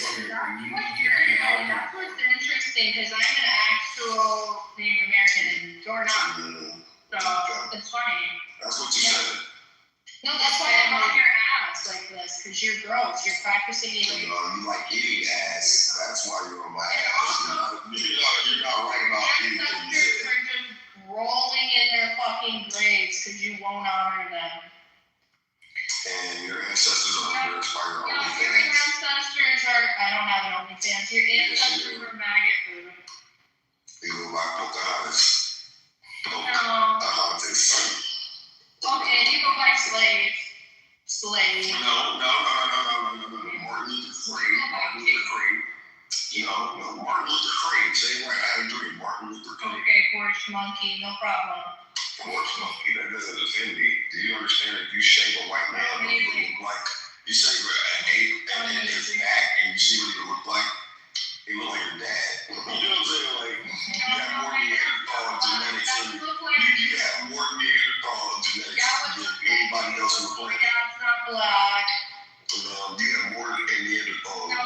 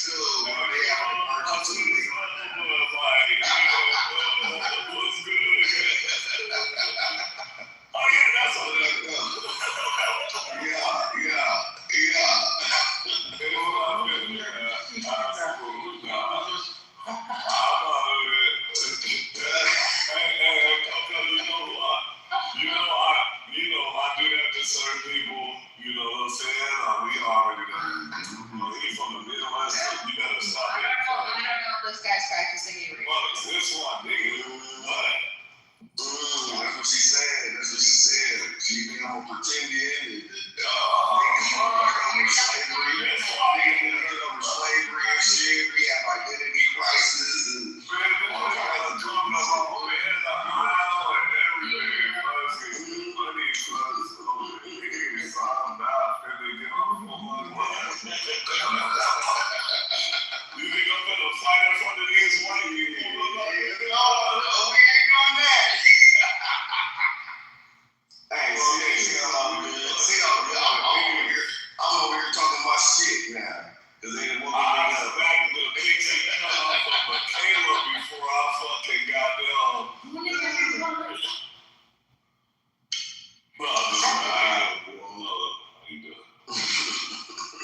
How come you're keeping so quiet? Are you there? Oh, damn, Alaska white ass on the tour. No, I want to hear that. Question. No, you know what? How you hear me the other day, motherfucker? No, that was on my phone. I was asleep, and then I said no. No, I was asleep. I didn't know you were a bitch. I just had to be quiet. I'm sorry. I see how you do me. I hear you on, Victor. I hear you on. We'll just see. Oh, I'm not teasing. No, I'm gonna be angry at you. I'm not gonna be nice. I'm gonna talk to you. What's with the troubleshooting? Because like I don't understand how these big events like I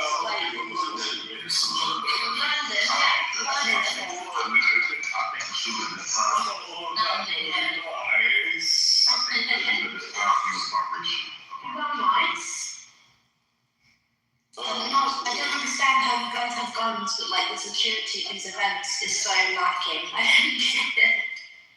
That motherfucker come running 3 on 8 snacks. I ain't gonna lie. All I seen was a big ass forehead and a flash. Yeah, he got his motherfucking ass. But yeah, that's interesting, man. Hey, man, you know, maybe for a couple of like talking about some porch monkeys and shit, calling the things monkeys and shit. You wild, dude. Some kind of monkeys and shit, and you wild, niggas outside. That ass gun. Seems pretty cool. Coco, tell me I'm lying. Leave my people alone.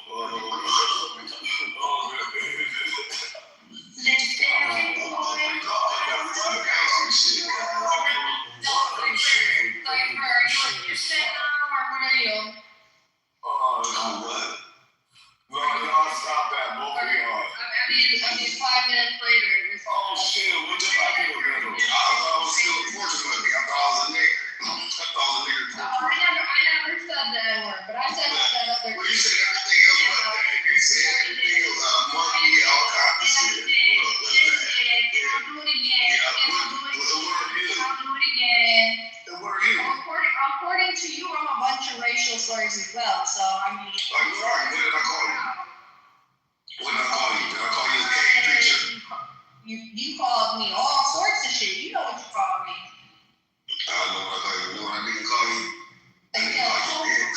I didn't call you bitch. So are you a Jew, or are you an Egyptian, or are you American Indian? Because you're claiming all three. I'm a man of God. I'm a black. I'm a man of God. You're also claiming a tribe you can't pronounce.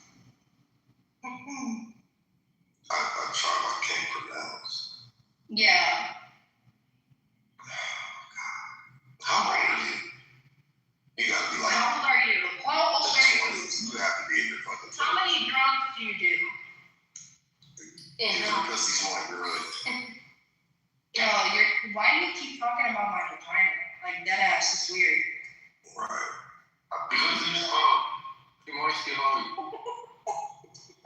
Not at all. I just want her. She smells like she sounds like she smells bad. Like she doesn't keep her hydrated up.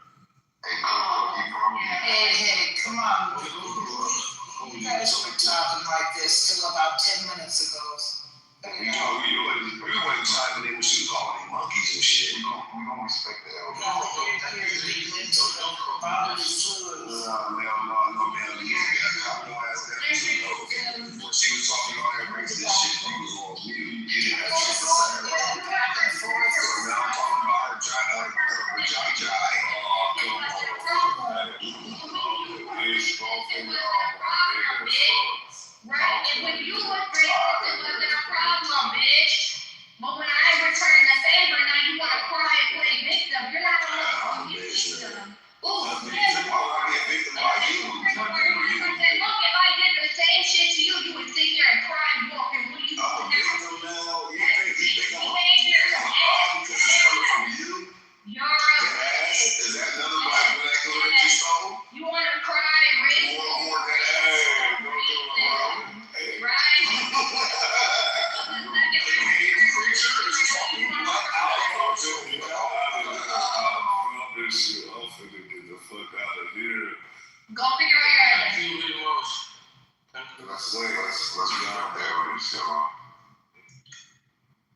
whatever. Look, it's like too early in the morning for y'all to be sex frustrated. I know that everybody here kind of weekend like that gender to where they want to, BDSM and what's that shit called? The degrader shit. Everybody here. Shut up, Alexa. Because you don't have no fucking talk. All I'm gonna say is that we've been on this app for too many years for us to still fight about redundant topics. We need to get latency in this bitch. And all you white people, I'm disappointed in y'all too. I'm looking at you, Matt, Beaver, Peter, Pepe, BB. Well, no, she ain't even white. But Alaska, partially. Anyway, let me go.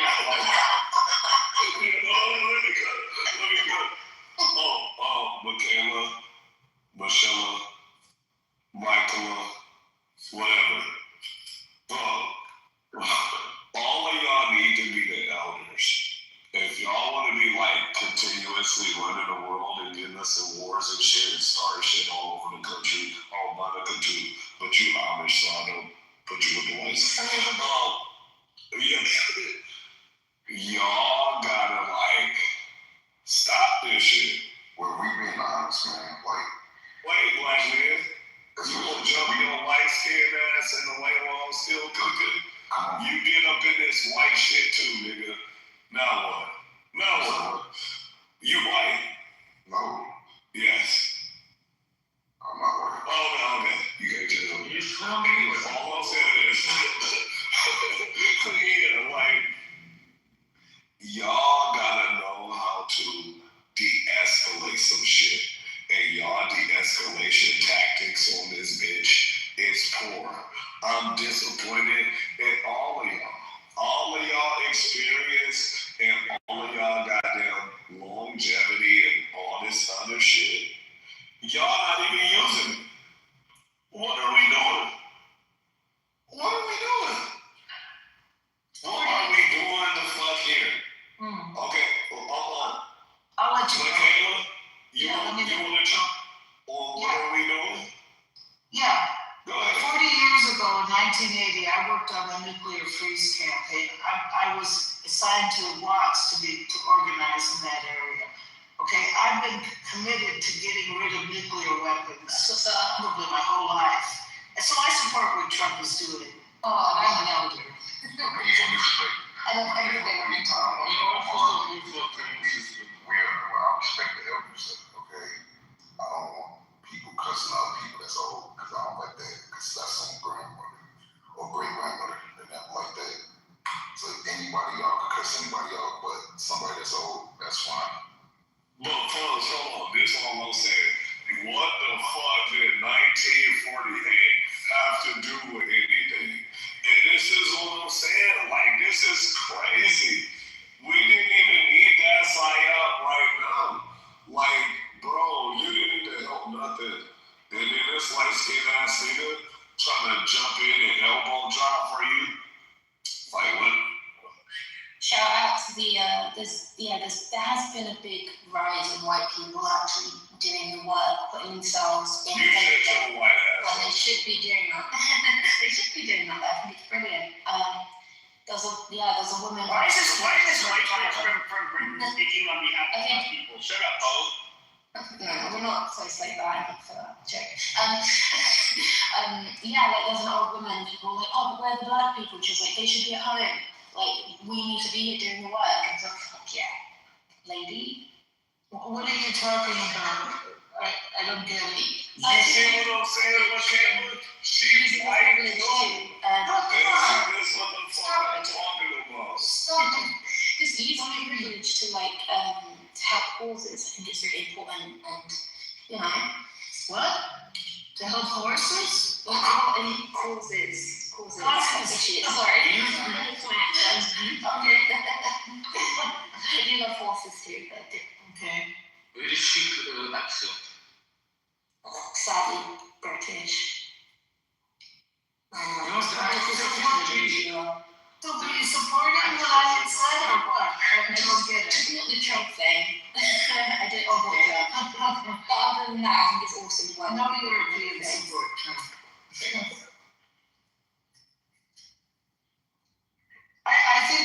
get rid of nuclear weapons. I think Trump does too. Trump, I picked that up about him early on.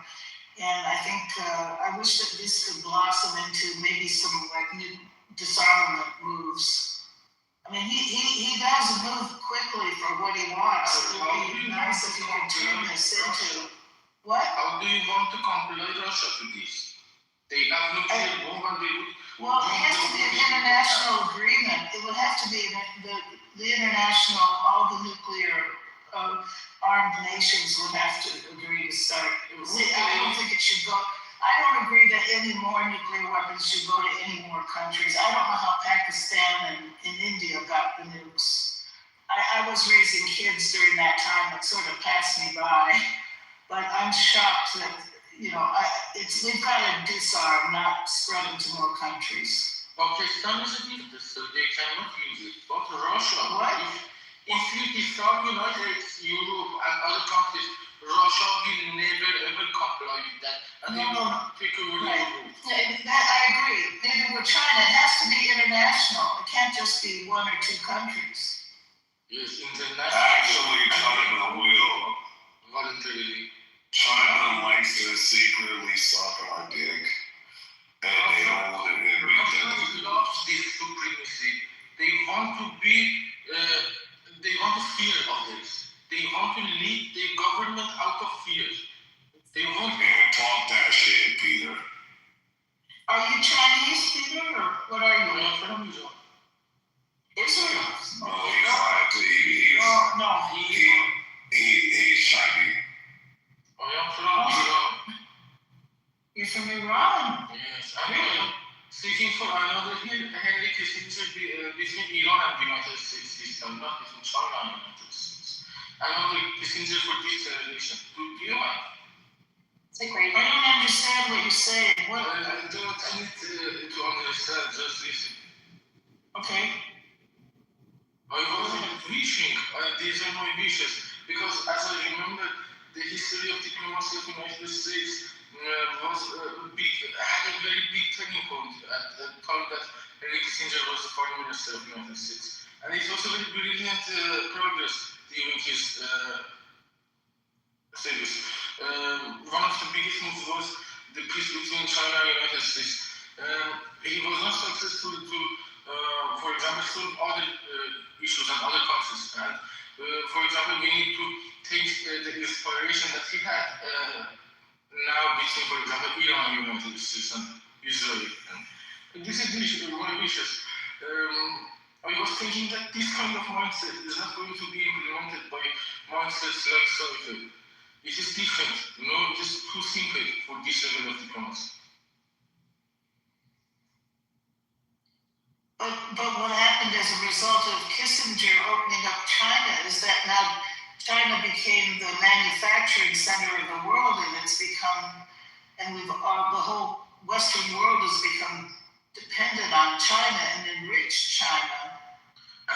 But also, China also needs this. This is some kind of mutual need to each other. It is not something that, because they are populated countries, they have a lot of capacities, and it is undeniable to be strong. They will remain strong if the competition is fair, because they are two populated countries. They have a very big collective power. So they are the second power of the world. It is undeniable, I think, because they are too populated. They have much more population than US, Europe, and things, but their power is still lower than the United States. They are loyal to the United States, you said? No, their power is lower than the United States. Lower. With this level of population, they are 4 or 5 times more populated than the United States. But they are not as strong. They are weaker. The fifth power is the United States, undeniably. Do you think we should have disarm our nuclear weapons? I think that they won't, because they love this supremacy. They want to see countries like Iran, Turkey, and Egypt from upper positions. And for example, they do not even choose voluntarily humble position that sometimes the United States put themselves in. supremacy. For example, if countries like Russia see you from upper position, they want to destroy you, extinct you. But if United States see you from that position, they are much more humble and they want to coexist.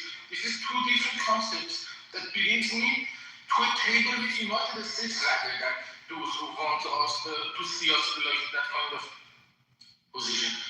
This is my choice. So you're Iranian. Do you agree with what's going on with the war? I think that it needed to be handled this way because Mullahs made these choices. They made their choices and they made it like this. And now they need to take the responsibility of what they did because they were thinking that they can do this and go away with that because they are strong and nobody will face them. Now they are being faced with the ultimate power of the world and they are being taken, it is a big shock for them and this is a big level of accountability for the government around the world. If you machine gun your people, you have no chance to stay in power. And even if you're too strong, you are too. Yes. So how long have you been away from Iran? I was here since October 2023. I was in Iran from 1992 to 2023. I am in Germany since then. Did you have to leave or? No, I did not have to leave, but I had a lot of limitations and the freedom that I did not have. Because of that, because the situation was going to be much more harder than before. They were coming step by step to much more private issues that you have. Even during the last decades was not this strict. They are implementing those laws differently on different people. This is totally unacceptable because this is a tool to suppress people. Some people come out and walk in the street freely without a scarf. Another person with more covered position is taken out of the street. This is some kind of discrimination between people. This is not a code. This is something to hit people and make, for example, to suppress them. This is something that needs to be dealt like they deserve to, I think. They need to be out of the decision-making processes. We need our country back. Yeah, do you still have a lot of friends there and family that you communicate with? My own assets and family members are there. I came here to see how it is, to progress and to tap my untapped potentials. There are numerous chances for me here.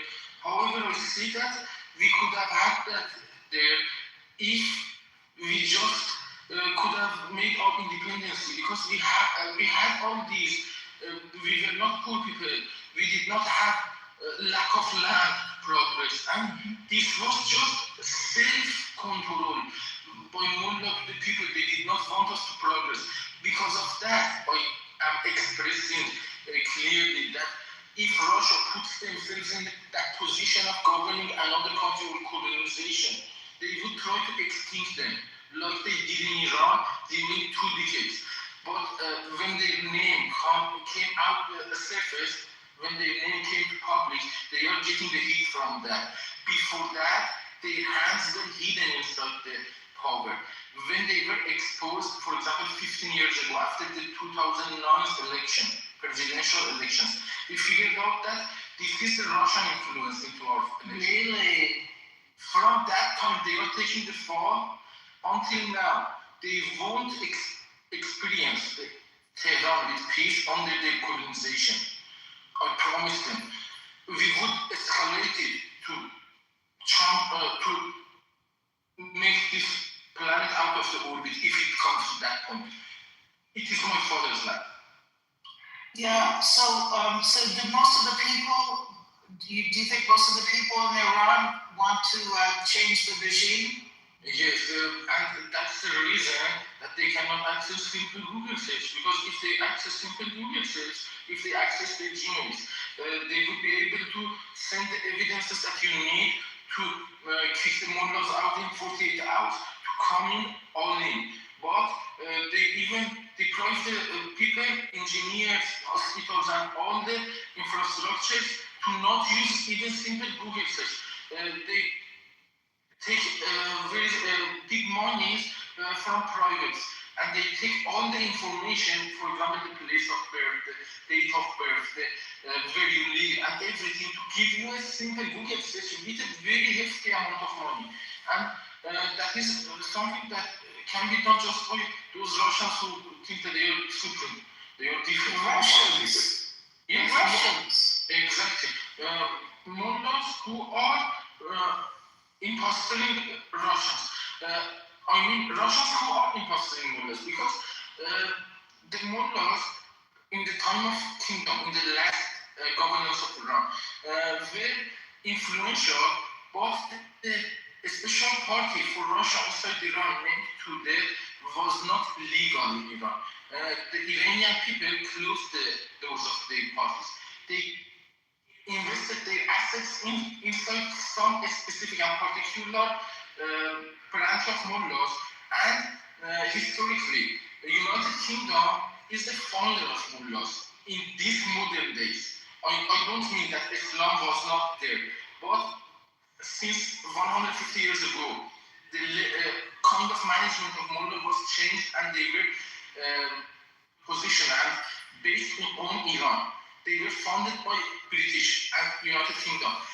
And during the last 60 years, the assets of Tudeh party was also redirected to that. So now they are partners into mullah, Russians and United Kingdom. United Kingdom tried to save Americans to not kick out mullah from politics from that front, and Russia is inside. They are doing the inside job, but they are cooperating with each other against the whole other world, Iranian people, United States government, EU, and the other places. I think that China is aware of this, but they want their own interest, and their level of strategic dependency does not come to Russia. For example, they want money and they want to have the influence in Iran, but they don't have the strategic opposition between the United States when it comes to the international security. But I think that Russians would do that. They do not hesitate. Because the communists had a lot to do with the Ayatollah taking over with the 79 revolution, right? The Communist Party was Russia supporting them during the 1979 revolution? It is more complex than this. Because those lefties, if you want more explanation about those lefties who helped mullahs, they were deceived before because they were musicians, not politicians. When you are a politician, you learn music. It makes you sane because you know the complexity of politics, but you learn music to balance yourself. But when you are a musician who thinks that you are the best, you are balanced, and then come to politics, you are too naive to this level. You are played with, and they were played with these Russians. And the first, they had some extent of power in their hands. But step by step, they got retired, they were replaced by some dogs who did not the rights of that organization and from the main organization. For example, when you are from the state benefit organization, when you are retired and replaced with a dog who do not know the history of this organization, and the main organization would be able to manipulate you if they want. And the main organization was conquered at the first of the revolution. Then this level of penetration was increased to this level, step by step, to layers of power. And now it is something that even the engineers and the doctors during the last decades worked for those infrastructures with very hard dedication. Now we need to explode them because it was penetrated and it was conquered by mullahs. They say that it is ours. Firstly, my parents and the previous generations of Iran trusted them because they were religious people, and they were thinking that they are like the people who taught them the religious. Because my family and the Islam in Iran was learned to each other chest by chest. For example, I learned it from my parents, they learned it from their parents. But when they shouted that we are Muslims and things, they were deceived that this is the same thing that we learned. You know, they took the place and now they say that it is ours. You know, out of blue, they came to the government and they say that the country is ours. We were not here before. Now they need to take the foot back. If we cannot kick them out, we don't deserve that land. I am indeed only. If we cannot kick them out, we did not deserve that. We were deceived, we were too naive. Yeah, do you think there's a possibility of the Iranian people, if the war is over with the US, that the Iranian people can kick out the mullahs? Yes, if they are weak enough, we can kick them out because there is one especially crucial point. After the Islamic Revolution, the people of Iran trusted the new government and they disarmed themselves voluntarily. There is a big move, you can search it and ask ChatGPT. But the government did not disarm themselves because of the valid reasons that they had, because they needed to defend the country from the external powers. But they decided that the internal things can be handled without any gun. So we are disarmed. The people of Iran were raised, for example me, born and raised in cities. I cannot even handle a single gun. But now they use that as our weakness. You know, first we need to disarm them like we disarm ourselves, then we will deal with them like they deserve, because they want to see them with a gun when we don't have a gun. You know, otherwise they won't survive. They need to have gun while we are disarmed. This is something that we need to solve it, otherwise we did not deserve that land. We would shake this planet out of the world if this is going to be the supremacy that they expect, that they can't handle a gun. But the people who are living with you cannot handle a gun. You cannot have the animals to have that. Or you cannot have that. So what you're saying, how do you think the Iranian people can get rid of the regime then if they don't have guns? Exactly. Do you think if they were armed, they wouldn't know how to use them? They're not trained. I mean, could it be civil disobedience? Could it be strikes? Could it be? I think that this disarming needs to be implemented. This army needs to be weakened. We don't need a big army in this modern day. We need to be able to defend the territorial integrity, and we need to make sure of that. For example, how the army of Germany after the World War became. They are very capable to defend their borders, but they don't have another army. Iran also needs to follow this lead, I think, and become one of the alliance of the Western alliance. We need to align ourselves with the mainstream. We cannot be against the other places. Mm-hmm. So who's going to disarm them? The army or the IRGC? There is an international alliance right now, and we need to take them accountable, each one of them. For example, United States is willingly in this, and they are the best side of this alliance in my point of view. They do this willingly, but others, they are weaker and smaller. They see from their own position. They are not as strong as United States to make this kind of independent stances. For example, countries like European ones, they need the energy from a Strait of Hormuz. They are in a much weaker position. So we need to understand them and help them make their stance clear. Because if they are under threat of lack of energy, they cannot express what they want. Because people of Germany, people of Europe, people of United Kingdom, all of them are human people. If they are under good condition, if they don't depend on that, if their survival is not depend on that energy, they would make humanitarian positions, it is their choice.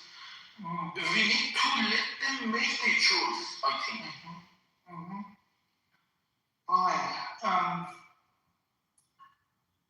So it has to be the international community, Europeans and Chinese too, maybe.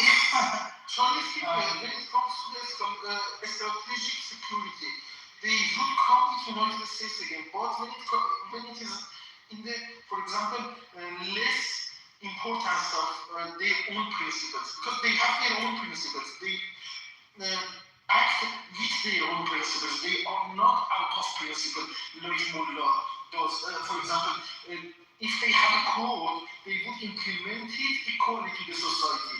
If they have a stricter code, it is their choice. But the code is similar everywhere, in all around China. So these are wise people. If the strategic security of their principle is under threat or is under question, they would shift their positions like a wise person, I think. So maybe you think the war needs to keep on going on. If the U.S. can't get more support, maybe they have to keep going and just disarm the mullahs themselves, or IRGC. What about the MEK? Are they an issue? The MEK? Sorry, I don't know them. You don't know them? They're sort of communist leftovers, I think, from the revolution. Inside Iran? Yeah. Well, maybe they're outside. Yes, I know them. The people who got allied with the biggest enemy of Iran in that time, while the whole population of Iran was defending the territorial integrity against Saddam. They sat with Saddam, and nobody inside Iran, I promise you, want those leftists, because they are far left. They are too far left. They are even going to demolish the country to, for example, say that we are democrats. What is that? The nature of democracy says that you are really going to accept that.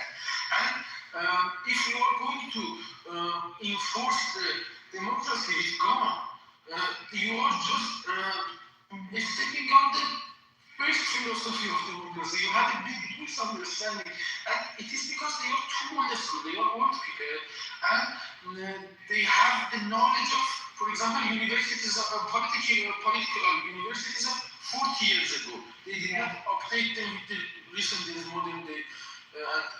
I think that the new generation of Iran, outside Iran, is almost as populated as 10 million. And we can set our positions clear. We don't need them to, for example, speak about our positions. I can speak my position and I am not disabled. For example, I don't have disability to ask them to talk on behalf of me. I can talk myself. What about Pahlavi? Pahlavi is also a victim like me, I think, because he was born and raised until 16 in Iran, and he was born and raised in a situation that was extremely changed afterwards, and it was out of their expectations. Even the kind that he's resilient in my point of view, because he could have survived that. And he's still loyal to the nationality of Iran after that level of humiliation, threat. His family members committed suicide, but his element is strong enough to stay on his own principles. I see him as a loyal Iranian, and he's one of us. I think he's one of us. However, putting whole responsibility on him, it is a big deal. It is a big country. Iran is a big country, like for example Turkey, Egypt, Pakistan. No king is possible to take over the country and say, this is my property. This is too big for you. No, but he says he wants to go in and head up an interim government that will lead to elections. Yes, if the level of accountability can be guaranteed, if it can be questioned by people like me, if if I don't receive this kind of emojis when I talk about the level of accountability, then I love him. But the people around him, for example, they were trying to play smart. They are pro-IRGC spies who are descendants of the deceased Hashemi Rafsanjani, and he was too influential during the time of the Islamic regime's governance in Iran and during the peace time of Islamic regime's governance. And they have a lot of money and resources. They are outside the country. They made a big shell around him. We need to first break the shell. The people like Zadina, Max Factory, who is other names as already. And these are around him. Until they are around him, I don't trust the speeches of Prince. Why I love him, you know. That is something that I am supposed to do because I know who they are. If this doesn't change, they want to change IRGC to garbage of them. They just want to change the title, you know. And we need to change the concept. Holidays going along with that? He's surrounded by IRGC people who are reformers or something. Pahlavi is out of the country for the last half a century. Right. You said that he's got IRGC around him or spies? Yes, he has a bunch of them. Because at this point he needs to get to know them. Because he cannot distinguish them. Because he was not in the society of Iran during that half a century. And for example, he cannot distinguish me with another IRGC member. Both of us come out of Iran. He needs time to process us and the time that we don't have in this one. We need to have, for example, that level of knowledge and the data that we have, and which is also cross-referenced with other references. But he needs time to distinguish. He cannot distinguish between people inside Iran. He needs the support of people like me and the people who were also victimized in their mind. And we need to, for example, speak up and he would judge who is the honest person. But until I can speak with him and the other side also can be able to clarify their position, they don't let me question them to Pahlavi, you know. If you see him as a leader, I need to explain my side to him, you need to explain your side to him, then he will judge independently. While you don't let me speak to him, you just clear your position and you want him to process your own life. This is some kind of bullshit that I am standing to fight with. He's been in Germany a lot. Were you trying to talk to him or? I think that the shell around here won't let me. Even my security is not guaranteed when I go to that places. I don't participate in that because I'm politically active in Clubhouse and I don't feel safe to go out with them. I go out with myself, I wear my own hoodie, my freedom, and I do it alone because I don't trust them. I am not one of them. Ooh, that's bad. I would think that gosh, I saw him with a group of leaders from different parts of Iran giving a press conference. So you're saying those people who had around him in that press conference are guarding him or something? That's people from different realms of Iran. That is just a laughable concept. Those people really actually Iran for that half a century. They have some memories from 50 years ago and before that, and they are from that tribes. But now they have no clue what's going on with that tribe inside Iran. So how could he communicate with the right people inside Iran? I am already having my Instagram account, and sometimes they get online. I understand when the time the internet is a bit opener than before, or who can access the pro-internet with a lot of data that they have to give to the manipulative power of Iran. And I can see that, for example, in the political diaspora, especially. For this sake, I think that I can give a valid opinion about the internet and whose allegiances lies with who. So, are you in your 20s or how old are you? I am 34, 1982.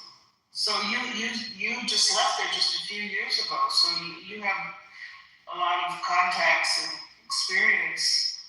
I know all the details. I know if you ask each and every details. I learned English by political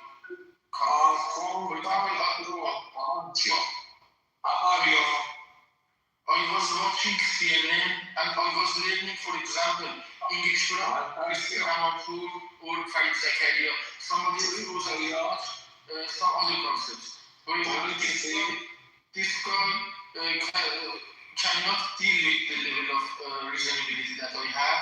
He just wants to interfere because they want the independency. They don't know how and they have no clue for that.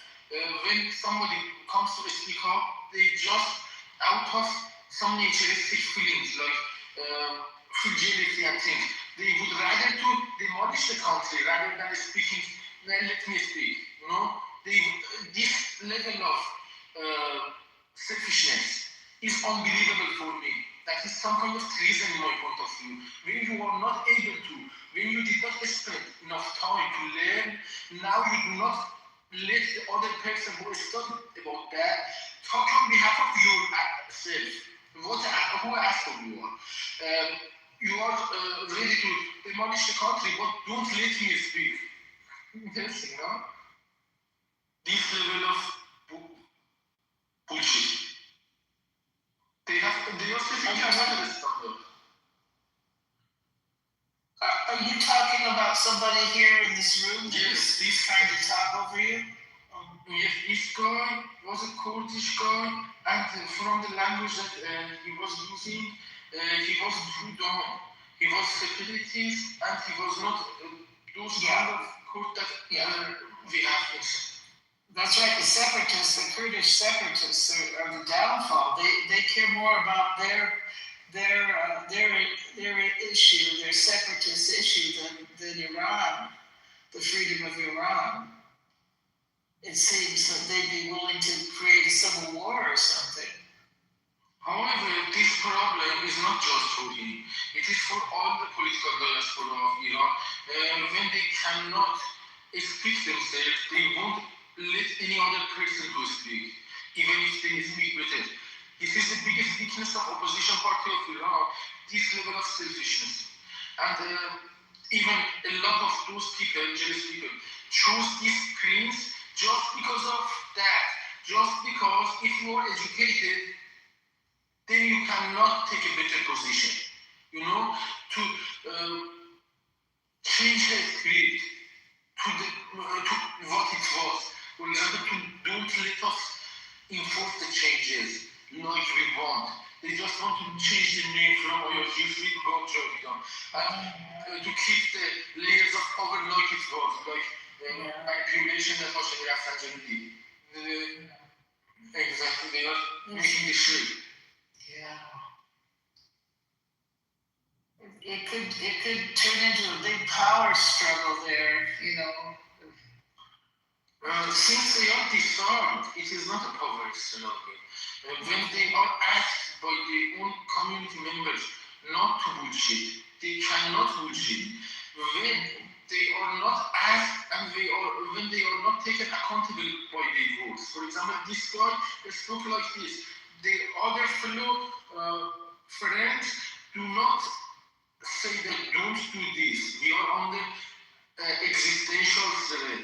This level of jealousy is for kindergarten. You don't belong on this international political stage. They don't face them with this, and this is the consequences. Yes. And You can only rely on talking to you. Huh? Go on. I'll let somebody else talk. Anyone else want to talk to Peter? I was just gonna say they saying you rely on the chat here. He sounds very with it or logical or on top of things. I wonder what they think he's lying about. Well, you said that revenue agency is undeniable. I'm really standing this stuff like I did. For example, when the time that I made this account in the clubhouse, they were always in fight with me. They were calling me IRGC, spy and thing. I came to this point to talk to a person, step by step, and they have always made barriers in my front, like in the real life. But I focus on myself and my security. I am Berlin, and they cannot, for example, hack my account, they cannot apprehend me and think I can speak up, then the time will solve it. Who is who? It seems amazing to me that how they would allow himself to be surrounded by, you said IRGC people? Some kind of IRGC. They are not direct member of IRGC because they didn't need to, but they have a lot of connections inside and their existence depend on that. For example, a person named Max Fakhri, he's one of his best friends and he's one of his most influential friends. His main name is Mohsen Askaroladi. He lives in Spain and he made the government of Spain under his influence to face United States. Now you see that Spain is making positions against United States. It is because of the hefty base that he has inside Spain and he put even the government of Spain under his influence. And when it comes to that point, he cannot deny them. And he needs to process them and expose them correctly like they deserve. And this is a big gamble. This is a big political gamble. He is clean in my point of view, but he is not that strong to face this level of conspiracy, I think. Boy. He needs support, but they don't let us support him because they know that if people like me support them, they would for real fall, you know. The fall would be for real. They would not be able to lure out the people with an announcement, they gun them down. Because this was a conspiracy by those people. Max Fakhri made the announcement instead of Princess of Pahlavi to come out on 18th and 19th of the day last year, for example, for 5 months, and promised that the people who are now out of the IRGC want to cooperate with the protesting people, and the protesting people can come out with safety. They cannot. They can take over the government buildings, and that's it. Finished. When the people came out, they were machine gun because this exact asshole, Mohsen Askaroladi, were lying. They did not change their loyalty out of IRGC. They just wanted to take the people out so they can gun them out together with the group, like they did. So they're the ones who advise Pahlavi to tell people to come out? Yes, exactly. And how to move. They are making the moves of Princess of Pahlavi in some extent. Because he can make his own moves. He cannot control them. He is one person and they are independent, truly independent from him. They don't need him. They are not under his leadership. They are just barking his name. The leadership comes with influence. He has no influence on top of him. They have influence on top of him. They can even influence the king of Spain. But you said they are the ones who advised him to tell people to come out for those 2 days? Yes, to bring them up. It is a very valid point. You can see the history of this in the global and in the US. The people who are now trying to don't publish passport. They don't issue passport to normal citizens who were born in Iran, where in that time some kind of supporting Pahlavi. There are some accounts like Kiari, like Max Fakhari. They were supporting him in that time to lure people out, so gun them down. Afterwards, now they are shown they made allegiances. We would do it for regime and king. They are going to the rooms that they used to go, because now they see him as a less problematic problem.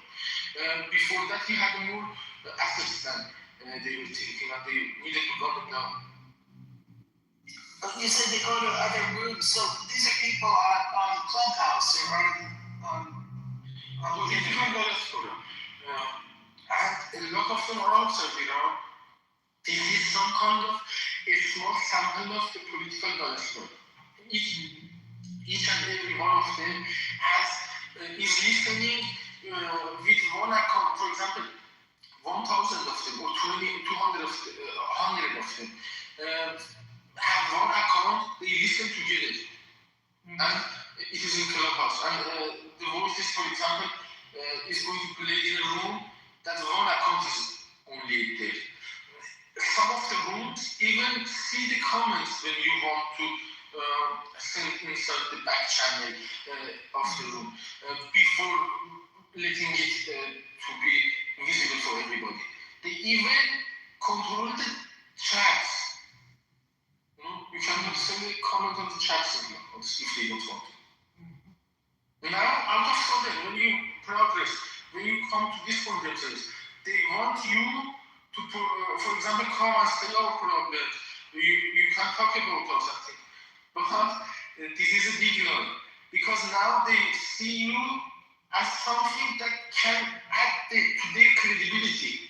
They want to use our credibility. They don't want us. They want us dead, like the people inside Iran. Very experienced. They want me dead too, but at this point they cannot touch me. They would approach like that. They want to use my credibility.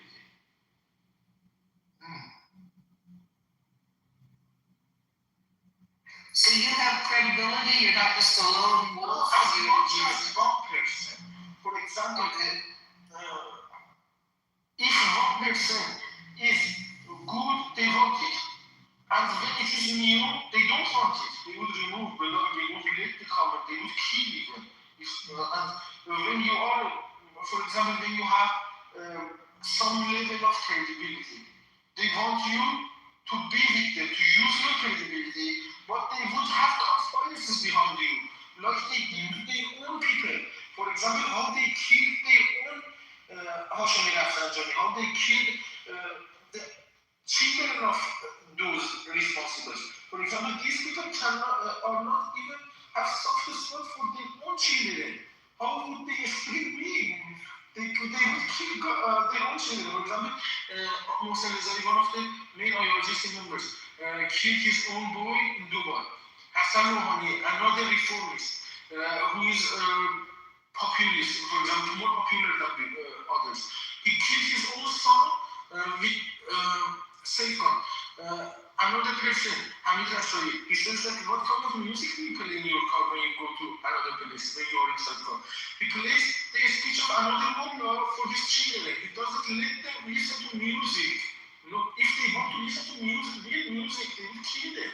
They will say, you are out of the circle of Islam. You need to listen to this. They need to be sane. They need to keep their sanity. You need to play them real music. You know what kind of terror they are under. By the terror, I mean the escape. Humans shouldn't be under this level of escape. That is a very bad role model. They are more in a position. Is there any way for the people within Iran right now to communicate with each other and organize, or can they get on the Clubhouse? I know they can't. Well, they just can't get on the internet at all, right? Yes, they cannot access anything they cannot even do single Google search. For example, last night I was online in the other room for NIC, for National Congress of There is a couple of guys from Instagram, and they paid a huge amount of money to let them have, for example, 1 gig. For example, $200 for 1 gig of internet, so that they can come with VPNs into the stages and get a lot of information that they ask them for before giving this price internet.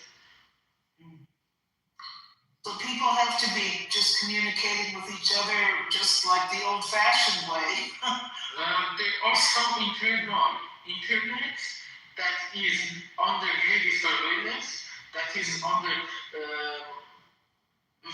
it is full of bugs. For example, if you want to call them with video call, you need to have a SIM card from Instagram. Your sister needs to, for example, call with rooming to them to ask the code with SMS. Then we would make a video call. You make a video call, the voice is not coming. The voice is coming, the video is not coming. Sometimes it says that you cannot even call him because we don't want him. There are some bogus messages that you cannot even believe, errors. It doesn't explain anything, it says error, you don't want. And this is some kind of bullshit that I cannot understand, in this world especially. A simple Google search was available for me since I was 8. If they want to exclude us from simple Google search, we would fight today. I don't see if I'm disabled or not, I cannot go back to Iran or not. We need simple Google search. If you cannot provide that, if you don't feel safe for country to not have a simple Google search, you don't deserve governance. It's simple. If you cannot, even if you consider their excuse to say that this is because of security, if because of security you cannot provide a simple Google search, you don't deserve shit. No. Well, they know that you guys will be communicating with each other. I mean, Google search is the least of the problem. Well, I suppose it hurts businesses there and all that, but yes, people need to be able to organize and communicate with each other. It's gonna, well, before Google, before the internet, people were able to organize. So, gosh. Does anyone else want to talk to Peter? I'm hogging the stage talking to him. Anyone else there? Is anyone else awake? Do you come to this room much, Peter? Is this your first time, or? Yes, these people bothered me 2 or 3 times. I love them, and these were the guys that who trusted on me, gave me the stage like I want to, and they let me speak. While my own countrymates deny this from me, and while they need me.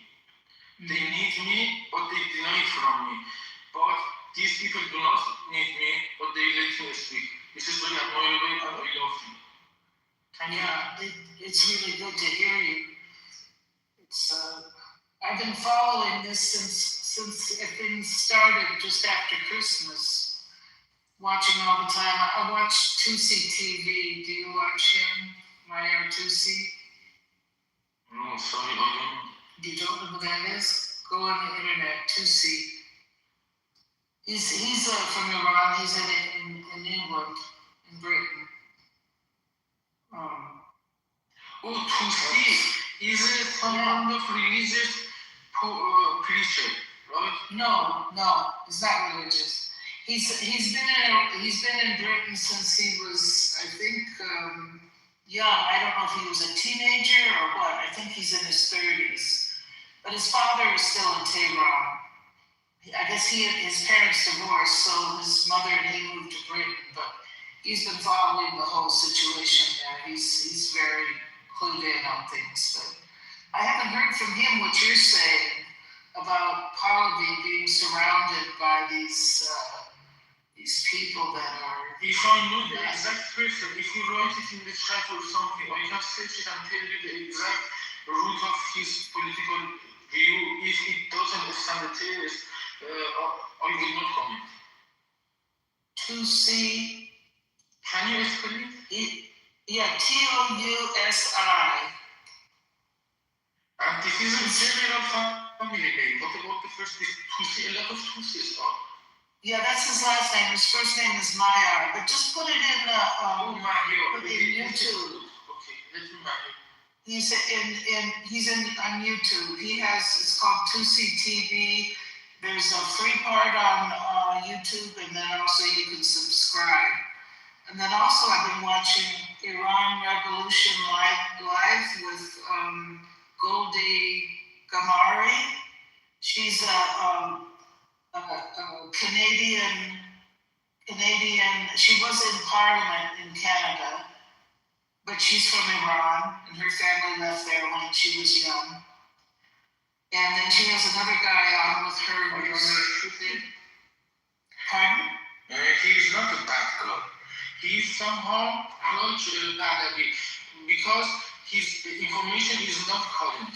He does not know the complexity inside Iran, and he might also approve my point of view. I think he would.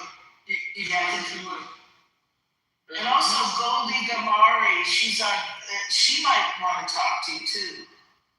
Tusi's a little bit higher level. He's been going on Fox News and stuff. But Goldie is, they have, the Iranian fellow that comes on her show with her, he does he also has a YouTube channel where he gets a lot of people discussing things on there. You can sign up to talk, and I can't remember his name. It's Iranian, I can't remember it. What? Hello? Somebody say something? But I bet you, if you want to talk with others, Goldie would be good. Iran Revolution Live.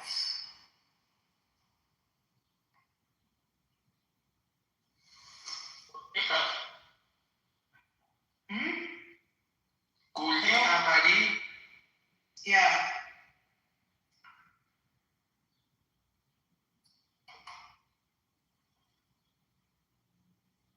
Where have you been getting your news from? He's also good. Huh? She has also good intentions in my point of view. Yeah. Yes, the intentions, however, is not enough, I think.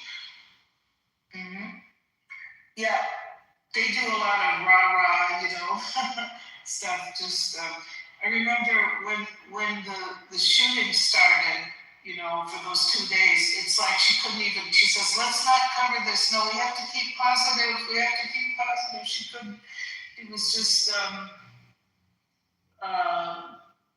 she does, they have a lot of music and videos on there, but she's on for hours a day.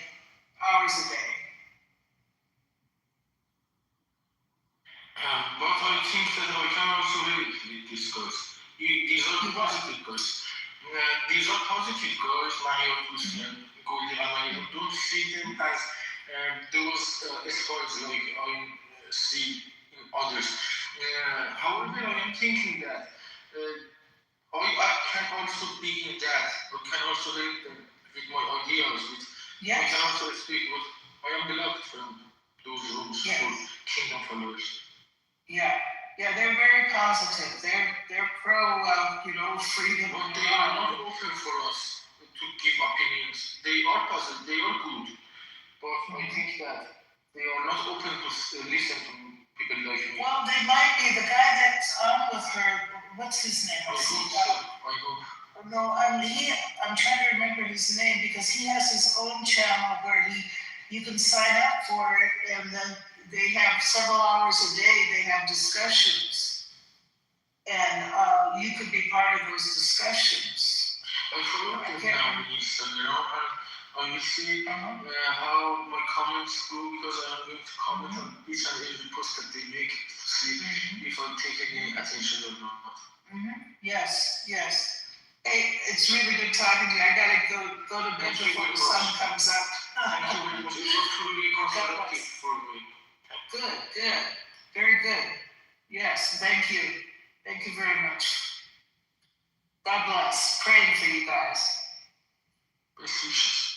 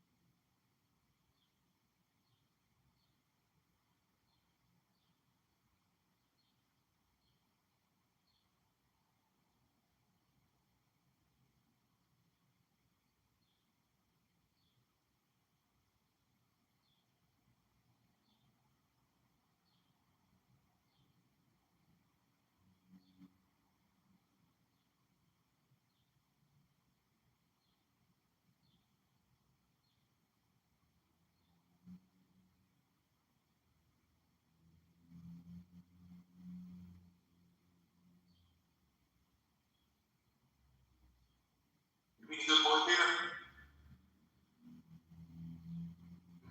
Simon, did you ask me a question? You need the boy? Thank you very much. I love you.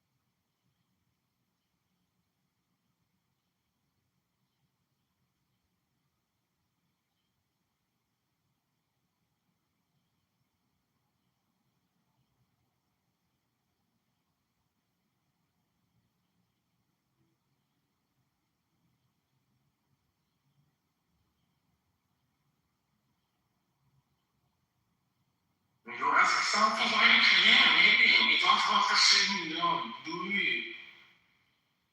I think that you are in the. I don't know what to say.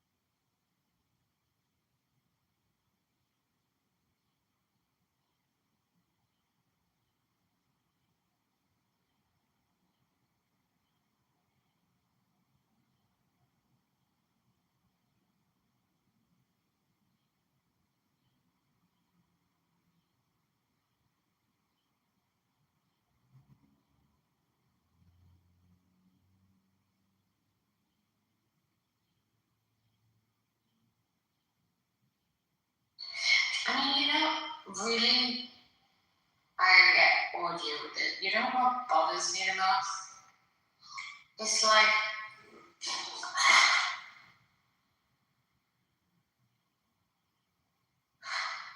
well, to be honest, it's like, I think I can even, forgive you for it. For what? Why do you But then in the future, what would you do with people like him? You cannot do shit. What? What will you do with me? What makes you in that position? Why do you think you can do shit? The IRGC is coming out. You're really interesting. Really interesting. I'm not going to do anything with you. The Kurds are there to do all of that with you.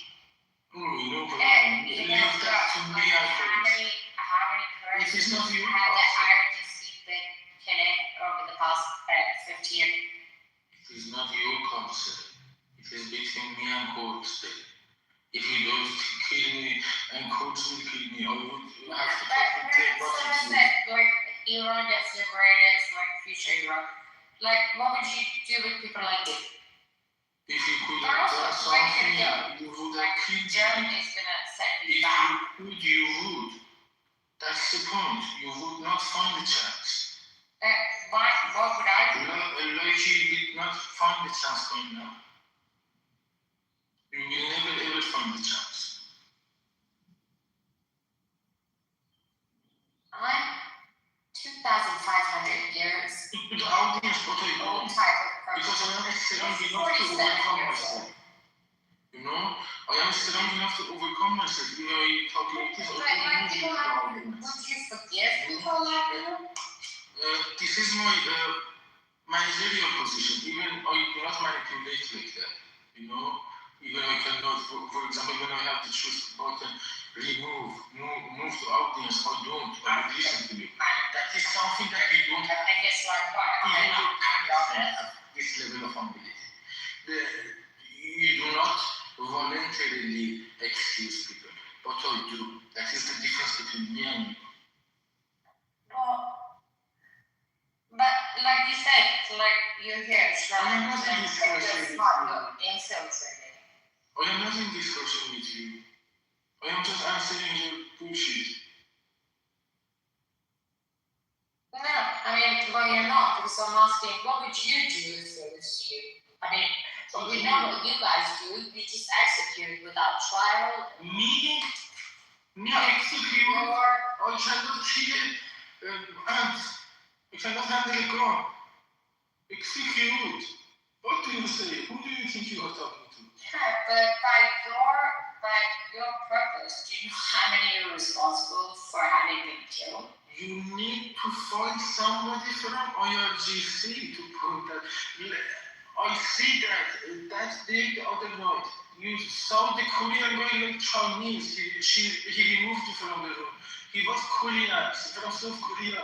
He had problems with China. You saw him as a Chinese. Now you are seeing me as IRGC.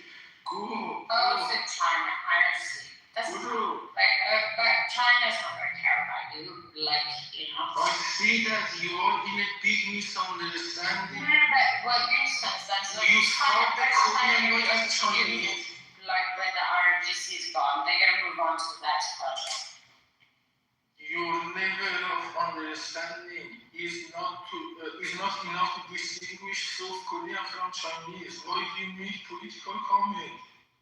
He got angry from you, he got mad from you. It's like also like the top ones, like one by one, they've been eliminated. So it's like even if anyone was gonna like go abroad and take a bunch of money, there's no one left. But like you think like China's or Russia's gonna give people like you asylum? I say that China and Russia would use the talents that would distinguish the difference between South Korea and China, because they But you think you're talented if you say you're not able to and if Germany let you, you think you're the first German person on this app? Why do you think so? Why should I think like that? Why should I think like that? What do you say? I don't understand you. What is your point? Well, I mean, what is my point? Yes, for example, the question, do you think that you are only German Iranian on this app? Why should I think that? Even if I think that, what's the point? You are too foolish. Anyways, I'm just saying, it's like, have you like considered your options? I have absolutely considered my options, no worries. But so you're responsible for your choices.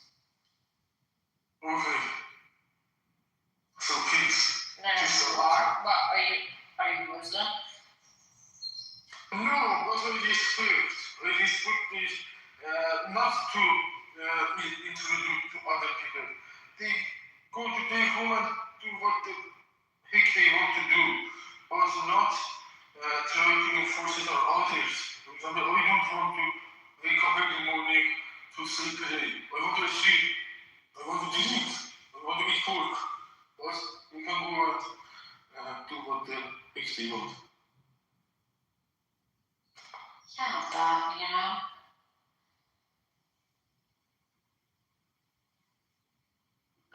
Now it's the point that you don't have anything to counter offer in this discussion, so you would use the accusation of origins. No, I mean it's not an accusation. It's kind of like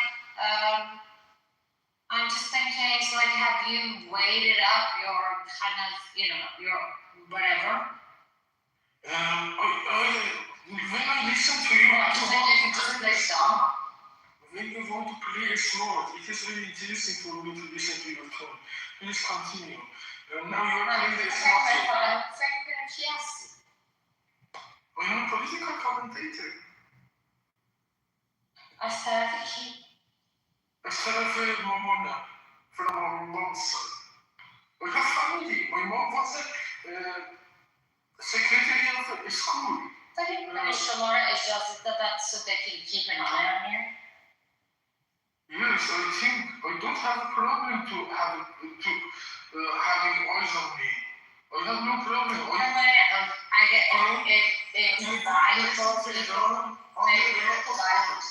Rescue. I was grown exactly for this situation because I was grown in Tehran under a lot of کشور با من بود. من بچه سعادت آبادم. هر جا میرفتم به من نگاه میکردم.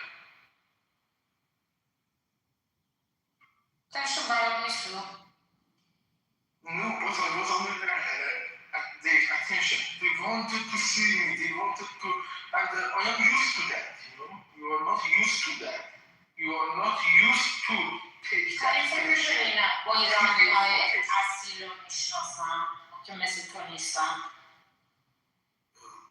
ایرانیای اصیل. I don't know how to answer you not to be racist. Because if I try to answer to you, you will not be happy, But it is some kind of racist.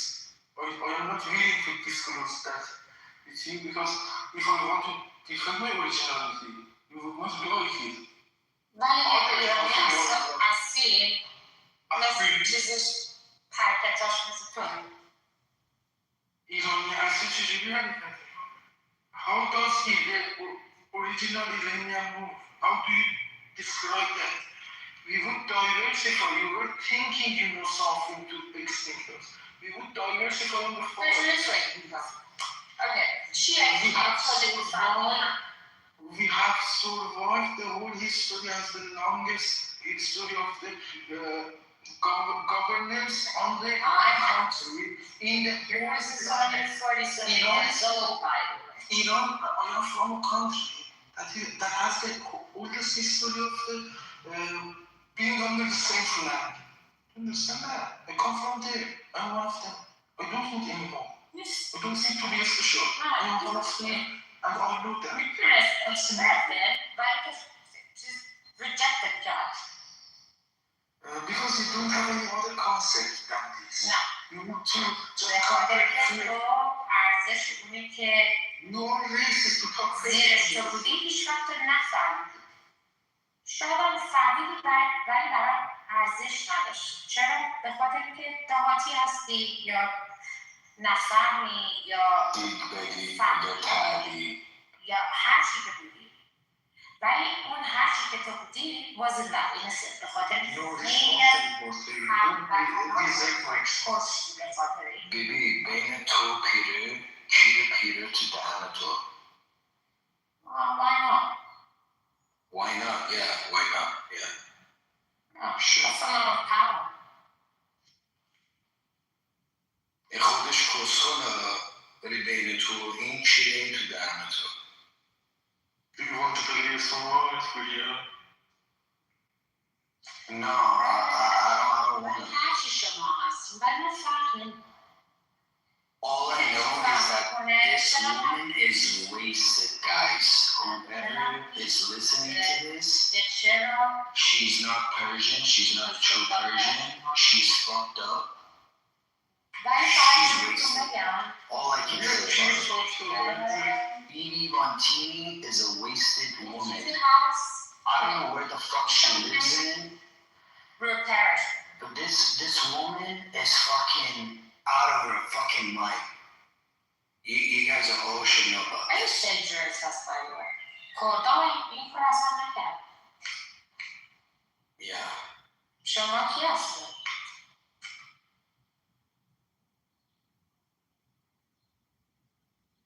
Are you waiting for my response to your BS? I don't have any response. هرچی هست شاید ایرانی هم باشی برو کس که زیاد کوک زدی صبح شده برو بگی بخواب برو بخواب نه برو بخواب کس شده برو بخواب کس شدن مغز ما رو گاهی با این افکار چی میتاخه برو خفه خونه برو زنزونه بی سواده بی مغزه بی کل آخه تو چی گو میخوری اینجا بردا همه رو میکشن میره هرچی کرده تو دهن تو ننه جلت که تو رو پس دارم متوجهی Do you understand my friend? Yeah. Do you get it? فکر میکنی اومدی اینجا برات خوبه The fuck you talking about? فکر میکنی هنوز تو چی sustainability داری؟ Sustainability انه کیرم تو خودت و سواد مادرت و جایزی نسونی نشه چرا باید از من بعد میاد؟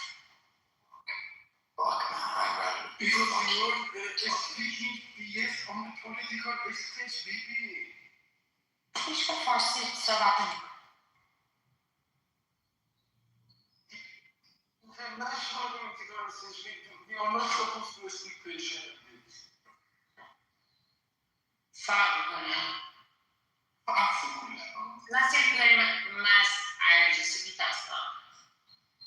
Do you think that I am scared of IRGC?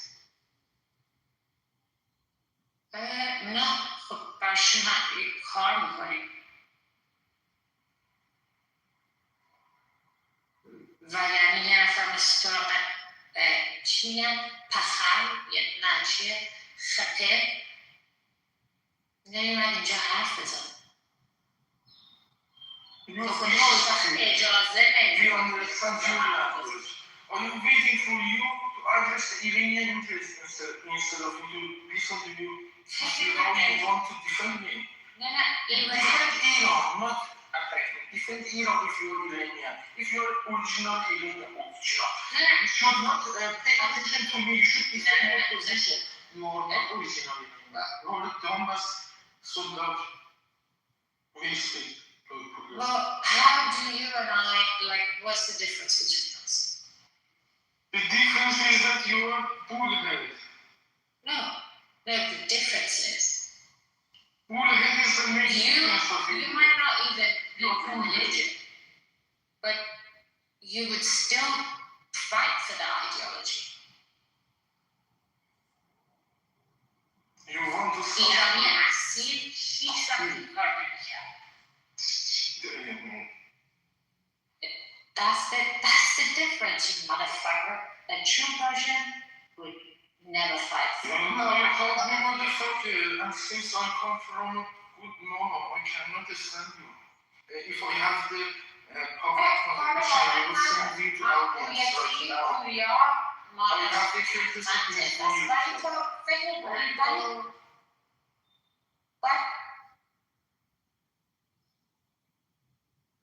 Sorry, you called me motherfucker. She called me motherfucker. I cannot stand on the parent this accusation. If you say you can bring her back home.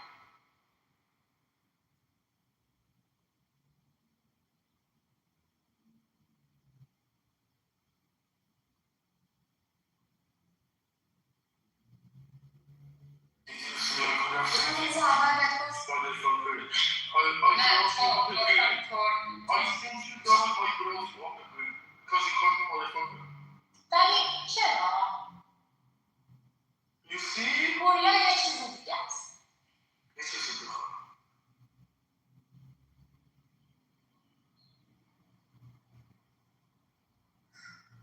اونا داری. What do you mean I say to you? I should have a fish leg. You made me a fish leg.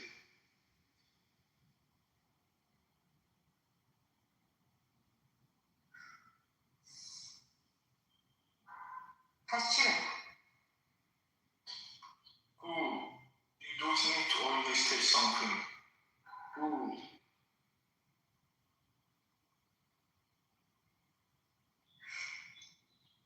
تو این کار نمی‌کنی. پوریا یه چیز دیگه است.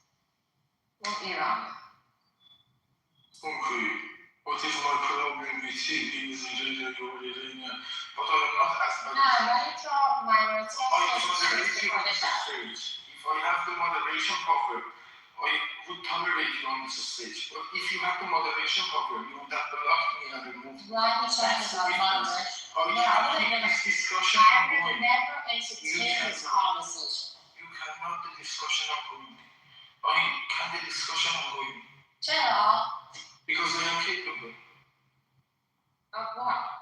Capable of tolerance. I am political commentator. You are just bullhead. You are acting in your head. You are making comment on پس من میکنه اینستنت دارم بیشتر چیز میخوام نشون بدم. I cannot believe that I am having this discussion with you on this stage.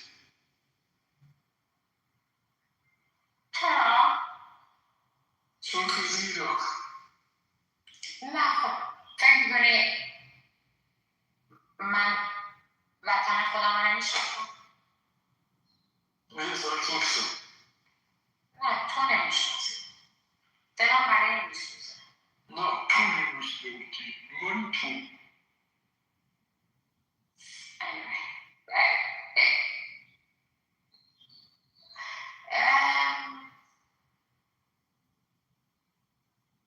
ولی it's not a game by the way. یه خورد بخاطر همین میگم یه خوردم فروچلی. بخاطر اینکه نمیدونی چقدر serious هستی. I من سریعت هستم خیلی. نه خیلی هم نیست. خیلیه. ولی چی بدبختیه؟ بیپولیه؟ یا no other options? You look my country, you cannot understand that. You cannot understand because that level of patriotism comes from the homeland. I've never been. Hi, Peter, how are you? Hello. Patriotism که این نیست. patriotism ایرانی بودنه. What are you talking about, baby, عزیزم?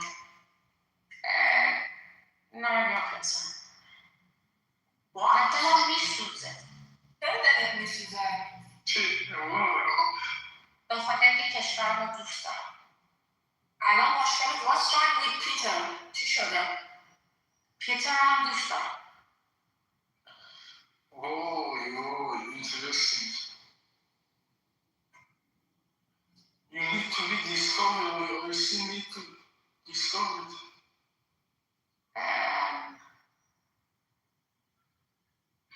ولی فکر میکنه این ولی you matter anymore than you would have the other way around.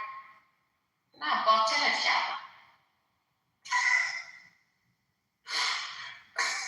I don't know what to say, how to defend myself. ولی حتما یه جسمی داری. Yes. ولی اونو مثل یه طول سوء استفاده کردن استفاده کرد. Maybe دلم برای این میسوزه. no problem. ولی میدونم وقتی یه نفر to this level میتونه برای ماش باشه.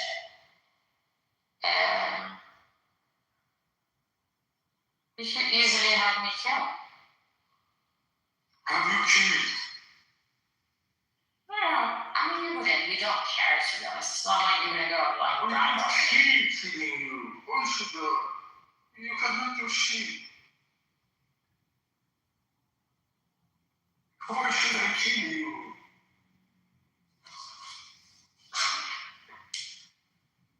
Yeah, but that's what I like you because you have no idea.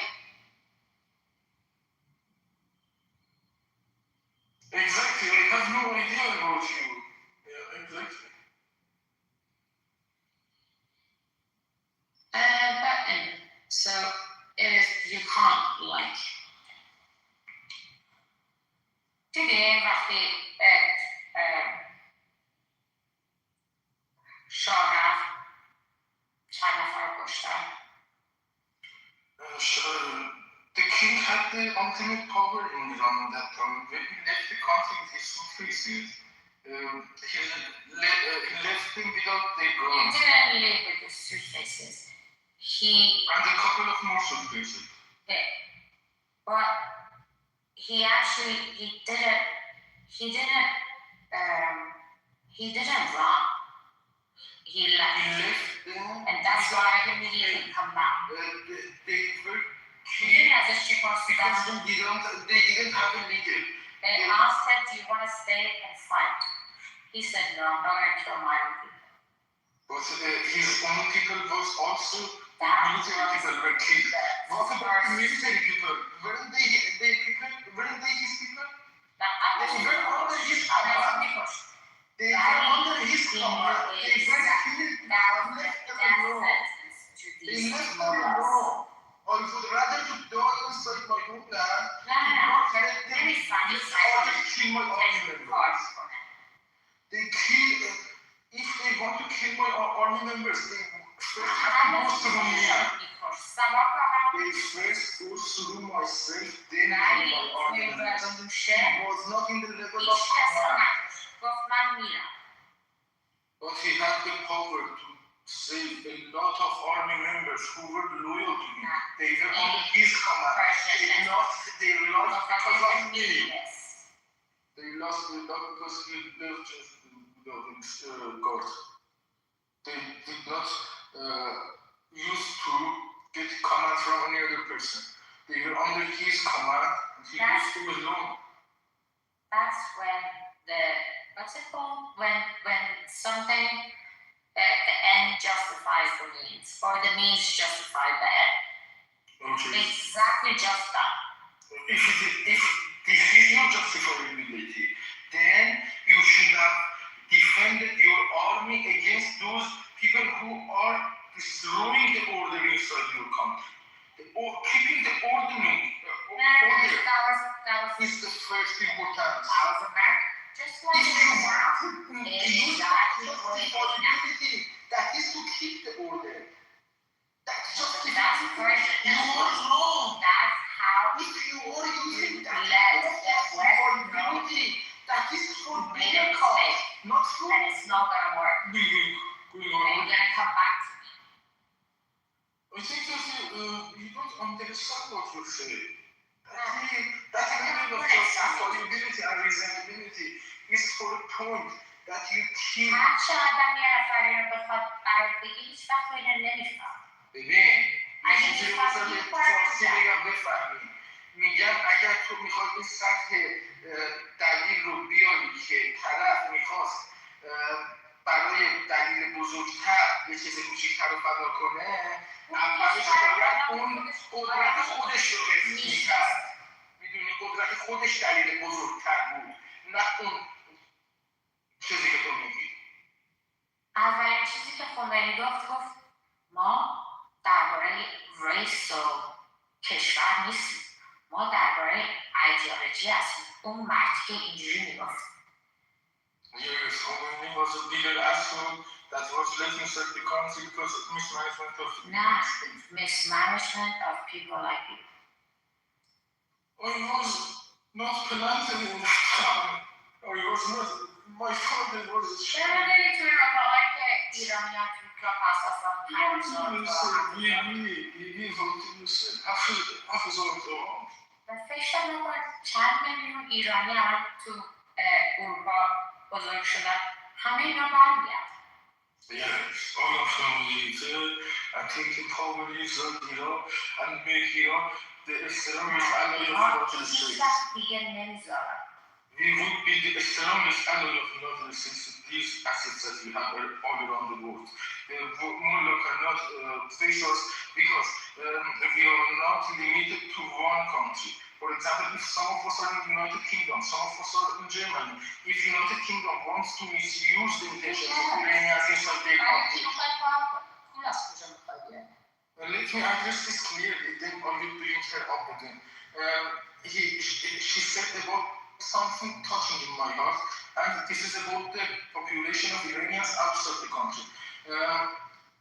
We are all around the world in different countries, and each country who wants to misuse the population of Iranians in their own politics when it comes to sacrifice and choose between those two interests. Iranians in the third country would interfere.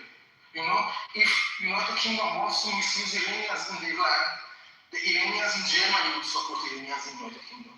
And that goes to other places too, like United States and everywhere. This is the point that I wanted to add. I would bring it.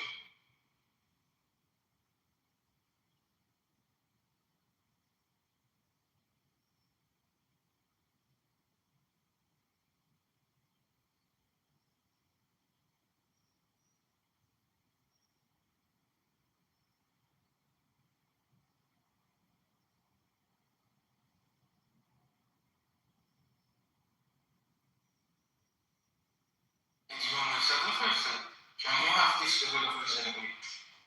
Are you more valuable asset than me or not? Did you listen to what I said? حتما که هستم. ولی You could have not بخاطر که just خودت نمیدونی. اصلا نفهمیدی چی من هستم به خاطر که میتونم خودم کمک کنم بفهمم.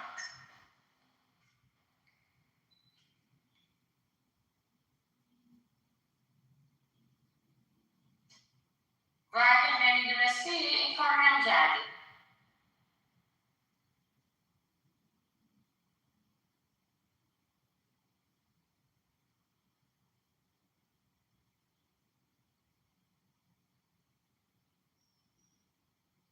ولی فکر کنید این کار داری الان میکنی بهتر از اینه که حرف من رو گوش کنی.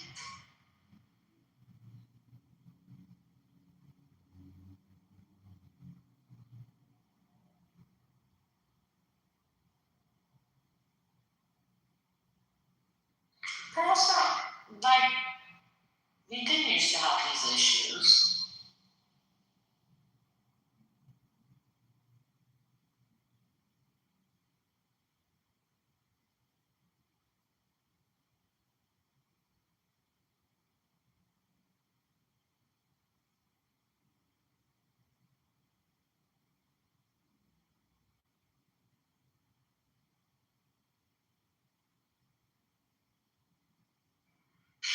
She got the problem when I guaranteed that I can't speak my part, then you have the chance to speak your part. She did not want me to have that chance. She left that because she could have not stand that opportunity that I would have.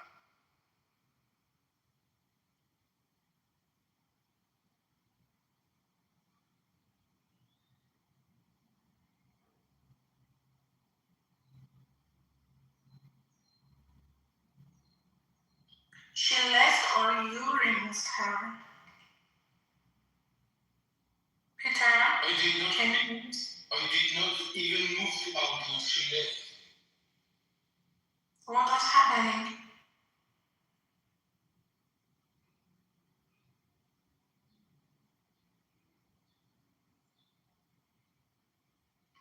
I'm not sure what's happening. The moment was late, I could not open the mouth.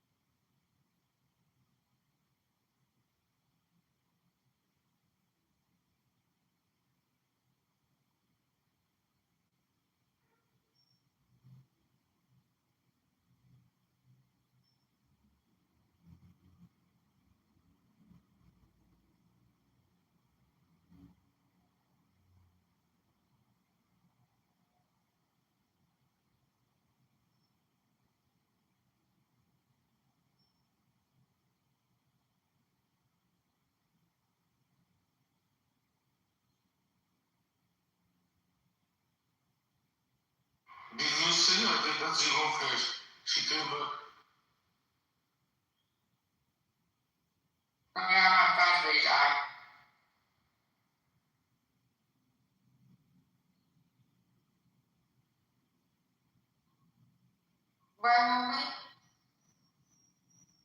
I think that if you have international diplomatic mission, your vaccine would tolerate.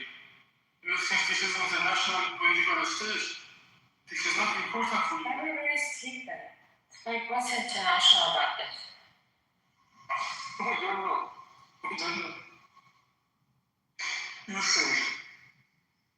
I mean, also, like, I don't care. Oh, me Tarsi.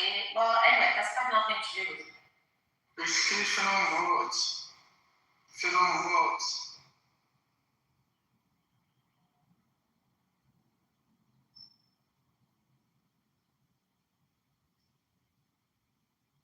چی فکر میکنی؟ بیا برو تو پارک یه 4 تا از این حرکت‌های کیوکوشین و کاراته بزن یه ذره سبک بشی اخته است. برو یکم جفتک بودم. anyways.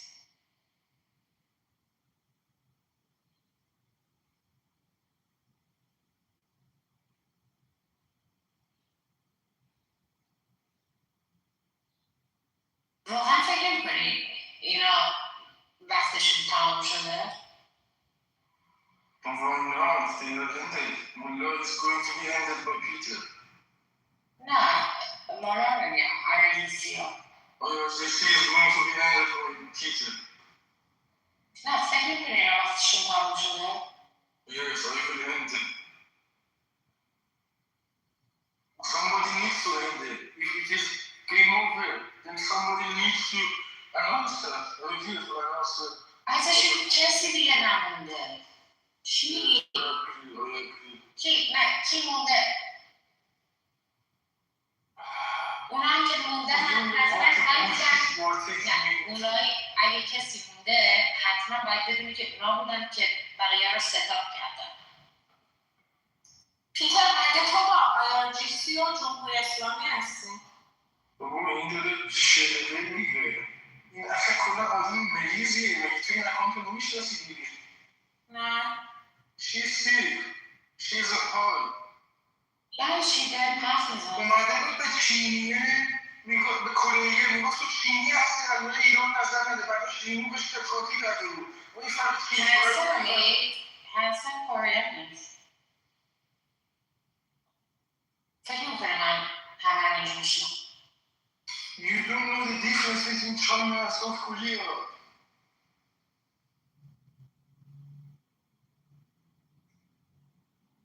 Yeah, what's the difference? Exactly. You need to Google it. That is not for this stage. That is for kindergarten.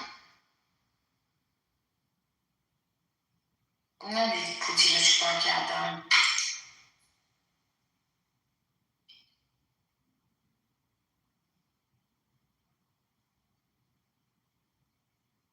آقا شمپه من تو اولین دشمن پوتین دارم زندگی میکنم مگه این مگه من دشمن آلمان بودم مگه مثلا با پوتین بودم مگه من اینجا بودم شمپه دکلت کلمه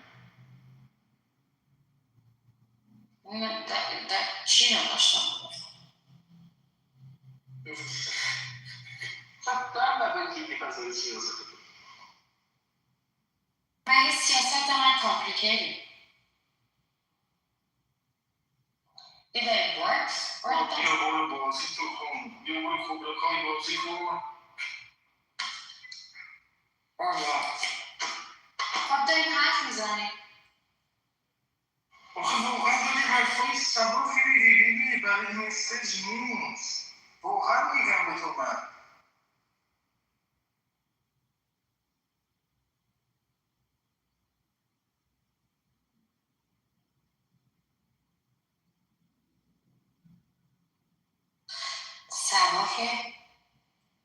سبکش چیه؟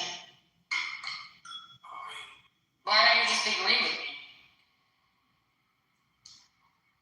I am speechless. I don't know from which philosophy I say you because it's of response that I was expecting to make, the level of reasonability for this stage to defend a country with this logic, they will come and misuse us again. With this level of mindset that you have, with this sharpness that you have, you are not for that stage. I promise you. ولی چیزی هم بهت بگم نه بیشتر به خاطر تو میگم تا برای خودم خاطر تو جوان ایران هستی whatever اگه کشور آدم های خودش نمیتونن توی اپ بشینن like straight up درباره بعضی چیزا حرف بزنن این یک گاورمنت هلفیه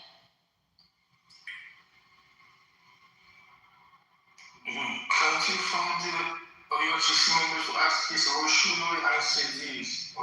اصلا میخندن کلی از position of IRGC and you think that you are smarter. نه بگم به چی بعدم نمیره باهوشی نه؟ باهوشی درباره چی هست؟ میخوام مثلا ذکاوت به کار ببرید یا این چیزه مثلا بگید نه من تو که IRGC هست بیاید اگه تو حملت من هستی نه من فقط میخوام بگم ببین اگر اوکی میخوای یه چیز دیگه بگم من دلم میسوزه که این آدمایی که انقدر کیپبیلیتی داشتن برای بعضی چیزا اگه یه جوری درست اینو استفاده کرده بودم به نفع کشورش به نفع وطنش like wouldn't that be better for all?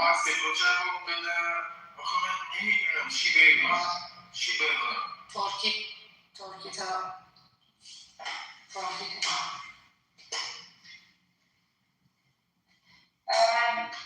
but that's fine, it's cute.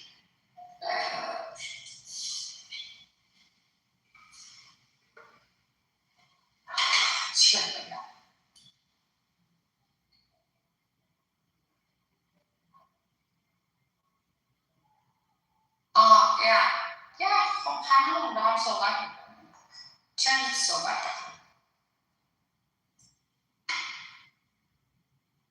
ولی نمیتونی جوانان خود تو اینجوری بکشی هیچ عجب کدوم کشور این کار میکنه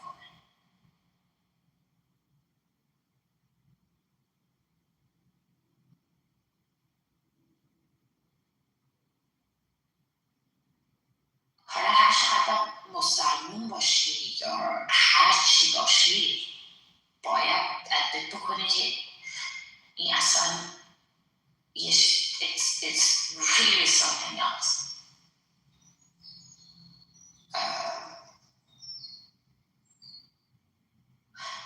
ولی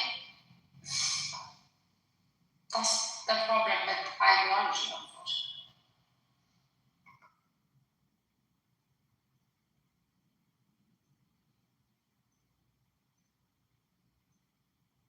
ولی فکر می‌کنی وقتی رژیم عوض میشه you think it's going to be any different?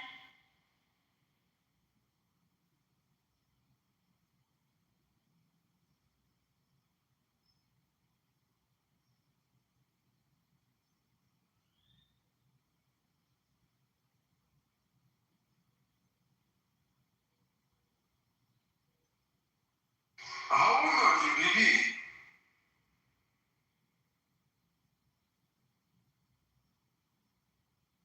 فرق میکنه؟ اونجا خیلی فرق میکنه ببینیم کدوم دوره بچگی کردی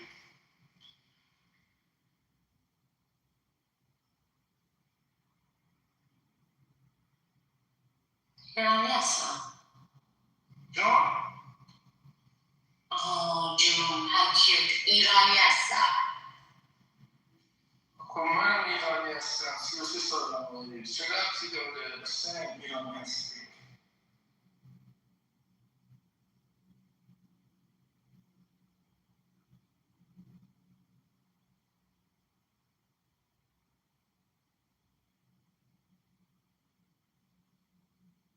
پس خیلی وقت برشون کار میکنیم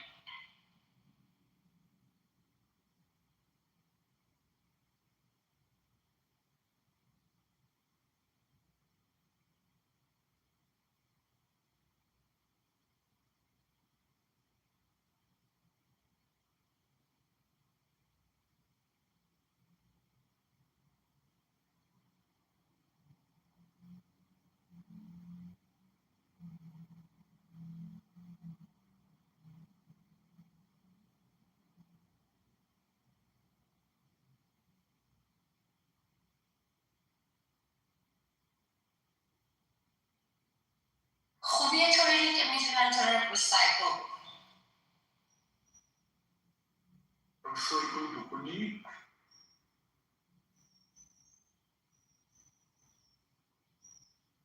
خوبی تو همینه که باید زیاد حرف نزنی، بری اونجا فقط ببینی چی میگن.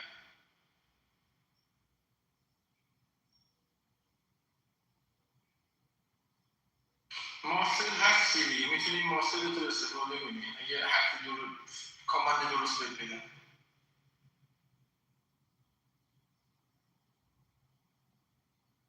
بری از مارسلت استفاده کنی. نه فقط میگم بهتر از این نیست که ادامه بکنم. ادامه بکنم؟ فارسی هم بلد نیستی آخه، چی تو رو بگم؟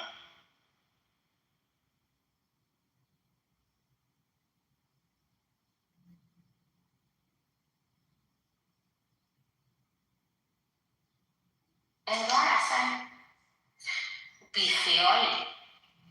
برای جالب نیستش من الان میتونم تو بودی موف کنم و هیچ کدوم نمی کنم و یکی میتونم بکنم الان.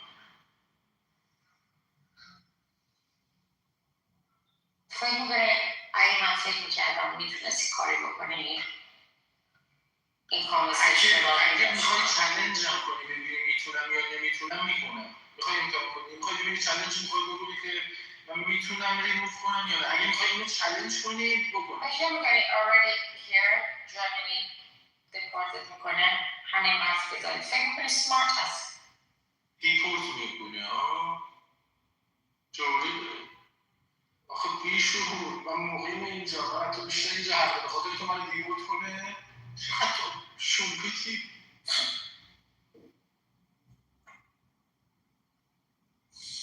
واقعا خولیه.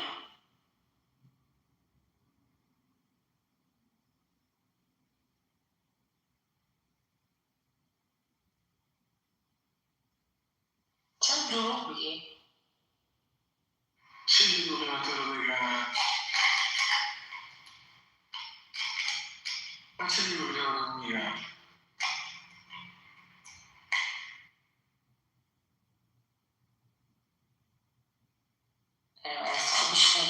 هیچ کس فارسی Exactly. And you're using that language to misuse others, huh?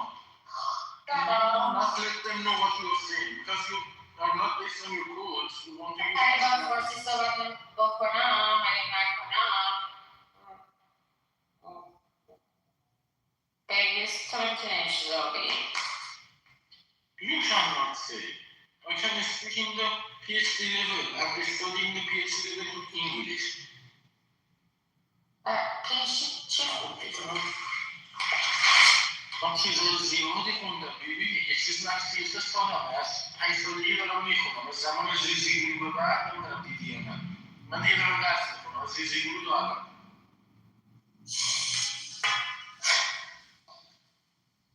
دو دقیقه طول کشید. به خاطر هم از پرسیدم چند سال بده خواستم باید زیزیگلو اینا یاد بزنم. فکر کردم مثلا من حتی اطلاعات رو پوفیوز. چی گفتی؟ گفتی پوفیوز؟ آره بگه پوفیوز. اما پوفیوز به اطلاعات تو چه نیازی دارم؟ من ببینم که بچه بوده کارتونا شدن.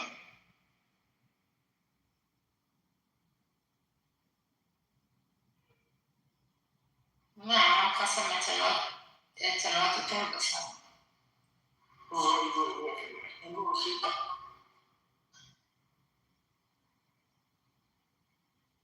تو بیا من رو ترور کنی من میذارم به من ترور کنی. من چیکار بکنم؟ چون بالاخره یه سری چیزا هست که تا مثل تو ادب اجازه نمیده بگم. کی به کی اجازه نمیده؟ ادب به من اجازه نمیده یه سری چیزا رو بگم و چیزی که دلم میخواد. میخواد فوش بدی؟ نه یه سری ریزنینگ کنم به دلایلی بیارم که یه ذره دیگه برای استیج نیست دیگه. خب برای کسی تیز مخالف زدن نیست. داره. نه مثلا چی میتونی بگی؟ خب اون برای گفتم که برای استیز نیست. آفرین که زن الان نخواستم بگم. میخواد بگی جنده هستم. نه دیگه بگم نظراتم. روح پوست کرده بگم. نمیتونم. اخلاق اجازه نمیده. سیاست هم اجازه نمیده. باید روح پوست کرده بگم. تعریفم بکنی؟ نه نظرم رو بگم. نه یه نظراتی دارم نمیتونم بگم. نمیتونم چی نمیفهمی؟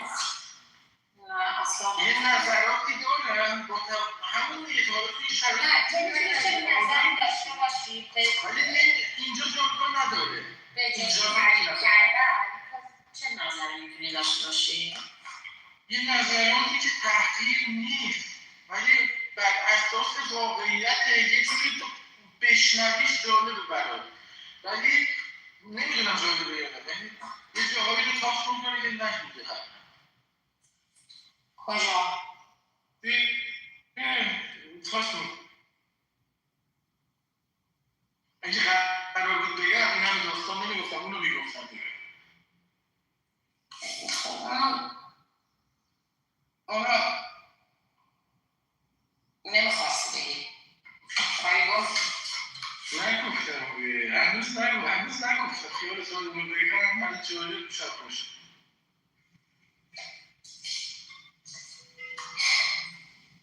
چطور؟ نمیدونم چی بگم تو فکر میکنی اینا فارسی نمیفهم اینا بهتر تو فارسی میفهم فارسی هم بگم میفهم کی شفهم؟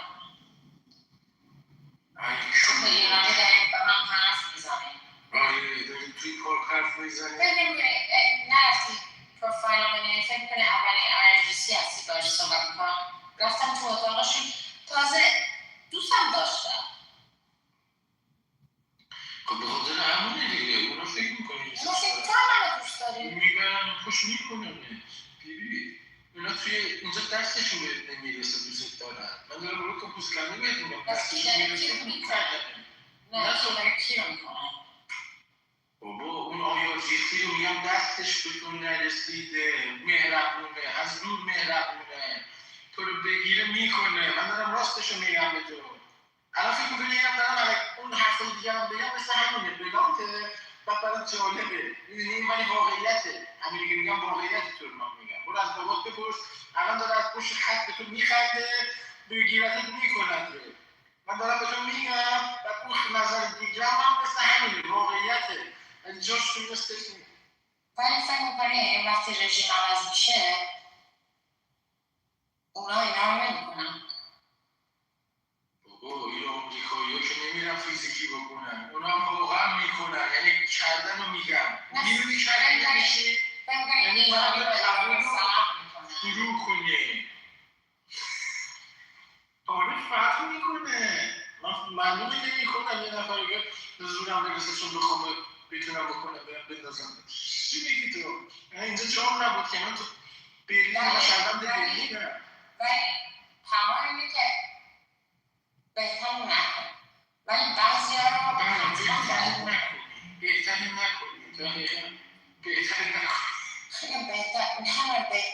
نکنیم به خاطر که اگه نکنی بیشتر پاور داریم ولی وقتی کردی باید هم بشی دیگه خب میتونی با چیز دیگه بشی مثلا با چوب بشی نباید بری فروش کنی مثلا این باید مدل خودت مهم نیستی الان تا بیرون بکنی مگه تو الان داری نمی‌کنی نه خودت چی؟ خود گاهت چی؟ نه اینجوری حرف نزن یعنی دیدی الان من بخوام اون نظر من بگم به همین جا پالیتیکس حرف میزنی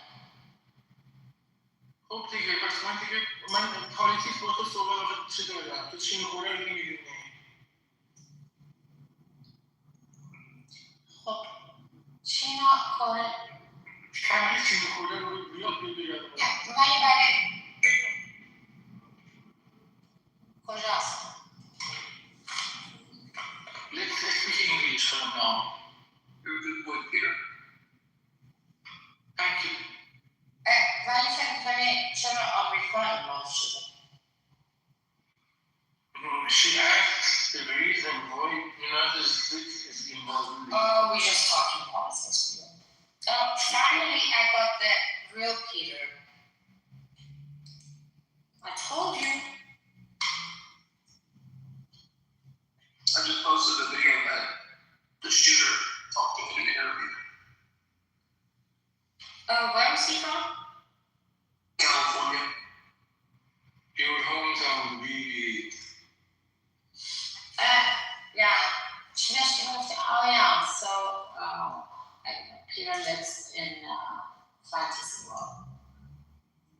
Yes, Beijing is a great fantasy city. I've only been to Hamburg. No, Hamburg is actually, even better. Hamburg is even better because it is a push. no, but Berlin is like very, I became part of Berlin. Berlin became part of me. I am integrated. I would never ever leave here, even after the revolution. I mean, Berlin doesn't mess around. I would never ever leave here. Go out of Berlin. What about Munich? Munich is good, but Berlin is another is a capital. Munich is very good at technology. Berlin is much bigger, metropolitan.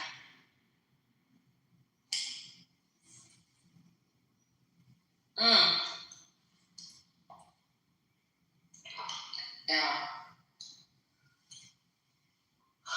Isn't Thailand in Berlin at the moment? Yes, the Berliner people are hospitable to everybody, even that high profile politicians. They don't escape easily. Are you disappointed Trump lived? Trump lived what? There was another assassination attempt on Trump? Well, the government didn't get close, but I think that was his objective. What happened? There's news? I haven't even looked at the news. You never heard? No, what happened? There was a gunman at the White House Correspondents' Dinner who ran through the metal detector with a shotgun and knives and a handgun, and he got shot down. There's like 6 shots, but he survived. But they had to cancel the event, and they had to whisk Trump away. You can see the service came up and grabbed him and rushed him off the stage. Damn, y'all MAGAs really want Trump dead now. Y'all clearly agree that he pulled. You guys are like Joe Rogan and all those podcast words. You can look to know way hard, but that's the culprit. Ain't no California lake tax, so MAGA person trying to fit. I bet you. No. I don't even know, but I'm sensing that's what it is. I mean, wasn't he like that mixed race? Yeah, his mom's white, his dad's black. He's a teacher in California. He went to Caltech, which is a very good school. He's 31 years old. So where's he at? Married, single, he's a loner. Yeah, he's left. So I'm like a MAGA, so I'm like a Democrat that used to be a MAGA. Voting for Trump, expecting Trump to change the world for all his promises. And he disappointed them. If Trump did get shot and killed, would you be secretly happy? No. Why? No, are you being honest right now? I'll be honest. I am indifferent. Unlike you guys who want to, it is what it is. Trump is who he is. It's not like I didn't know who Trump was. Listen, my wife had an encounter with Trump once. My wife was in college, undergrad. She worked for, I'm not going to mention the guy's name. And he used to host a lot of parties in New York. And then, so Trump got a friend of his to get him invited to the party as a plus. He went to the party. So the friend called my wife and they tell my wife, hey, I have a friend of mine who's coming, blah, blah, blah. His name is, Donald, whatever, Trump. My wife's like, okay, so my wife ended up putting his name on the list. My wife just wants to put it on the list. She was like the assistant to the guy. Yeah, but he's a reality show Nevertheless, elected by the American people straight up from Obama. Baby, hold on. Let me get to it. So after, when Trump showed up, my wife's boss looked at her and said, how the fuck did he get on the list? And that's in the fucking that's in the fucking 90s. Like, how the fuck did he get on the list? And Barry goes, well, call and take him on the list. He goes, that's the last motherfucker in New York I want ever invited to one of my parties. This is a fucking creep. So that's my wife's personal interaction with Trump. So my wife had to go and ask Trump to fucking leave the party. So my wife kicked Trump out of the party. Told him to leave? She actually went up to him and said, I need you to leave? Yeah, she ran up to him and said, hey, because the guy was it's a pretty famous guy.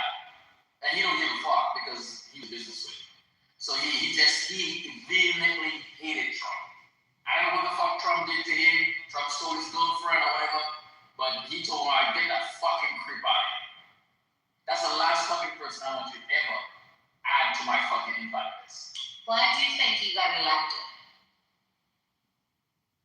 Because Americans are racist and they thought that Trump is the white savior. Trump is the white savior. He's a call. Every time black people make any progress in America, they have what you call, the backlash, the whiplash or the white lash, they call it. White people say, oh fuck, we're losing this motherfucker. The brown and the black people are taking over. Really? All the wealth in America is still concentrated at the top. Black and brown people are not that rich except for celebrities and whatnot. But somehow white people are fear that somehow black people and black people are going to take all the wealth. So they get very antsy and they vote in racist people. A la Germany and Hitler. Because the Jews will vote in everything. That's what happens. That's America. It's easy to play on somebody's race and hatred versus playing on, hey, let's all get together and guess what? Fight the rich man because the rich man is the one benefiting from the tax code. I was an okay president. He wasn't a great president. I would say he was a good president because he didn't give universal health care in the way it was supposed to be. He let a whole bunch of people make amendments to it when it became somewhat of fucking useless. It's a healthcare policy that some people who had healthcare didn't have. Who didn't have healthcare got healthcare. But a true awesome health, they can create a true awesome healthcare policy. Because listen, I'm a retired military. I'm on like three healthcare plans. Well, 4 already. My job, I got TRICARE, I can go to military installations, I can go to the VA. But you think experience, but good intentions is enough to lead the most powerful country in the world. Yeah. I mean, I don't think America is the most powerful country in the world anymore. I think China is technology. When you look at the technology spend, R&D, America's kind of lost its way because look now, China is on parity, but for dollar cost averaging, they surpass us in research and development. Anytime that happens in the world that we live in, that country now becomes the dominant superpower.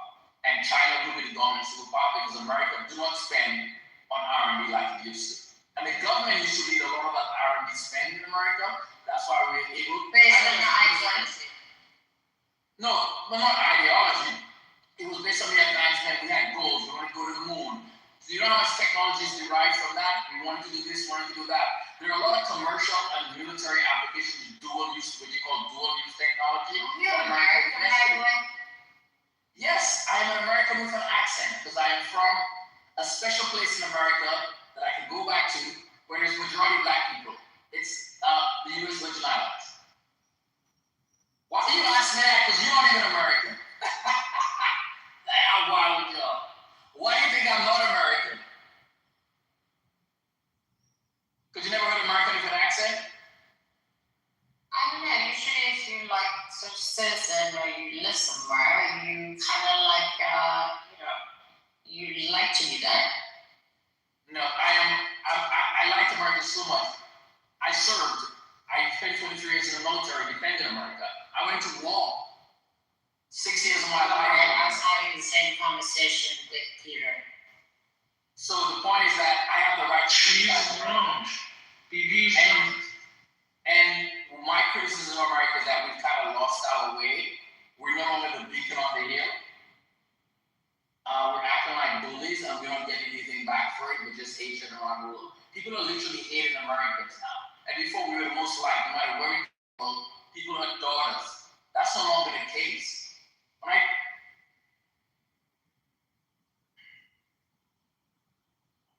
I love you, ML. I love you. Well, I'm not agreeing with anything you're saying all along, but I'm being honest about how I view the world, and because unlike you guys, I travel a lot. Said you were smart. So I travel a lot and I work internationally. So I go to a lot of countries, and you obviously have conversations with a lot of locals work for me, and they always bring up politics because Trump is always. As soon as people find out that you're an American, it direct straight to Trump. Don't pass go, Trump. And if you want you to explain to them why they thought so much about America and then we elect Trump. They're lost, they're confused, and they want you as an American to explain, to deconstruct what happened. Because they cannot say to one, they cannot What if it works? Nothing's gonna work. But anyway, I'll be right back.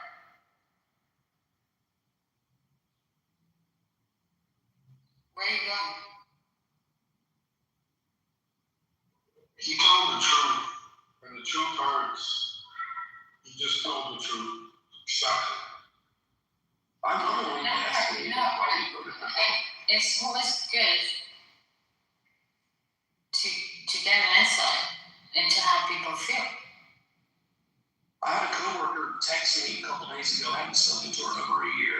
Former coworker, she's Somalian Muslim, and she was like, "Fuck you for voting for Trump and ruining my life, you asshole." And she sent an article about the DOJ trying to take away citizenship from naturalized citizens, and I was like, "I don't understand." She's like, "Of course you don't understand." I was like, "Okay, well, do you want to explain?" And she goes, "No." And I was like, "All right, well, sorry, whatever you're going through." But, I have no regrets. Trump exposes the ugly warts of America that exist even when he's not in power. And the world. In what way? He just makes them more visible. They've always been there. He didn't do anything. No, I fully agree with you, but in what way? I mean, you need to ask. She's so viral and so triggering, so magnetic. He shut the border down. He's deporting illegals.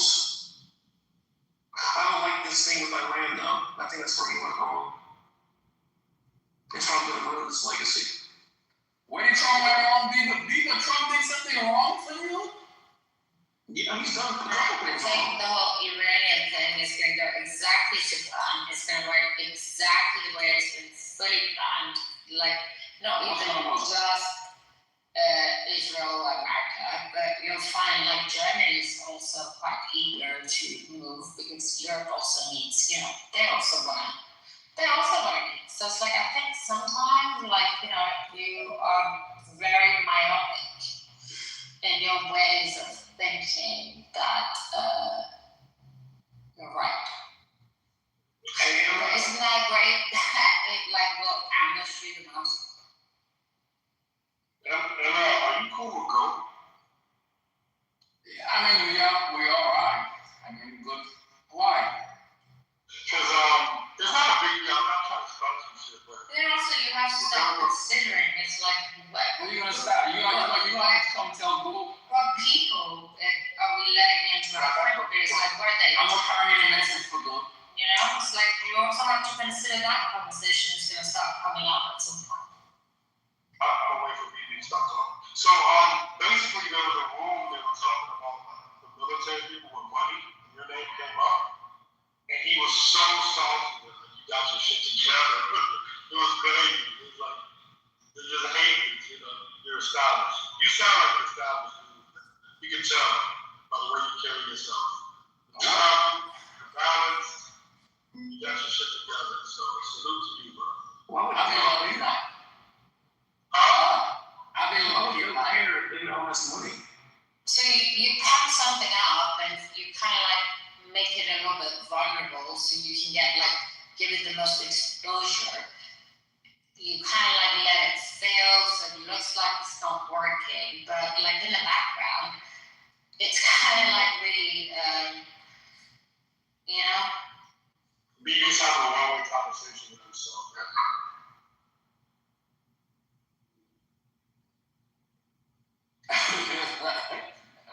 It doesn't seem like God would care if everyone has money. That's weird.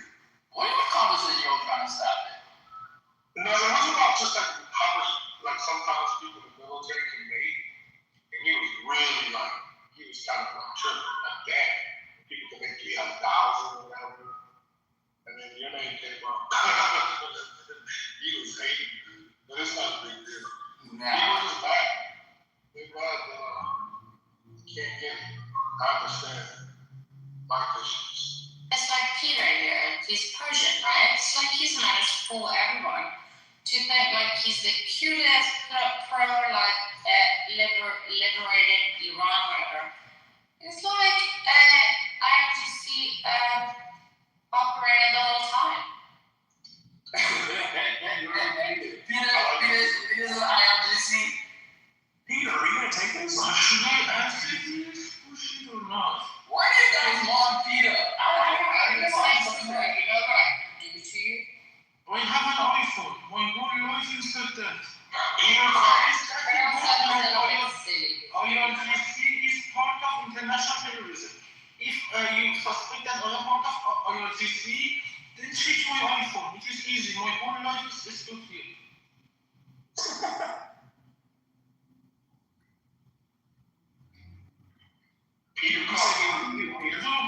Apologize if you really accused. No? Are you believing now or not? She said you're cute. I mean, does it? To be honest, I don't really mind either way because it's, you know, I feel like you could also not be. I mean, but there are some people who you just think, you know, you couldn't. But then also maybe that's your, what's it called? Your niche. Hey, Bibi, are you Israeli? But I mean, if you're not taking like 2 minutes one-to-one to figure that out. She's Iranian living in So she's for regime change. She's in LA. No, she's in London, I thought. Iranians in London? That's a bastard. LA, I can believe it. Really. No, I'm joking.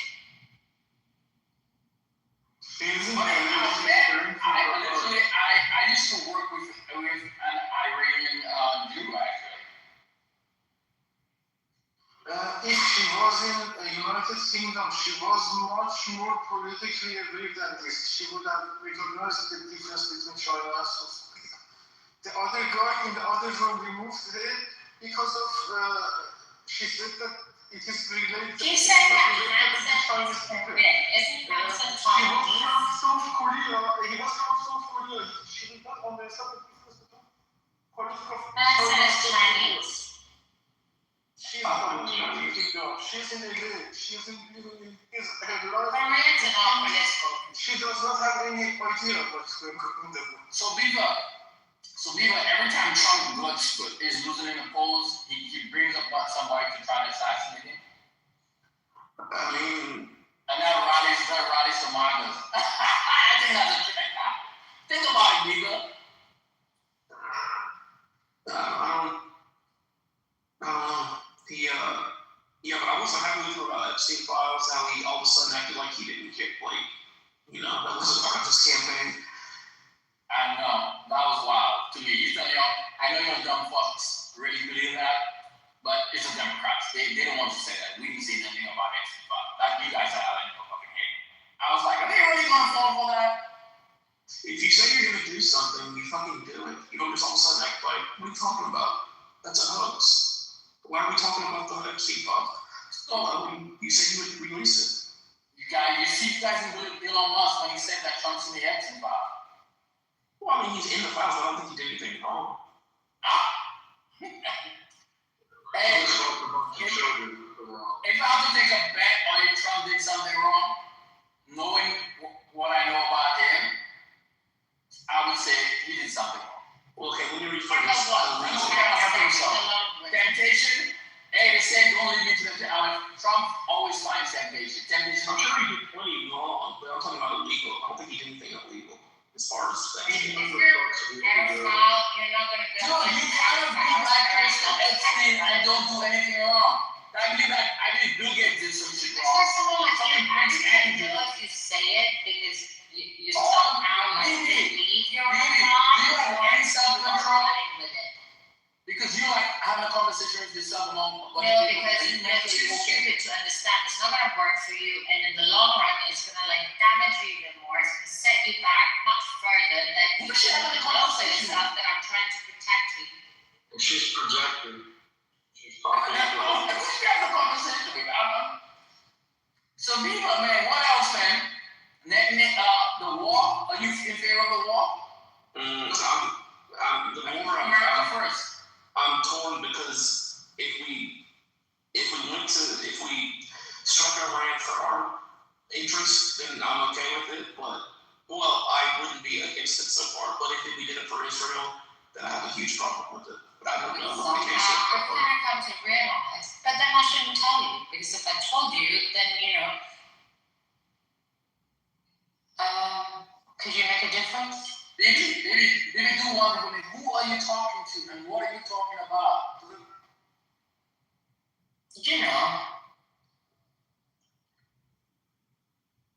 Okay, so this. How many shots of tequila have you had? Tell the truth. I haven't had any drinks, but I have plenty of. Are we taking shares on this something? It's still under this stuff. Alright, but anyway, that's like that. I mean, but what should I say? What do you want, sweetheart? I want to trust. What you clear? I want to get to where you're at. That's what that fake white. Alright, let me put it this way. So it's like you get pushback from the left, because they have their own agendas with you. And you're like perfectly happy to like buy into that because for some reason you think it works better for you. And I don't really know why, but that's the whole. That's when when you're dishonest, it's like somebody else is going to be more dishonest than you always. Okay, so that's one element. But then you also have like a bad extra America who's also pushing to take over somehow your stock and by trying to be exactly not like you and be like a little bit. But then as Americans, it's like you really don't want that because you let them one foot inside, they're gonna like fucking colonize you. So somehow that's somehow you're a bit of a good deterrent to kind of like keep that there. Are you in Afghanistan, baby? You sound like you're in a giant poppy field. Yeah, but this is when stupid people try and like rule the world, and they kind of like deliver it.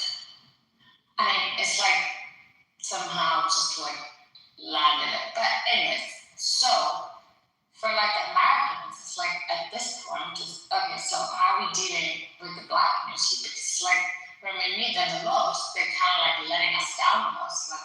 Oh, we have megas like this and this and that. But then again, isn't that better? Because that way it's kind of a deterrent towards like the Hispanics to somehow utilize if there was any do you freebase snort project there.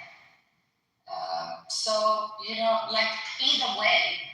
But the thing is, for the Americans, because they're kind of like actually good people.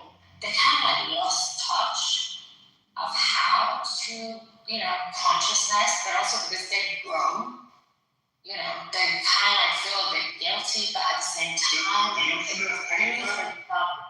the thing is, it is what it is. Industrial something's going on. So why not just be aware of it? Like,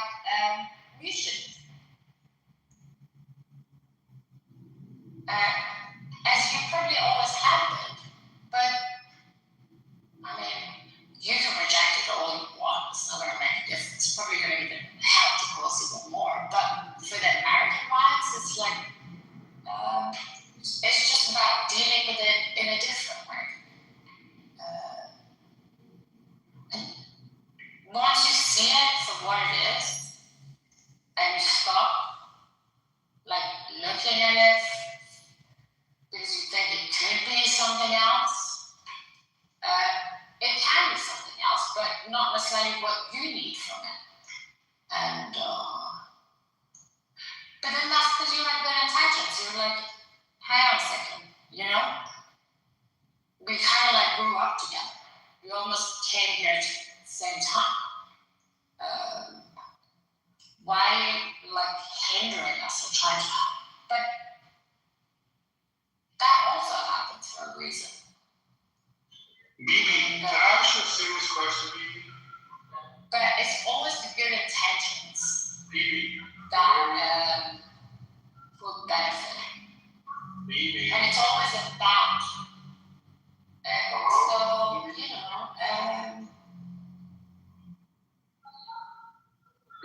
just we're not bad people to each other. How do you see each other when you cannot distinguish between people, between countries? Exactly. You know the difference of countries. How do you know the difference of people?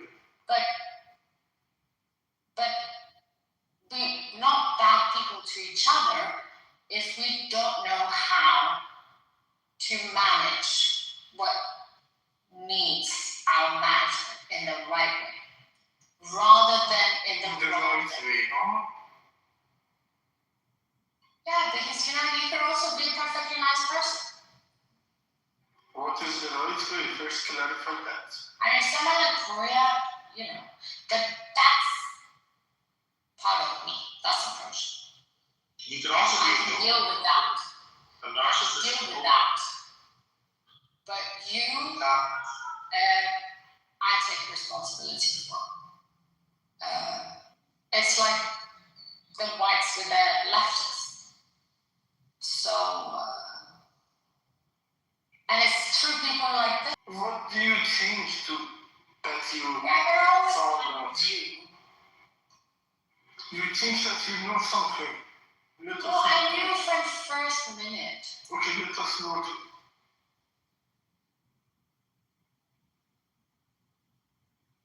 You have time to. But you didn't bother me. You annoyed me. You didn't bother me.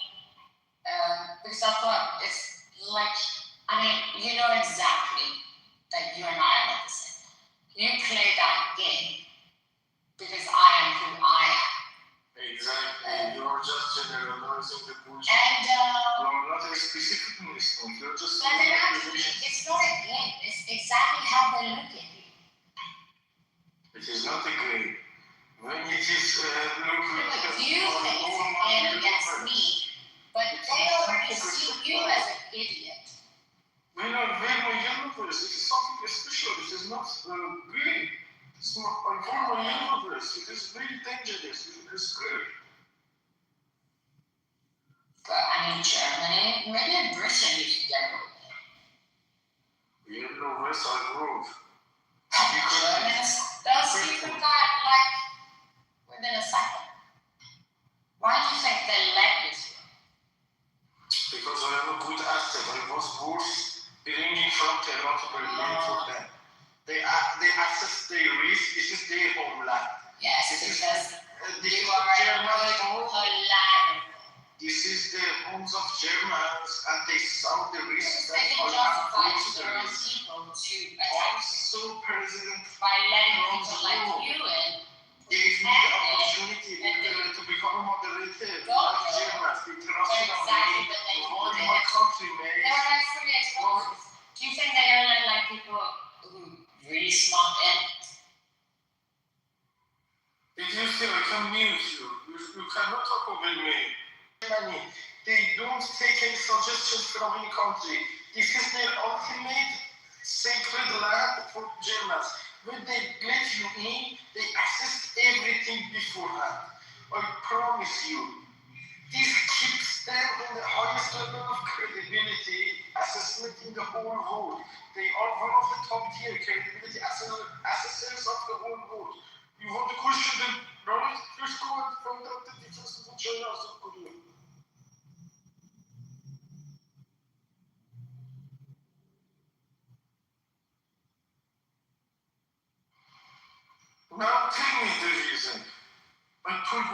thought. You can continue for a more. If I get silent, you can just push it below. But if I start defending myself, you have no chance to use it for using it. Really, how do you feel about white women that use drugs on Clubhouse? What's your opinion?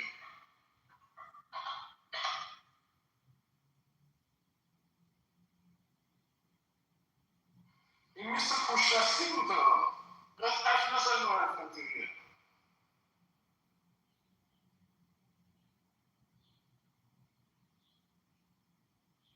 تو حرف نپر دیگه میگه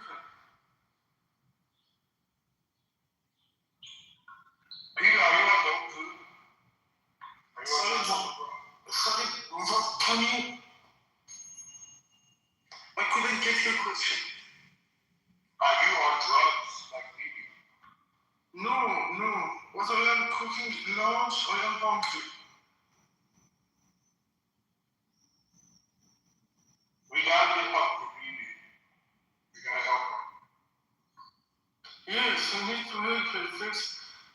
She needs a couple of coffee to get to her best state in this moment.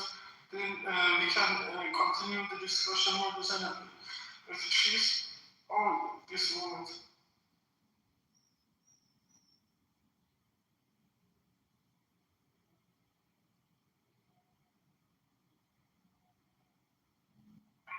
She doesn't like me because I tell the truth.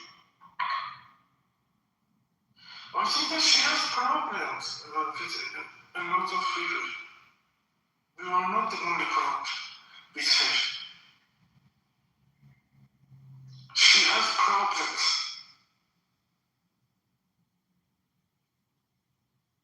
We gotta fix her. We can fix her. Yes, if she wants. If she's not willing to. If she's insisting on this, yes, we cannot do anything. But that depends on the willingness. Peter, where are you from? I am from Iran, Tehran, and currently living in Germany since 2020 October. Oh wow, that's amazing. Thank you very much. I was really honored to deserve coming from Tehran to Berlin, and when they gave me the visa, that was the biggest.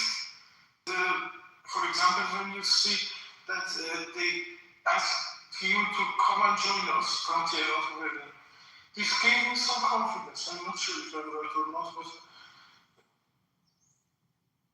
making me sure that I have done something good in their lives. What did you do to get your visa?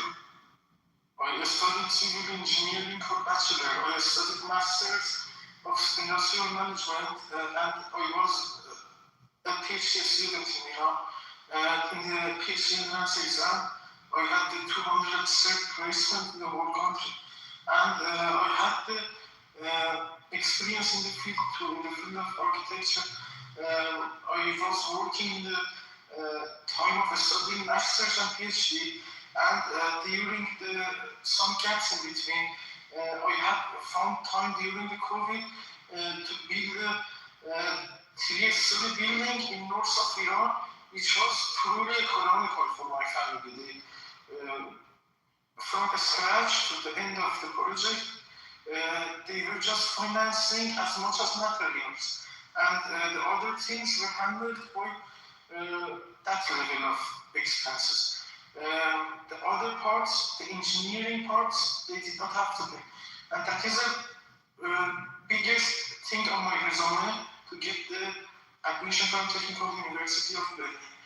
And since 2023, I am in Berlin and studying that civil systems engineering for second masters, because my first master was industrial management, and this was related to my first bachelor.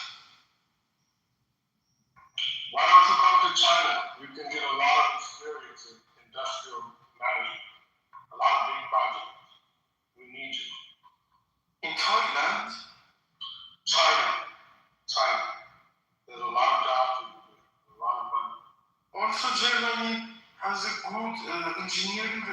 position, and it is in fact safe for me to stay here too. It is more safer than China for me, and it is more. They value humanity much more than Chinese, I think. Even though Chinese people are also good people, they are intelligent and they are progressive. However, I was thinking that Germany is the top tier. I see Germany as good as United States somehow, but much smaller. United States has a much bigger territory, but in the area of wisdom, I saw them using their maximum capacity when they want to act on something. They use their own best version. This is very respectable. You're too political. You're thinking too much about politics. If you come to China, you will have bigger projects, real industrial management projects to work on, the biggest in the world. I am one person. Something. I am one person, and I don't need that to be participants in the biggest project of the world. Yes, thank you, Mom. So many opportunities in Germany too. Yes, I agree. I agree. Yeah, even better than USA. Somehow they are equivalent because you can find also good opportunities in the United States. If you are a good civil engineer, you can find opportunities there too. Yeah, I tell that because I live in Germany too. I think you know me or not. Yeah. We were in the other rooms before. Did you remember?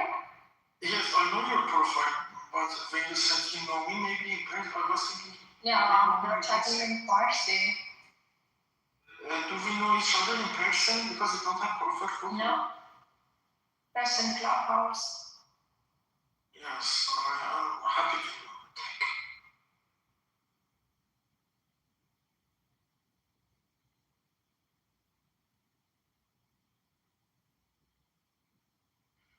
Mommy, you're Iranian? Yeah. I'm from Iran, Tehran, but living in Germany. Wow. Peter, I thought you were the only one. Okay. I think that she's amazing. Based on what we discussed with her, she's wiser than people. Much wiser.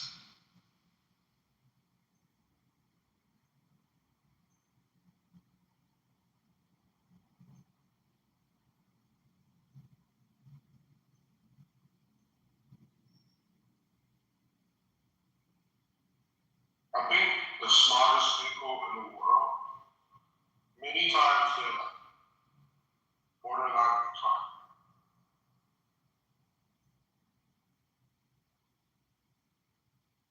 I don't need to be a participant in the biggest project of the world, even if China is proposing the biggest project to me.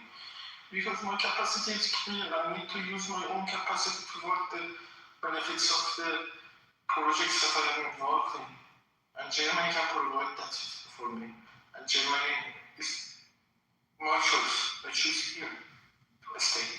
But I also don't have any problem with China and they respectably have toward this level of progress. Can you still do projects in Iran for the people, for the civilians, for the citizens? I have the choice, but I would based on two conditions. First, we need to make sure that if we build something, it is not going to be exploded again and it is safe. Safety comes first here in Germany, and I learned that if it is going to be penetrated after my construction by some dumbasses who do not belong in that to the progress of the project, who were not going to be the intended users of that place. And if it is going to be used against my people, I would rather not to start that project, and I would rather to ignore the profit of that project. But if the safety is ensured, why not? The second thing is that if they want me, I need to have the choice to be able to survive if they don't want me. Because they are not predictable people. They say something now, they will change their idea 1 hour later. And somebody promises you something, but the other person denies that in the chain of hierarchy. And they do not even obey the direct managers sometimes. So this needs to be, these two conditions, if these are satisfied, I would go there for sure. I would use my connections in Germany to let them have the latest technology of construction that Germany provides to its market. And this is some kind of progress that would ensure our existence forever, because we need to have this bilateral relationship with all the world to make it impossible for those hostile countries to put our existence into danger. They were counting on extincting us. They were thinking that this is their investment. They would come and invest in the politics of Iran. They would extinct Iranians, and it is their property. They are seeing it like that. We have invested, now you should accept the extinction. You know, that's hostile countries would be mutual of these bilateral relationships.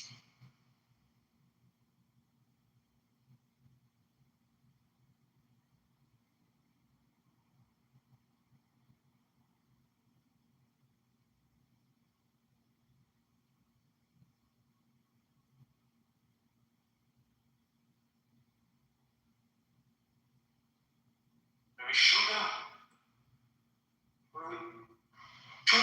be forced to use the ultimate threat that we can make to ensure our existence. For example, I shouldn't be forced to use the threat language that if Mullah is not out of the politics, we would explode this planet out of the orbit. Why should I use this level of reasonability in the first level of management of the world? If this is going to be this simple, if these Russians are going to see it like that, it doesn't work to keep this planet, in my point of view. And in the future, this was the last time that I'm willing to use this reasonability. I don't want it to come to this point. I want them to sit in their own places and know what that is. You know? They should have known this before. I shouldn't have had to make these threats. Who did they think they are? I cannot believe they were positioning like that. They were thinking like that. I cannot believe that.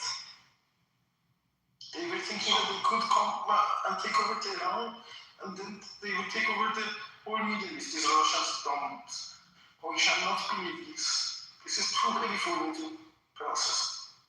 So there's a TV show. It's called The Muppets. Famous show called The Muppets. TV show, movie. There's a character called Beaker. His name is Beaker. He's a scientist. And you have a future. You could be like a human version of Beaker. Look up The Muppets and Beaker.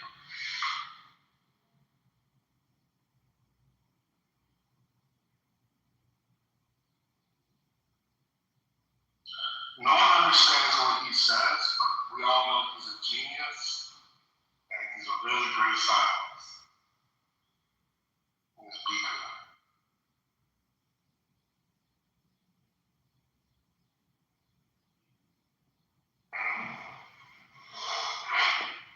Peter is very smart. Mm-hmm. Thank you very much.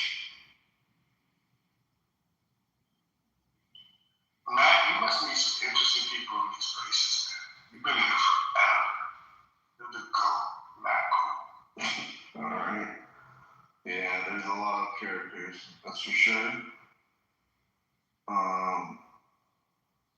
Anything else that I should know about? Any other people come through the wall? No. You've been here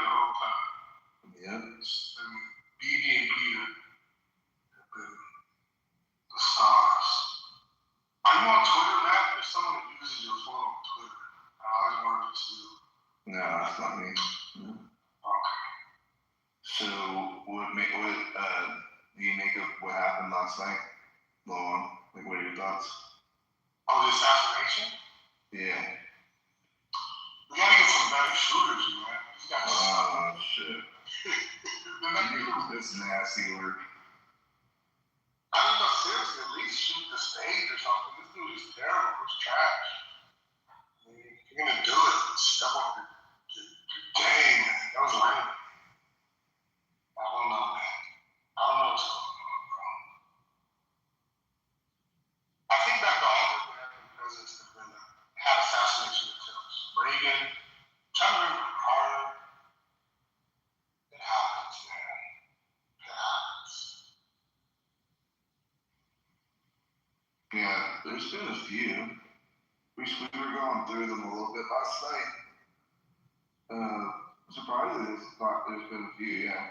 Just in general, you know. Does anyone even know, like, what did he shoot? Like did he hit anything? That's a good question. Yeah, like, it doesn't make any sense. Like, you don't see any. Well, I guess he supposedly shot a Secret Service agent, but that agent, I guess, survived miraculously, right? That's kind of interesting. Because of the bulletproof vest they had, supposedly. Well, he shot that run fast. I'll give him that. The footage of him running through the lobby, it was pretty. Yeah, that was a little speed demon on that one. It was flying through.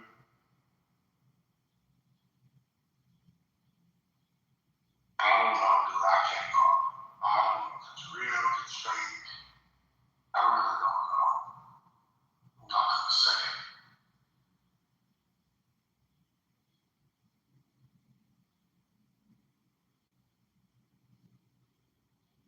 I feel sorry for America, bro. I really do. I feel sorry. I don't feel good vibes coming back home. And I don't know what else to say. I don't want anything bad to happen to America. It just doesn't seem like good energy. It just doesn't seem like good energy.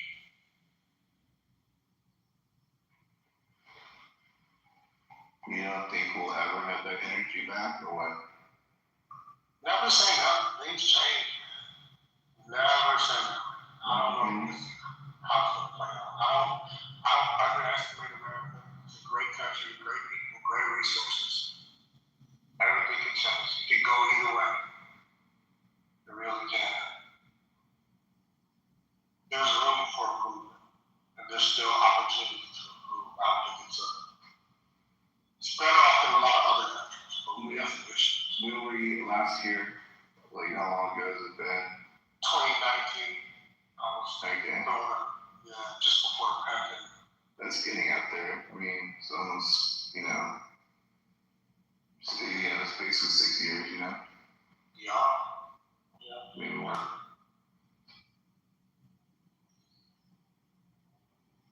No passion to come back, bro. Not now. Just zero passion. Maybe if it was a great opportunity, but not feeling the vibes, bro. Things are pretty chill in China right now. Just chilling, man. Just chilling. Pretty safe. The money's coming back over here because of the Middle East situation. All the Arabs are coming over here. Everyone's putting their money back in Asia, East Asia. They feel safe in China? That's trying to say. Yeah. Yeah. Much more than the Middle East. No one's buying over here, buddy. It's not gonna happen.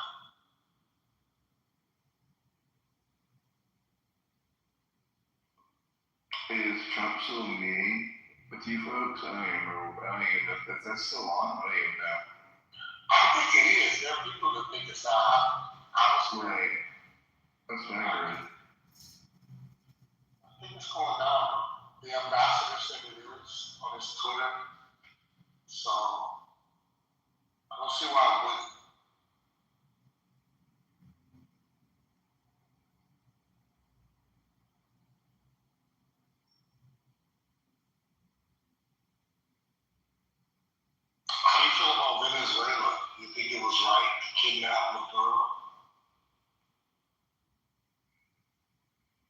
I mean, if I'm gonna be doing anything that's has anything to do with the military, that's how you should do it.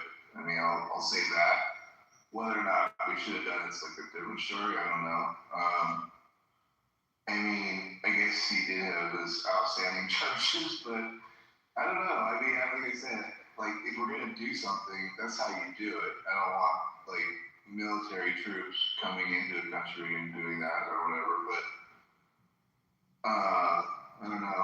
I mean, it's tricky business. So I don't know. Like, there's probably obviously there's a lot more stuff going on too behind the scenes that we probably don't know too. You know, but you know, in terms of like actual operation, that's like how I want my business done if I'm going to be doing anything.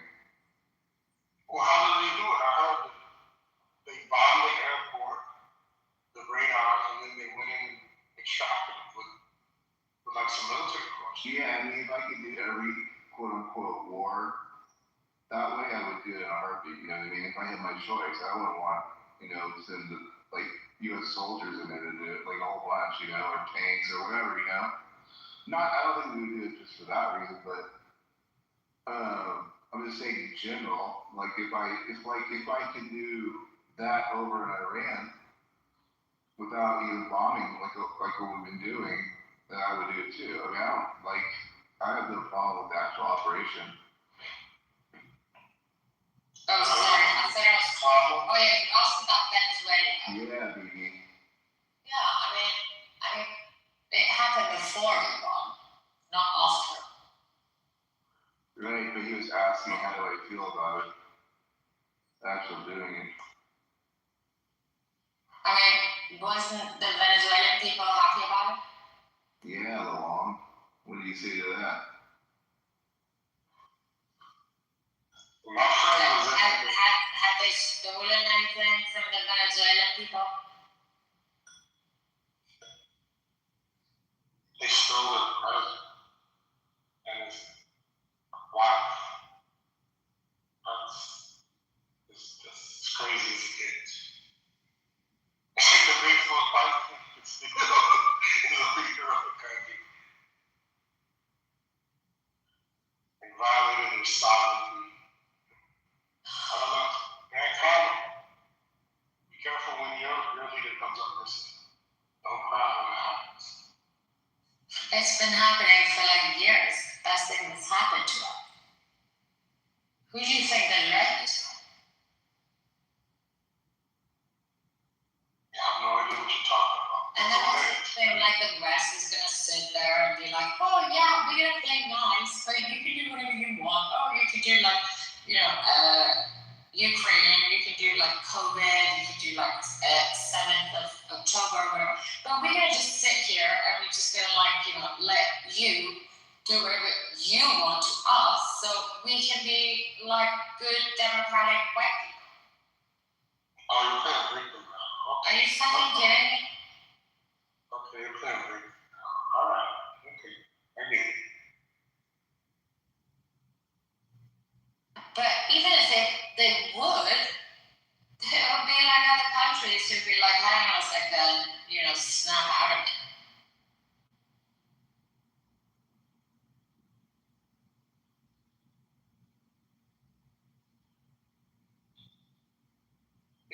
If we were friends, I would throw you in the cold shower and lock you in the closet for a week and eat baby. We would never be friends. No. Why would you do that to BB? To get her to sober up. Oh.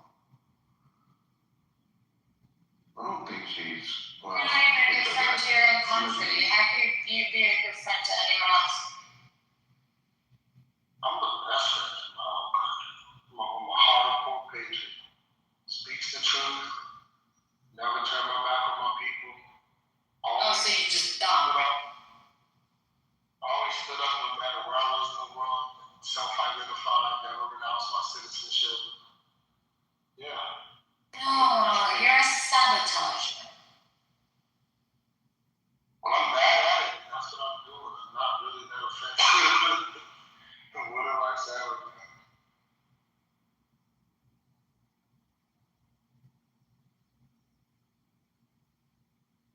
Well, I also really don't get it. It's like I was saying not to Peter.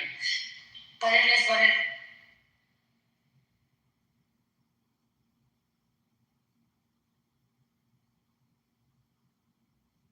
But it's less about you and more about white America. Yeah, talk about that white America thing. Put it down. Let's go. What's wrong with it? The pain. I'm so hungry.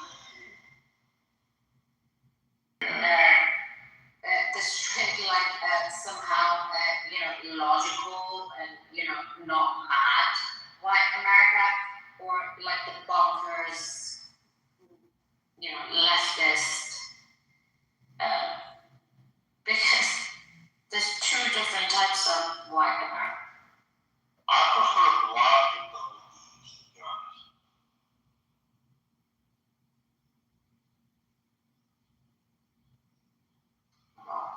Maybe.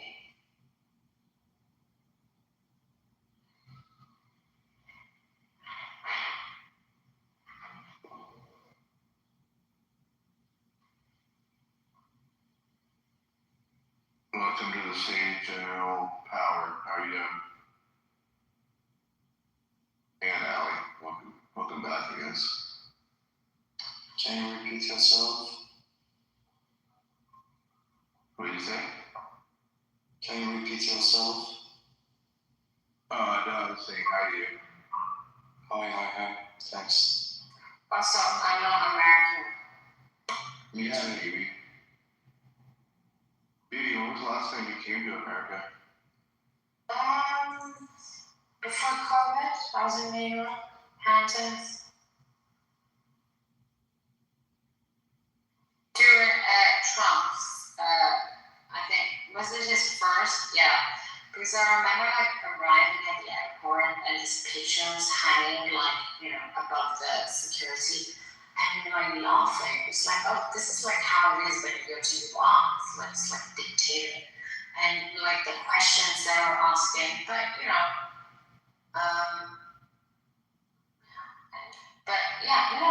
love America. I've traveled all around America. You Iranian, baby? Diane. Oh, nice. Do you know Peter? Yeah, I saw him before.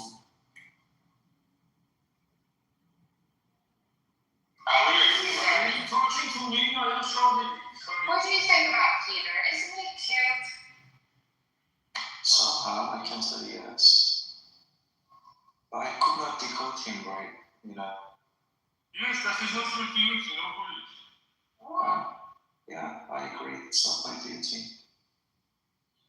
Bibi, اوضاع چطوره؟ چه حسایی داری این روزا؟ Sorry, can you speak English? It's less intimidating. What is your feeling these days? About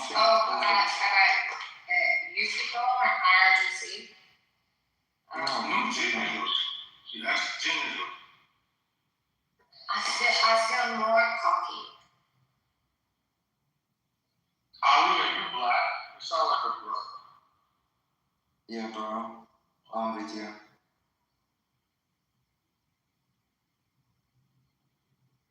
How do you feel, Ali? Rose. Competent, proud, comfortable, feel like a human. Scared? What? Worried? Can you repeat yourself? Sure.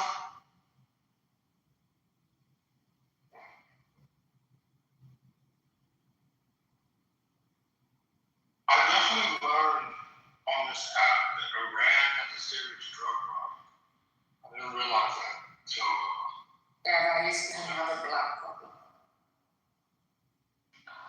But you're not wrong. It's a beautiful country. I recommend you to go and see some YouTube videos from Europe. It's a beautiful, beautiful country. Yeah. They're amazing people.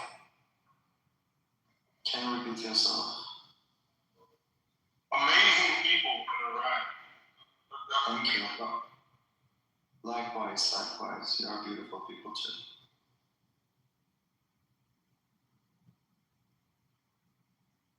What's in your mind, Alijima? What's in your mind, baby? If you want to start a conversation, at least you gotta give me a little bit. It's like with Peter, it's so easy. It's like he's so cute. It's like it takes you like 2 seconds to like, like squish him. Isn't that cute? Yeah, it is. Don't you think I can like squeaky squish and cuddle you too? Depends on you. That depends on the stuff that you want. Why does it depend on me? Because it's your wish. Well, not really. I mean, mostly I just wouldn't not even have to like think about it. Alright. In the meantime, I must say that is not my flag. If I am having the choice to eliminate that flag and leave my country without flag, I would make that choice. I'm like I did. That flag is not mine. That doesn't promote me. Yeah, but the thing is, it's like, okay, so I'll give you a Persian history lesson. In case like your Islamic education didn't allow you. Islam's history is quite consistent, by the way. Yeah, way back before Islam. No. Yeah, way back before Islam, at least 2005 years before. Yeah. No. And we say it, Atretanet Goboret Ba to Yatamu. Did y'all hear about what happened to Trump last night? No, what happened? This is what's really beautiful about like exactly this moment, because exactly this time we can once and for all like erase it from our history. It's like secular, constitutional monarchy. I'll be wrong. Isn't that sexy? How is it going to happen? If you want to do that, first you need to be able to, for example, if somebody used that bogus flag, you need to be able to. Right, the question is like, but how are you? As much as you could. You're correct. Did you have a plan to come around in Tehran with your compatriots to do protests? No. You're gonna do it remotely?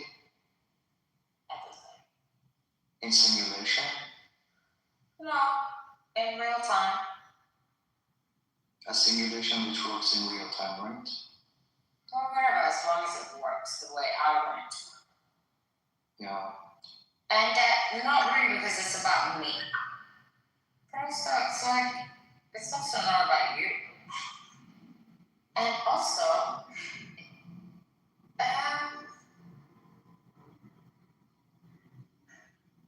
let's just say, if it happens, it happens. And if it doesn't, then it doesn't. But what are the odds that it's not going to happen, and what are the odds that it is going to happen?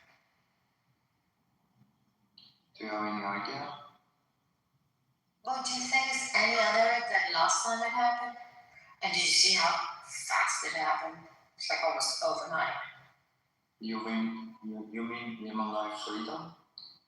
No, Khomeini. It's like overnight, like poof. Yeah, by the hand of Brits. Yeah. This time, it's going to be by the hand of Israelis, Americans, and Germans. And who else? And a lot of other elements. Are you gonna come and enjoy it afterwards? I would like even go and ask for a job within like the Secret Service. Don't you wanna earn it by yourself, rather? I mean, I'm just dreaming. About everybody dreams this day. But also, it's like, to be honest, it's like what I don't understand with the Irish is like at this time, it's like, it's almost like, the more they're provoked not to disarm, the more we can get rid of more of them. It's not fabulous. For a killer, yes. For who? For a killer, yes. Killer? Yeah. How many of their own people have they killed so far? Which sums up with the new civilian casualties, right? Well, to be honest, you can't really, you can't cry wolf. And it's like,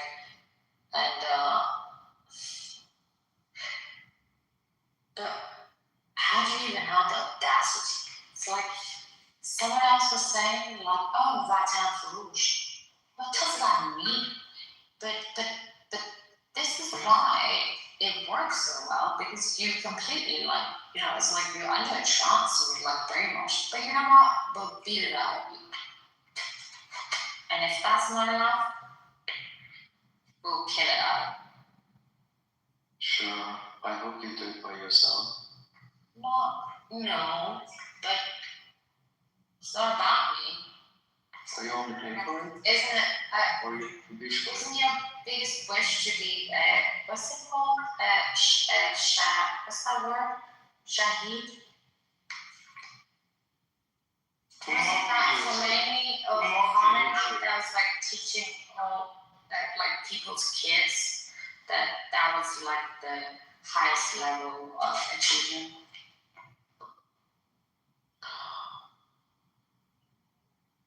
Do you know how deranged you are, by the way?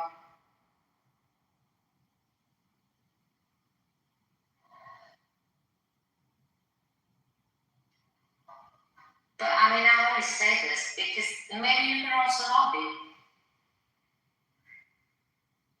But then also, this far down, I am proud of your integrity that you won't just turn around and bail on it. You'll go the full way and die with it. Yeah, it's a highway to hell. Yeah, well, I don't know. None of you are a Muslim. What was that word again? Shaheed? They were many words later. Martyr yourself. Use the correct word. Don't you want to learn? It's not in my vocabulary. Your vocabulary comes out of nowhere. Shaheed? What does it mean, Peter? What does Shaheed mean? Shaheed means که میخواد خودشو فدا کنه دیگه، یعنی میخواد خودشو به شوق میده. Shaheed means somebody who wants to martyr himself. Intentionally. No, so what I'm saying to him is he doesn't need to worry. It's that's he can always take, what's it called? Take, My bro left the room. I'm going downstairs. See you there. what was it he was gonna take?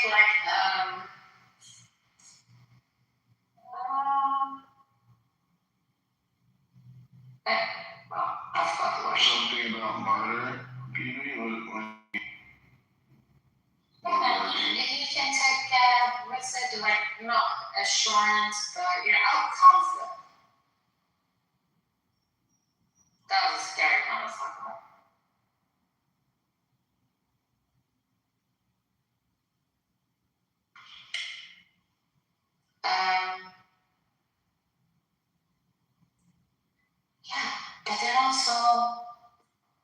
like, why don't you use that where you benefit your surroundings?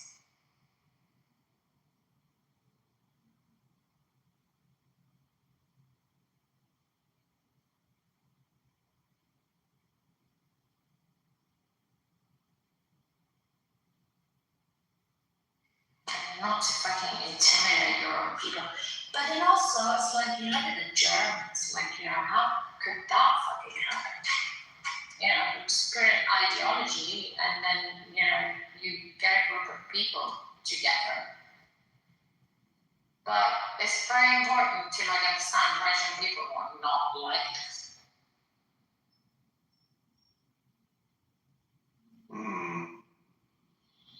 I don't think they are either, baby. I agree with that.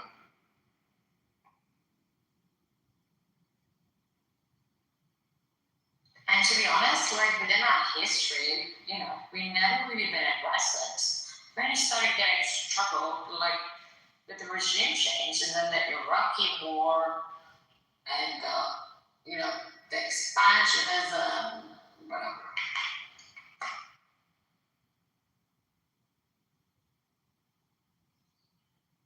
But you know what it really always was about those fucking, Indian, Terminators. It's you really have to have a level of resentment towards, the first thing is the biggest dodgy, you can barely even speak Farsi. It's getting into the country, and it's but it was so staged almost somehow. And then where the fuck did they come from? It's this Shia. It's I need to leave because I have to go to play volleyball on Sundays. No problem. So, Thank you. Can I continue talking? Or maybe I should. I think I'm gonna restart our start fresh, baby. Are you gonna be around? No, I'll go and terrorize another room. I'll go find some IRGC second troll. Yeah, I'll come back and open a room. Go troll them. Sorry if I Go troll told them. you, huh? No, you're fine, baby. Go troll them. Alright, y'all, I'm gonna close down, restart. See you soon.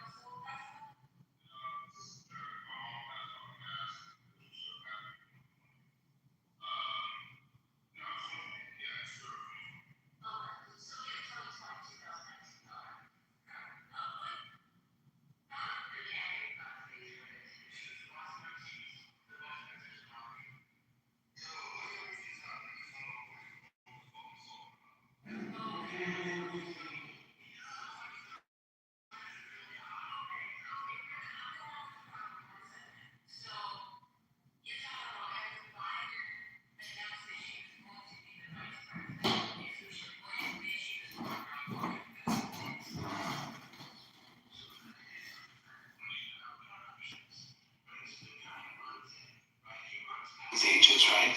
He's shooting him full of lead. They tackle him and put him down. Like I'm just like that's just a piece that maybe I don't understand, but I just find that kind of strange. That was my first question. You know, why is he